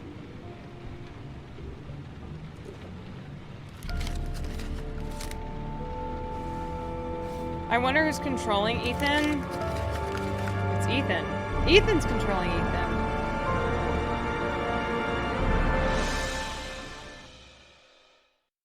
It's not me.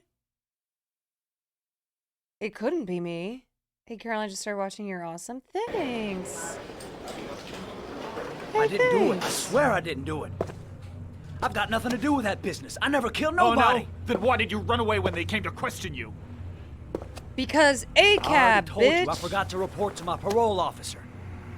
I didn't want to go back to prison. When I saw the cops, I just bolted. I wasn't thinking straight. We checked out his statement. He has an alibi for at least 3 of the murders. Fuck, that bastard was a perfect fit. Shit!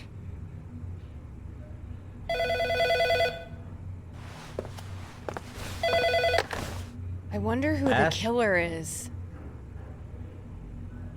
Is it someone Okay. we've already seen?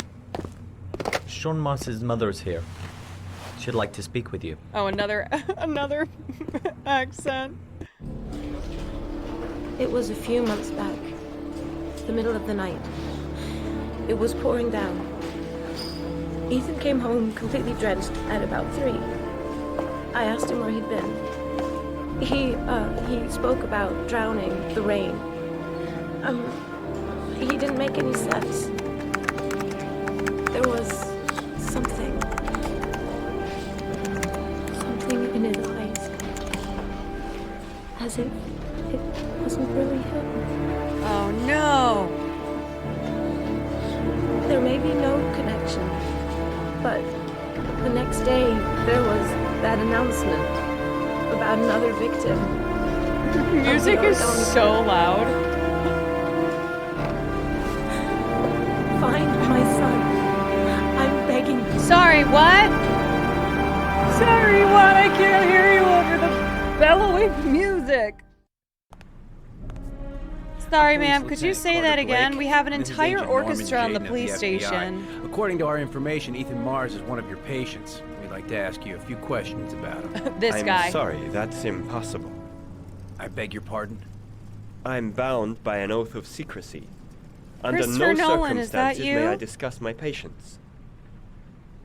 My job is to find Sean Mars alive, and I don't give a damn about any bullshit oath.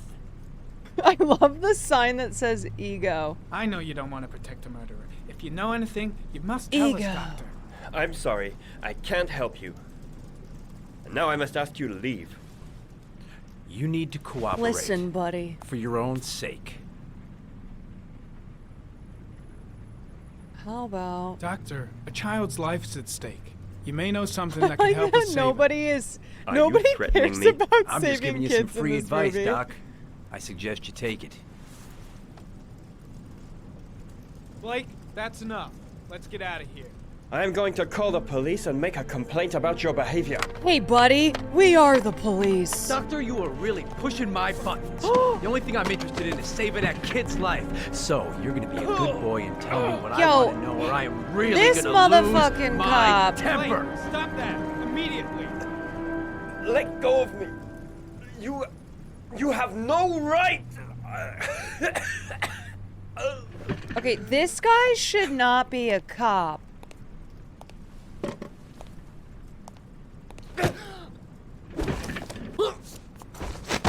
Like, if this is how he treats a therapist, imagine how he treats, like, random black people he picks off the There's an street. easy way and a hard way. It's your fucking choice. Oh my god! You have no right to hit him.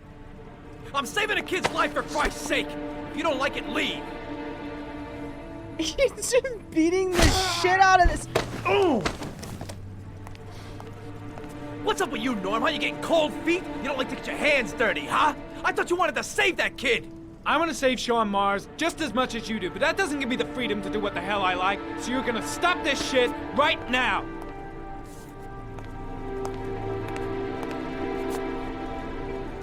I'll get you for this, Jaden. Don't worry. I will not forget.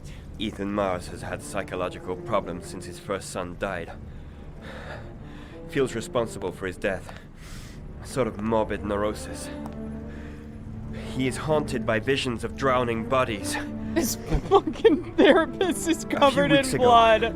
After one of our usual The sessions, beating I worked, found I this guess. on the floor. It must have fallen out of his pocket.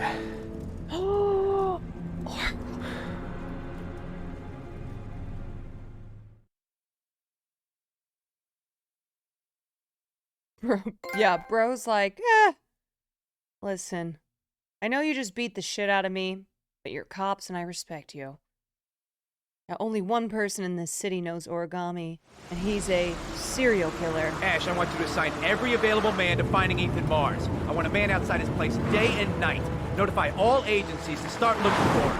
I want you to keep an eye on the I train do stations, love the that airport, nobody the is bus sharing terminal. I want information every with the cop in city police. on his ass. So if he moves, we know about it. Every person in Yes. this game is Ethan like, Mars is the no. origami killer.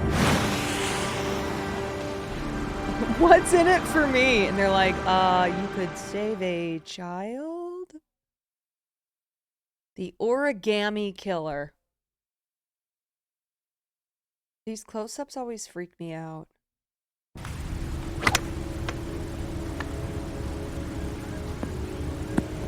Ethan Mars is the origami killer.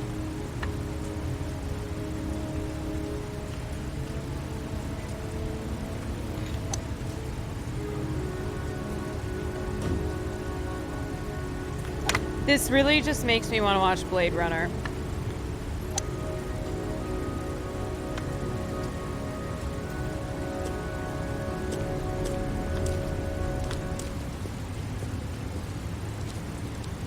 Cute. Yeah, is that Nice Gavin shot. Newsom? Thank you. Please come in, Mr. Shelby. Would you care for a coffee? Oh, no thanks. Do you play? I tried once, but I think the owner of the course is still looking for me. It's an interesting sport. It requires strength, but also a cool head and absolute precision. Would you care to hit a few balls with me? There's no danger of damaging the greens here. Okay. Take off your jacket and grab a club. Shelmu's boss. That's right. They call me Tiger Woods. Okay. The balls are in that basket.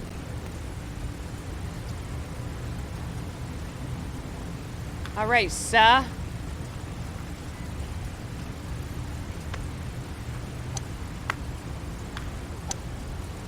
The most important thing is to grip the club correctly.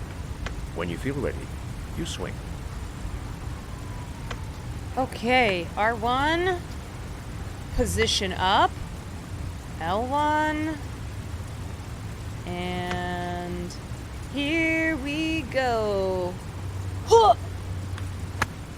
Hey, Actually, not bad. Hell, it's only your first ball. Oh. You should try to strike it a little harder next time.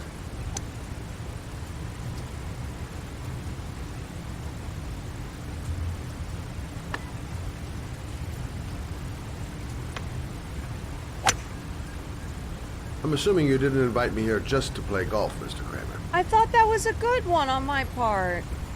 I hear you've been asking questions about my son. That's right. Yeah, your son's a little piece I of want shit. to know if Gordy is linked to the origami killer case in any way. Smooth out that shaft. Smooth operator. Alright, this is gonna be it. Ready? And nice. 4. My son had nothing to do with that sort of 100 again? Well, then he has nothing to fear from my investigation. I feel You like have no something business is investigating afoot my here. son. I told you, he had nothing to do with it. Even if your son had nothing to do with it, With all due respect, Mr. Kramer, Still a piece it's of up shit. to me to decide who I want to investigate. and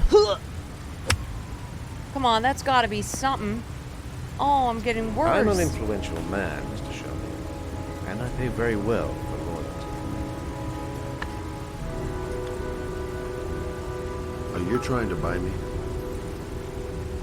Let's Train, just say thank you for I'm the trying to bits. show you where your interests Good luck lie. in the storm.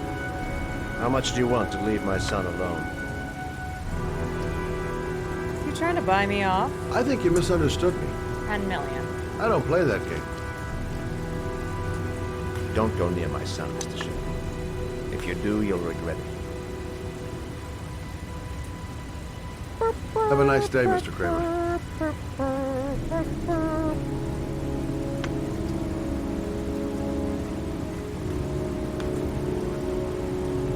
Yeah, this cop sticks to his morals. You can't buy him off.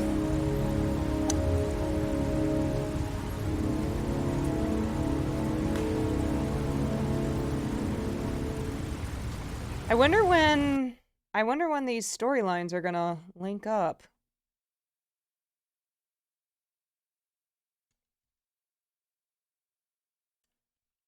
Okay, what we got next. I like that it always gives me reminders on how to use the controller. I still can't figure it out.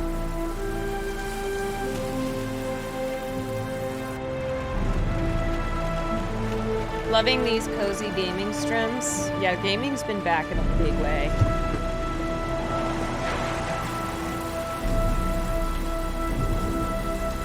It's been great.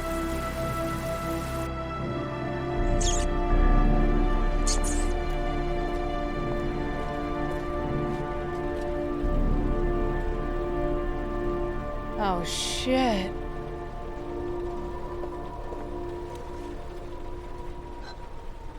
Porcelain lizards? They look new. Out of place with the rest of this old beat up stuff. And I set fire. Why did he break that? Dick.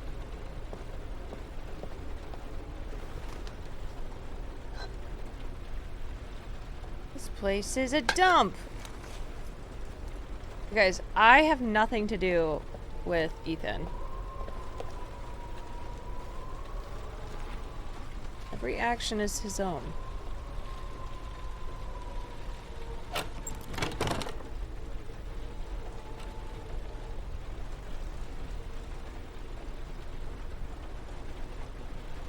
Alright, that did not work. So... There's so many of them here.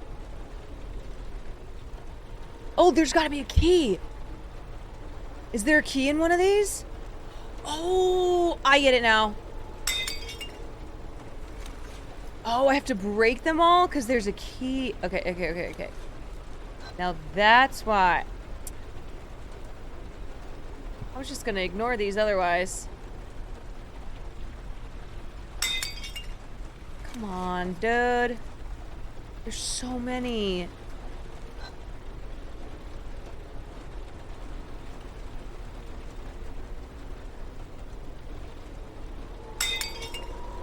Oh, it's gotta be here.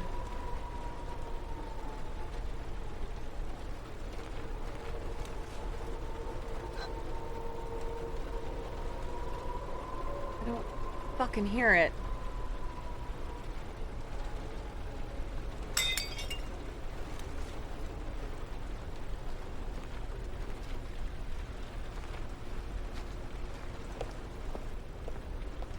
I'm gonna start at the beginning.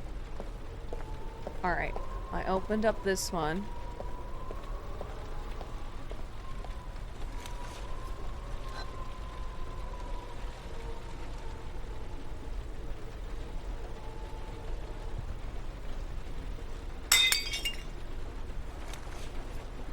Okay, now go here.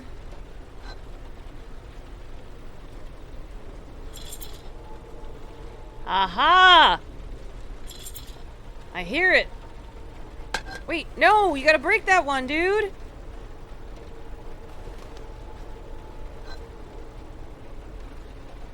Come on. And now throw it. Fuck you. Yeah, throw it. Fucking idiot.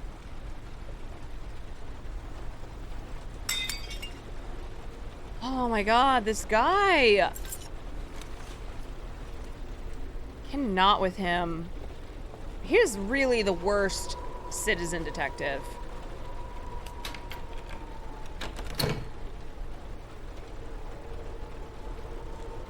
Alright, idiot, let's go.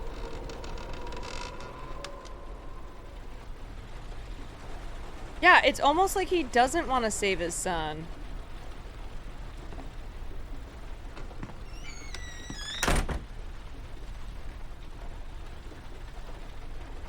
He's probably still better than most actual detectives. True. Fair. Okay, what is that?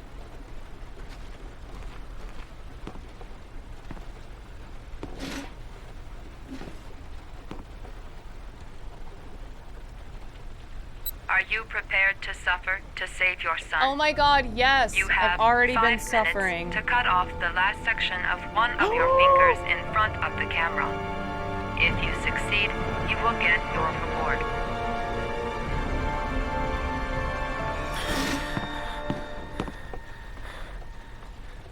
Oh, we fucking... Oh my god. Holy shit, dude! Ethan! Maybe it's time to bring the po-po in. Brother? Come on! Oh my god, this place is... Honestly, it kind of looks like Will's old apartment, but... Oh, dude! It's just a finger. It's just a finger. Come on. It really did. Do you think that there's a chance to win a breakout role in this... Saw installation? What am I doing? Come on. Left.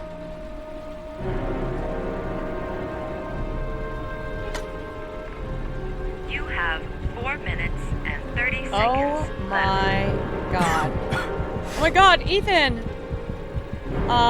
Do it. Try it. Okay.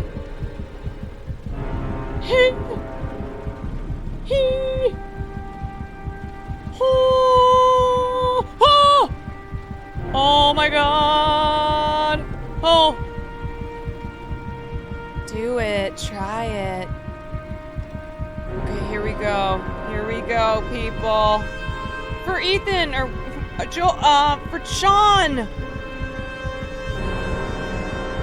Come on, bitch! Do it! Do it!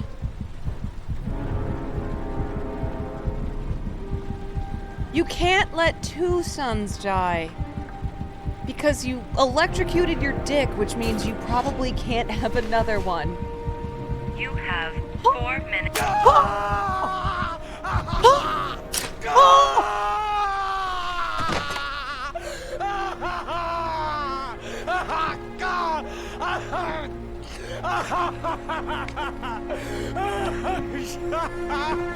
All right, bro. It was just a finger.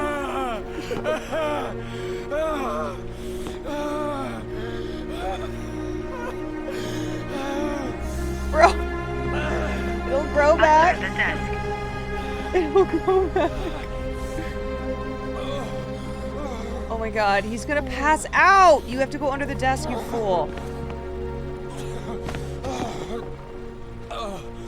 Do not tell me the clue was under the desk the whole time. Is it possible that I could have gotten without cutting off my finger? Oh, did I just go for the finger cutting?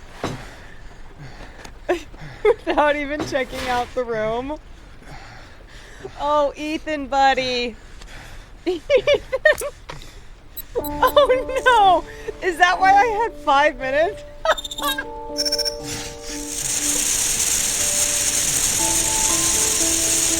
Oh no, I didn't even consider anything else. I just went for it. He's kind of an idiot. Is that all I get? Are you fucking serious, man? You all could have cauterized the wound. Oh, Ethan. Oh, sorry, dude. It's not my fault. This fucking guy. He's been killed in a car accident, electrocuted multiple times, had his finger chopped off. She's gonna find him for a third time and he's gonna just be like, ugh. Yeah, couldn't he just use context clues now? Doesn't he have enough info? Doesn't he have enough? Doesn't he know? I think there was beer and it was possible to use scissors. That's affirmative, Lieutenant. Oh my We're in god. position. Perfect. Nobody moves until I give this signal. I Is that just clear? went full We nail him as soon as he Sabo. sets foot outside. Right, Lieutenant. Oh my Lucky that patrol god. spotted his car. What's he doing in there? Beats me. You're the profiler, right? I thought you were supposed to be right inside the killer's head. Well, that's just it. What I know of Ethan Mars doesn't match the killer's psychological Why profile. is she showing up? I know what the jury's gonna choose between your theories and concrete proof. I do what I want. What the I like fuck's how that these- girl doing there? If Mars comes out now, she's gonna be in trouble. What do we do, Lieutenant? Want to get her out? No, stand down. Stand back and stand by.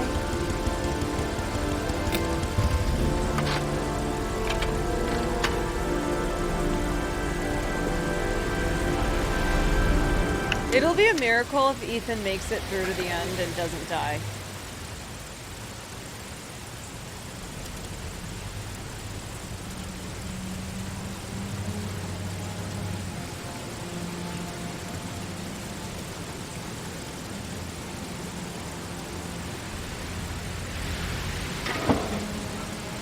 What is she She's doing? going inside.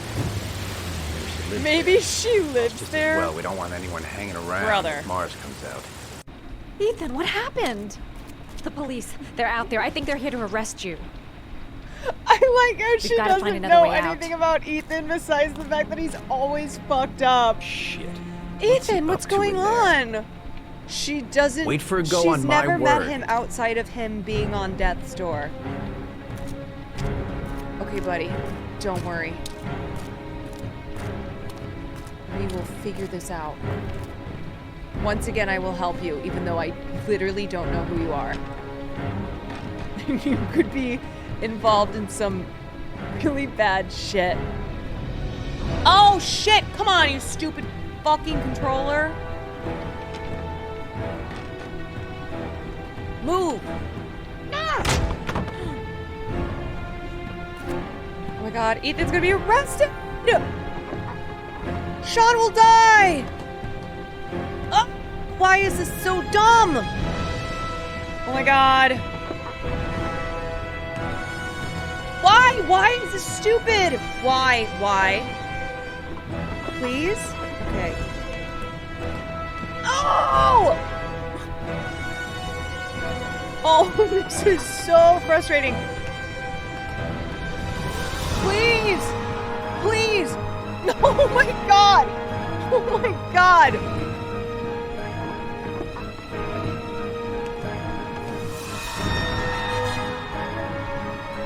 What is wrong?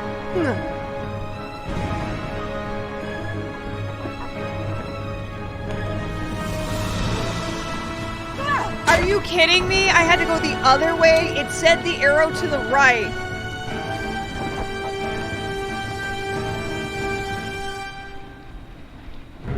Oh my god! Fuck! Ready on my go. Stay here, Jaden. Out of the question. this is- I'm coming with you. 2 men at the door, hold your positions. It's a go. Oh my god! Oh, this is so fucked up! It's not working! Oh no! Oh no! Oh no! Oh my god! This is so dumb! I'm trying. It won't do it! It won't fucking do it! Oh, I hate this! Fuck!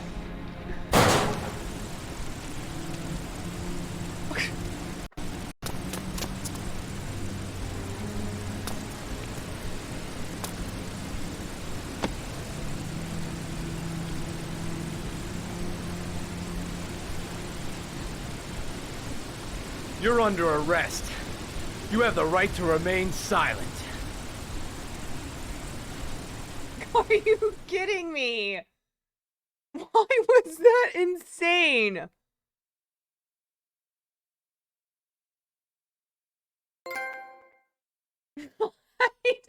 I'm not even kidding you. I tried everything.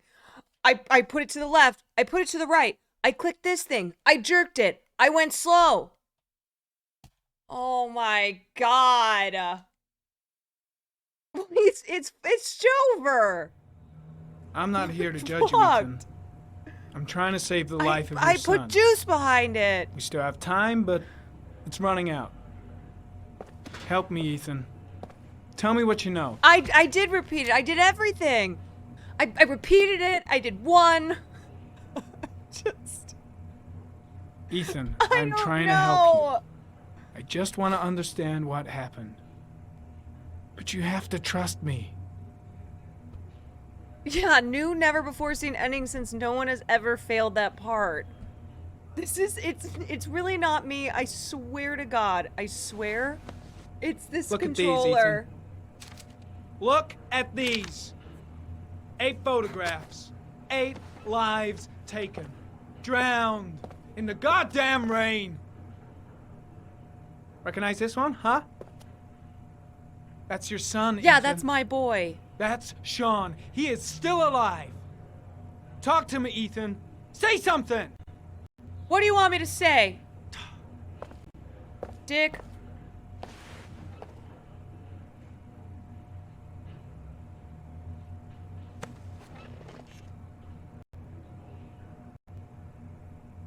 Ethan, say something, for God's sake! Ethan's just like... I kidnapped my son.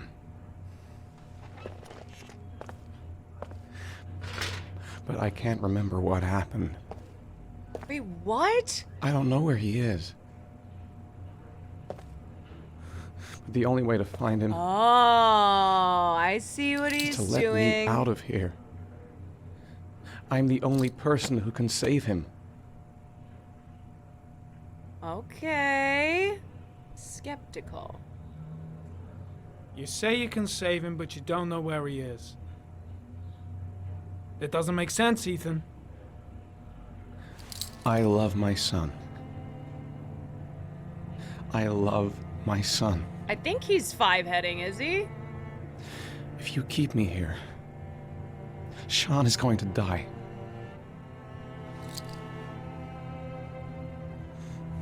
All right. We'll let you out.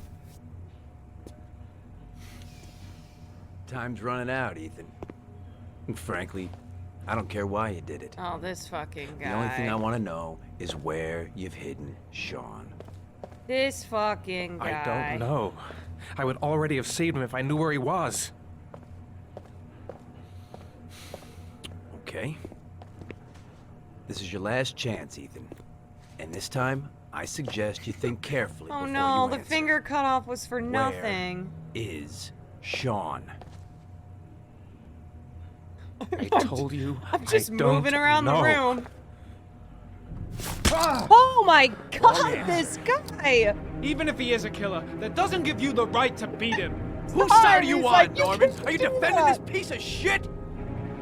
Every I'm defending the time. law, and the law says he is It's like, innocent bro! until proven guilty. This guy's got no rights. Do you hear me? No rights at all. That's not how the law works, man. I don't think you should be a cop. Carter, stop. I'm gonna report you for this. Go ahead. Get the hell out of here. I couldn't stand you from the very beginning, Norman. Now get the fuck out. This fucking guy. This is so a French Are you interpretation. gonna tell me when I want to know where I'm gonna...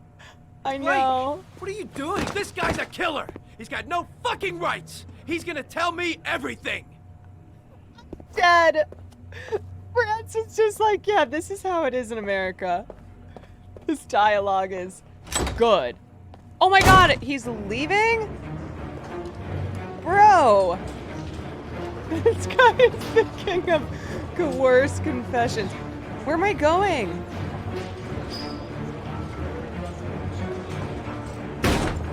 Blake is trying to beat a confession out of Ethan Mars. You've got to do something. Which is more important, Norman?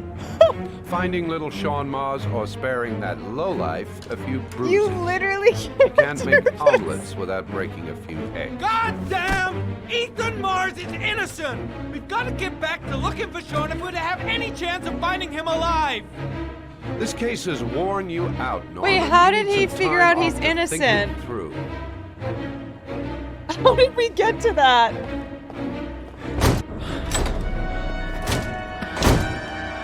Dude, you need the glasses. You've gotta do it. Take Trip. Take him out, come on. Yeah, he just is like, Ethan's innocent. Brother, man, brother. Come on, whip those glasses out. Take out the stun of shades. Or not. This guy is the worst. Oh my god. Oh my god. No. No. No. Why? Why are they the weirdest people? Don't tell them not to.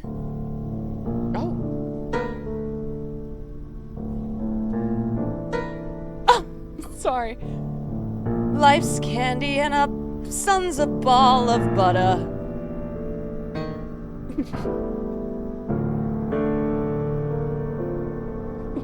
This is actually so real.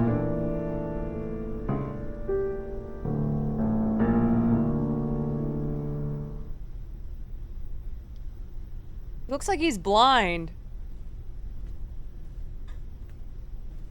Your vodka, sir. Thanks. Where is he? You look preoccupied, if you don't mind my saying so. Hey, Problems with the Mr. investigation? Armstein, Blake is convinced that Mars is the killer. Not you. Why is he playing piano? I thought there was some evidence to that effect. That's true. But it just doesn't make sense. His psychological profile doesn't fit. Neither does the geolocalization. I can't see this father drowning 8 victims before kidnapping his own kid. Mars is not the origami killer. The origami I'd stake killer. my life on it. Then who is? I haven't the faintest fucking idea. Maybe you should review the evidence in your possession. That's just what I was thinking Random of doing. hotel workers like, hey, buddy, why don't you look at the evidence? Oh, one last thing, sir. Isn't that what you should be doing? Careful not to overindulge in you-know-what. It can be dangerous. In what? Piano Very playing? dangerous.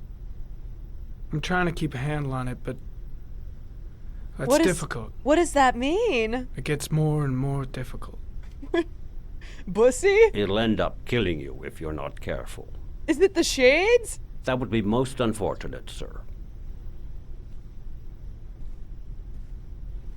Is it butt plugs?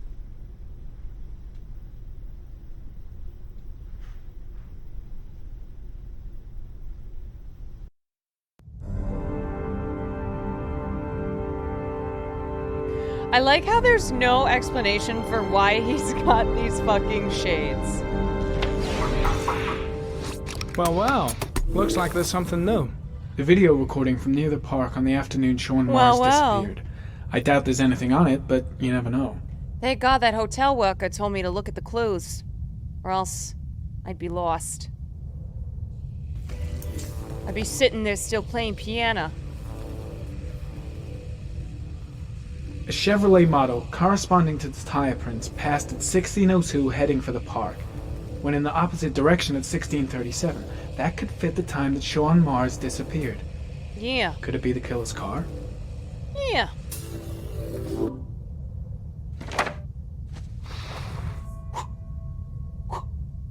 Yeah, this is giving K-Pax.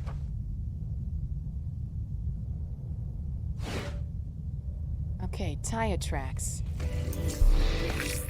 Anything new?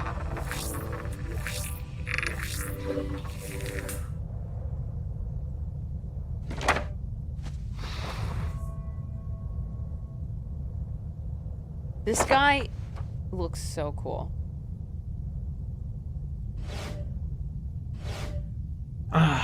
Pity we can't see the driver's face. Pity.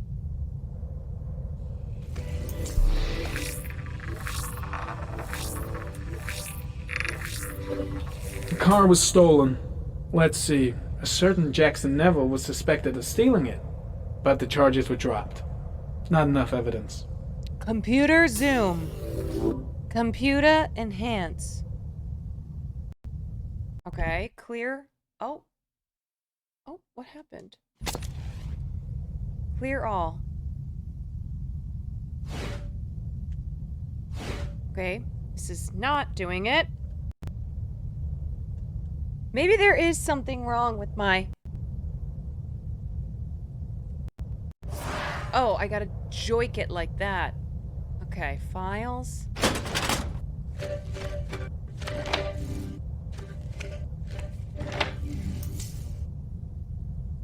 Alright, what else we got here?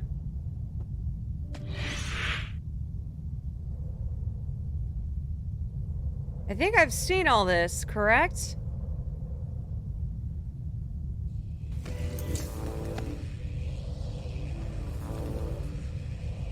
But what am I missing? There is always a railroad line adjacent to where the bodies are found. Wait, did I miss a clue? And all the victims disappeared in the fall.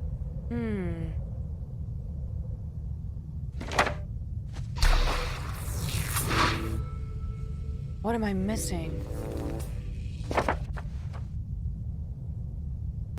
What could it be?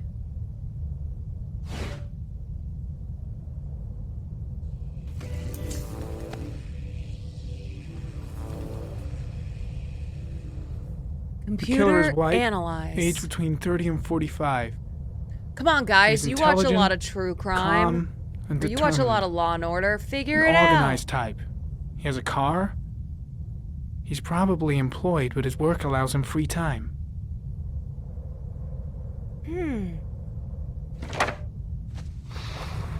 To find the killer, select every photo that has a fire hydrant in it.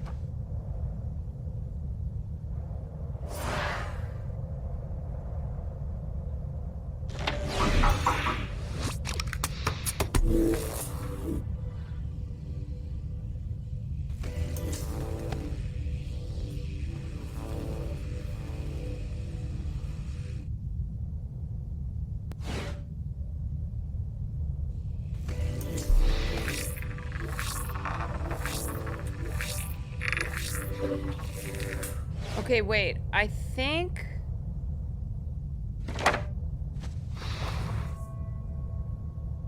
This is the rhythm of the night. I think let's see. Oh, I need to analyze this.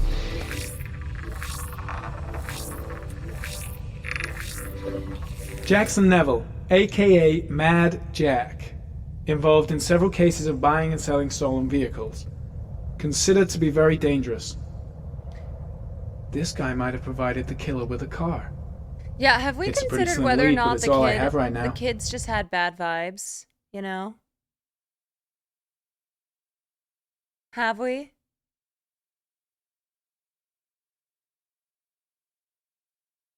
Maybe the children just had bad vibes. Sniffa, sniffa. All right, I'm gonna do one more. I'm gonna do one more chapter.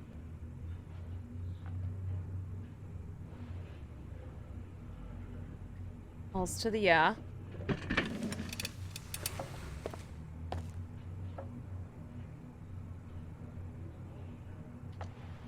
Okay. Come on, dude. You gotta set Sean free, man. The two of you need to go find Jason. Oh my god. That's not it at all. Did Mars confess? No, not yet. You have to go lost set consciousness. Ethan free. We'll give him so a break the and then two we'll of get you back can to him. save Sean. Must be tougher than I thought. Tough or not, he'll crack. Oh my god. They all do. In any case, congratulations, Lieutenant. You've done a fine job. I've called a press conference. Gonna kick off in 1 hour. I expect it'll be quite an event. Don't you want to wait until we actually got his Nice. confession? Oh my point. god. He's We've got like him dead dead to rights. again. That's all the press wants to know. Ethan Mars is innocent. He truly believes that he alone can save Sean. What if he's right? I'll play those odds. I got to get him out of here. This guy's just making quick decisions. I'll take it from here, officer.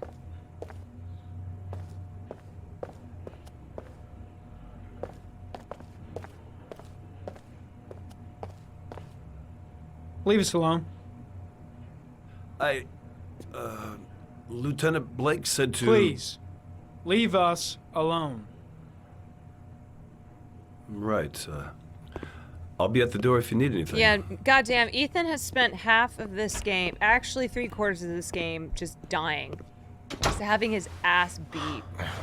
Christ. Are you alright, Ethan?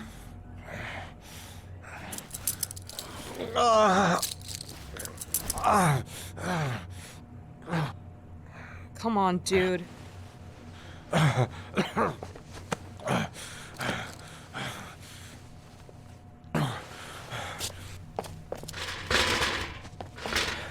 gotta get out of here. He actually looks pretty good for all gotta the things save that my have son. happened to him. Let's see what I can do. Gotta break you out of here. Let's see. Get him out. I'm gonna find a way to get you out of here, Ethan. Stay put. I'll be back.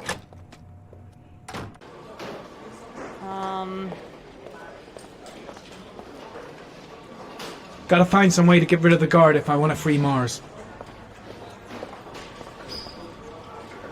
Shit! What am I doing? Helping a suspect to escape? No, That'll you're cost me doing my the right badge thing. and earn me a You're doing the 10-year right thing. stretch. You're doing the right thing. Okay, handcuffs. First, get rid of the cuffs. How? Do I have a key?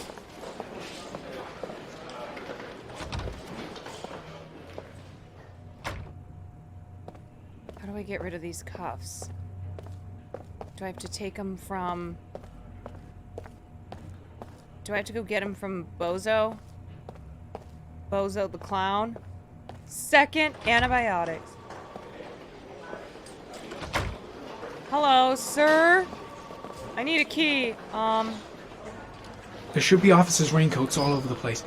Gotta find one and give it to Mars. First, get rid of the cuffs. Yeah. How? Hello, Julie. I gotta find some way to get him through the police station undetected.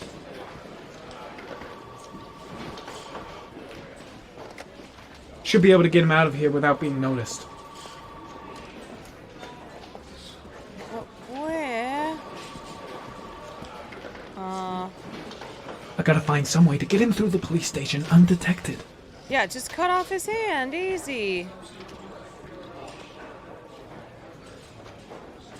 There should be officers' raincoats all over the place. Gotta find one and give it to Mars. Hey, fellas. How's it hanging? No, don't sit down, bro. You got a job to do. Yeah, this is the last chapter for today. I gotta... It's just standing against the wall.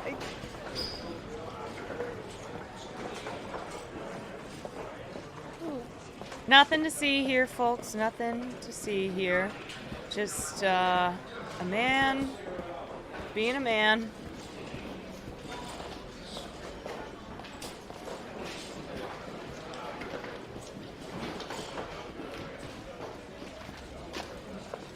Okay, I gotta get the handcuffs off. How? First, get rid of the cuffs.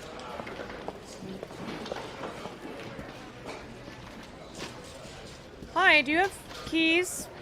May chance?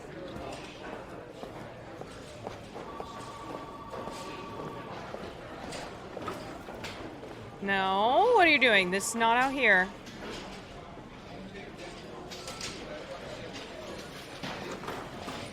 Gotta go find a key. Yeah, this is how Ron DeSantis acts. I am a human. Okay, I think I'm gonna go look over here.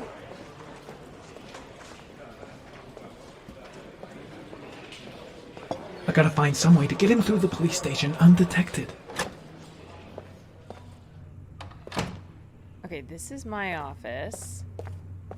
Would there be any keys over here? Anything? No. Okay. Rats. Oh, this is the ugliest. Yeah, the buildings in this game are hideous. I feel like the woman who works the desk, she may help me out. Okay, can I sneak him out through the bathroom once I get him? Okay, alright. Hiya, toots! Got any extra...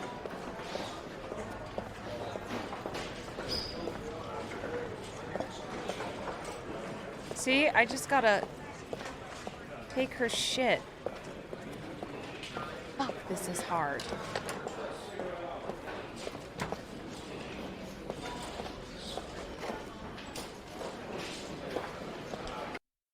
Fuck. I really don't like the controls on this game sometimes.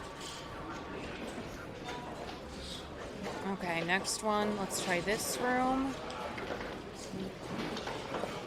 No. Fuck. How am I... Oh?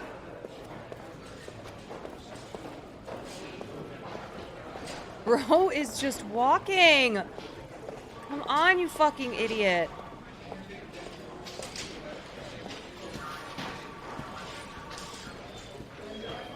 Oh, here's this guy. I gotta steal his keys. Wait, why am I getting water? What, am I thirsty from walking around the office? Are they his handcuffs? I don't know. Okay.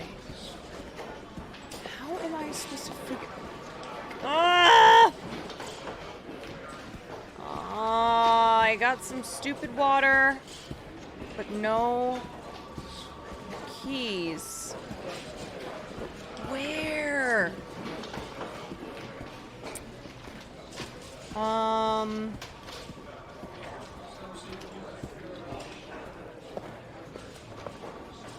What's going on in here?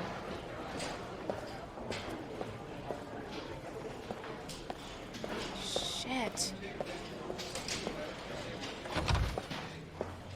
Are the keys in here? I don't know. Why would they be in here? Gary, you can take a break. I'll keep an eye on him. You sure? Actually, I was busting for a piss. If you need to adjust his handcuffs, the keys are on my desk. Oh my god! Where's Gary's desk?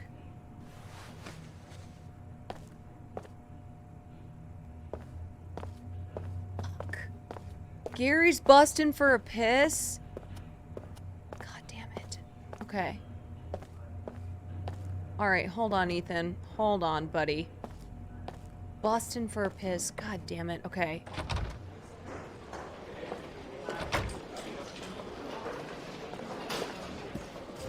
I bet you Gary's desk is right here.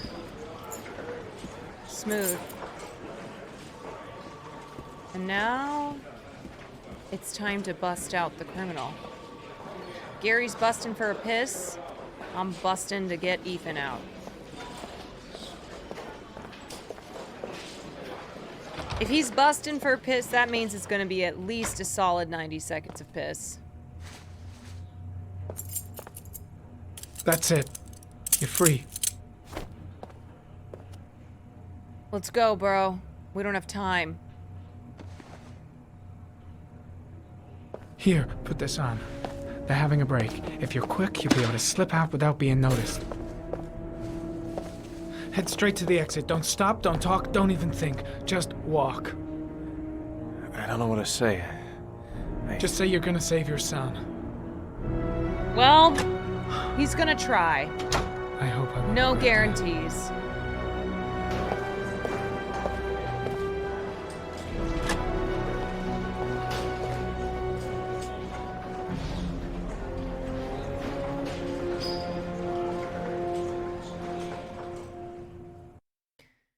Alright, I took way too long in that chapter, but that's the end. That's the end. Do you want to close this game or app? Yes, I do. Okay.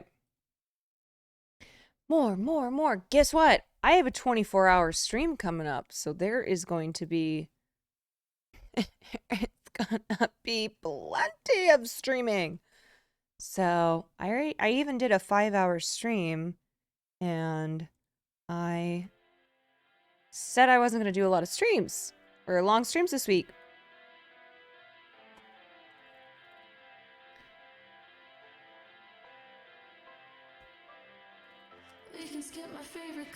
Alrighty, y'all. I'm gonna send y'all over to Carter. Boom, baby. Okay, I will be back tomorrow. Tomorrow is Cash App if you like to play trivia.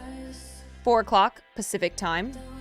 Austin Show and I host a Cash App trivia game, so you can join for that. And then I will be live around 5:30. Sunday is when I'm going to be doing my Cloniversary stream. The goal is to do 24 hours. So that's the goal. Anyway, have a fabulous rest of your day/night. I will see you tomorrow. Thanks as always for joining me. Peace and love. Good night.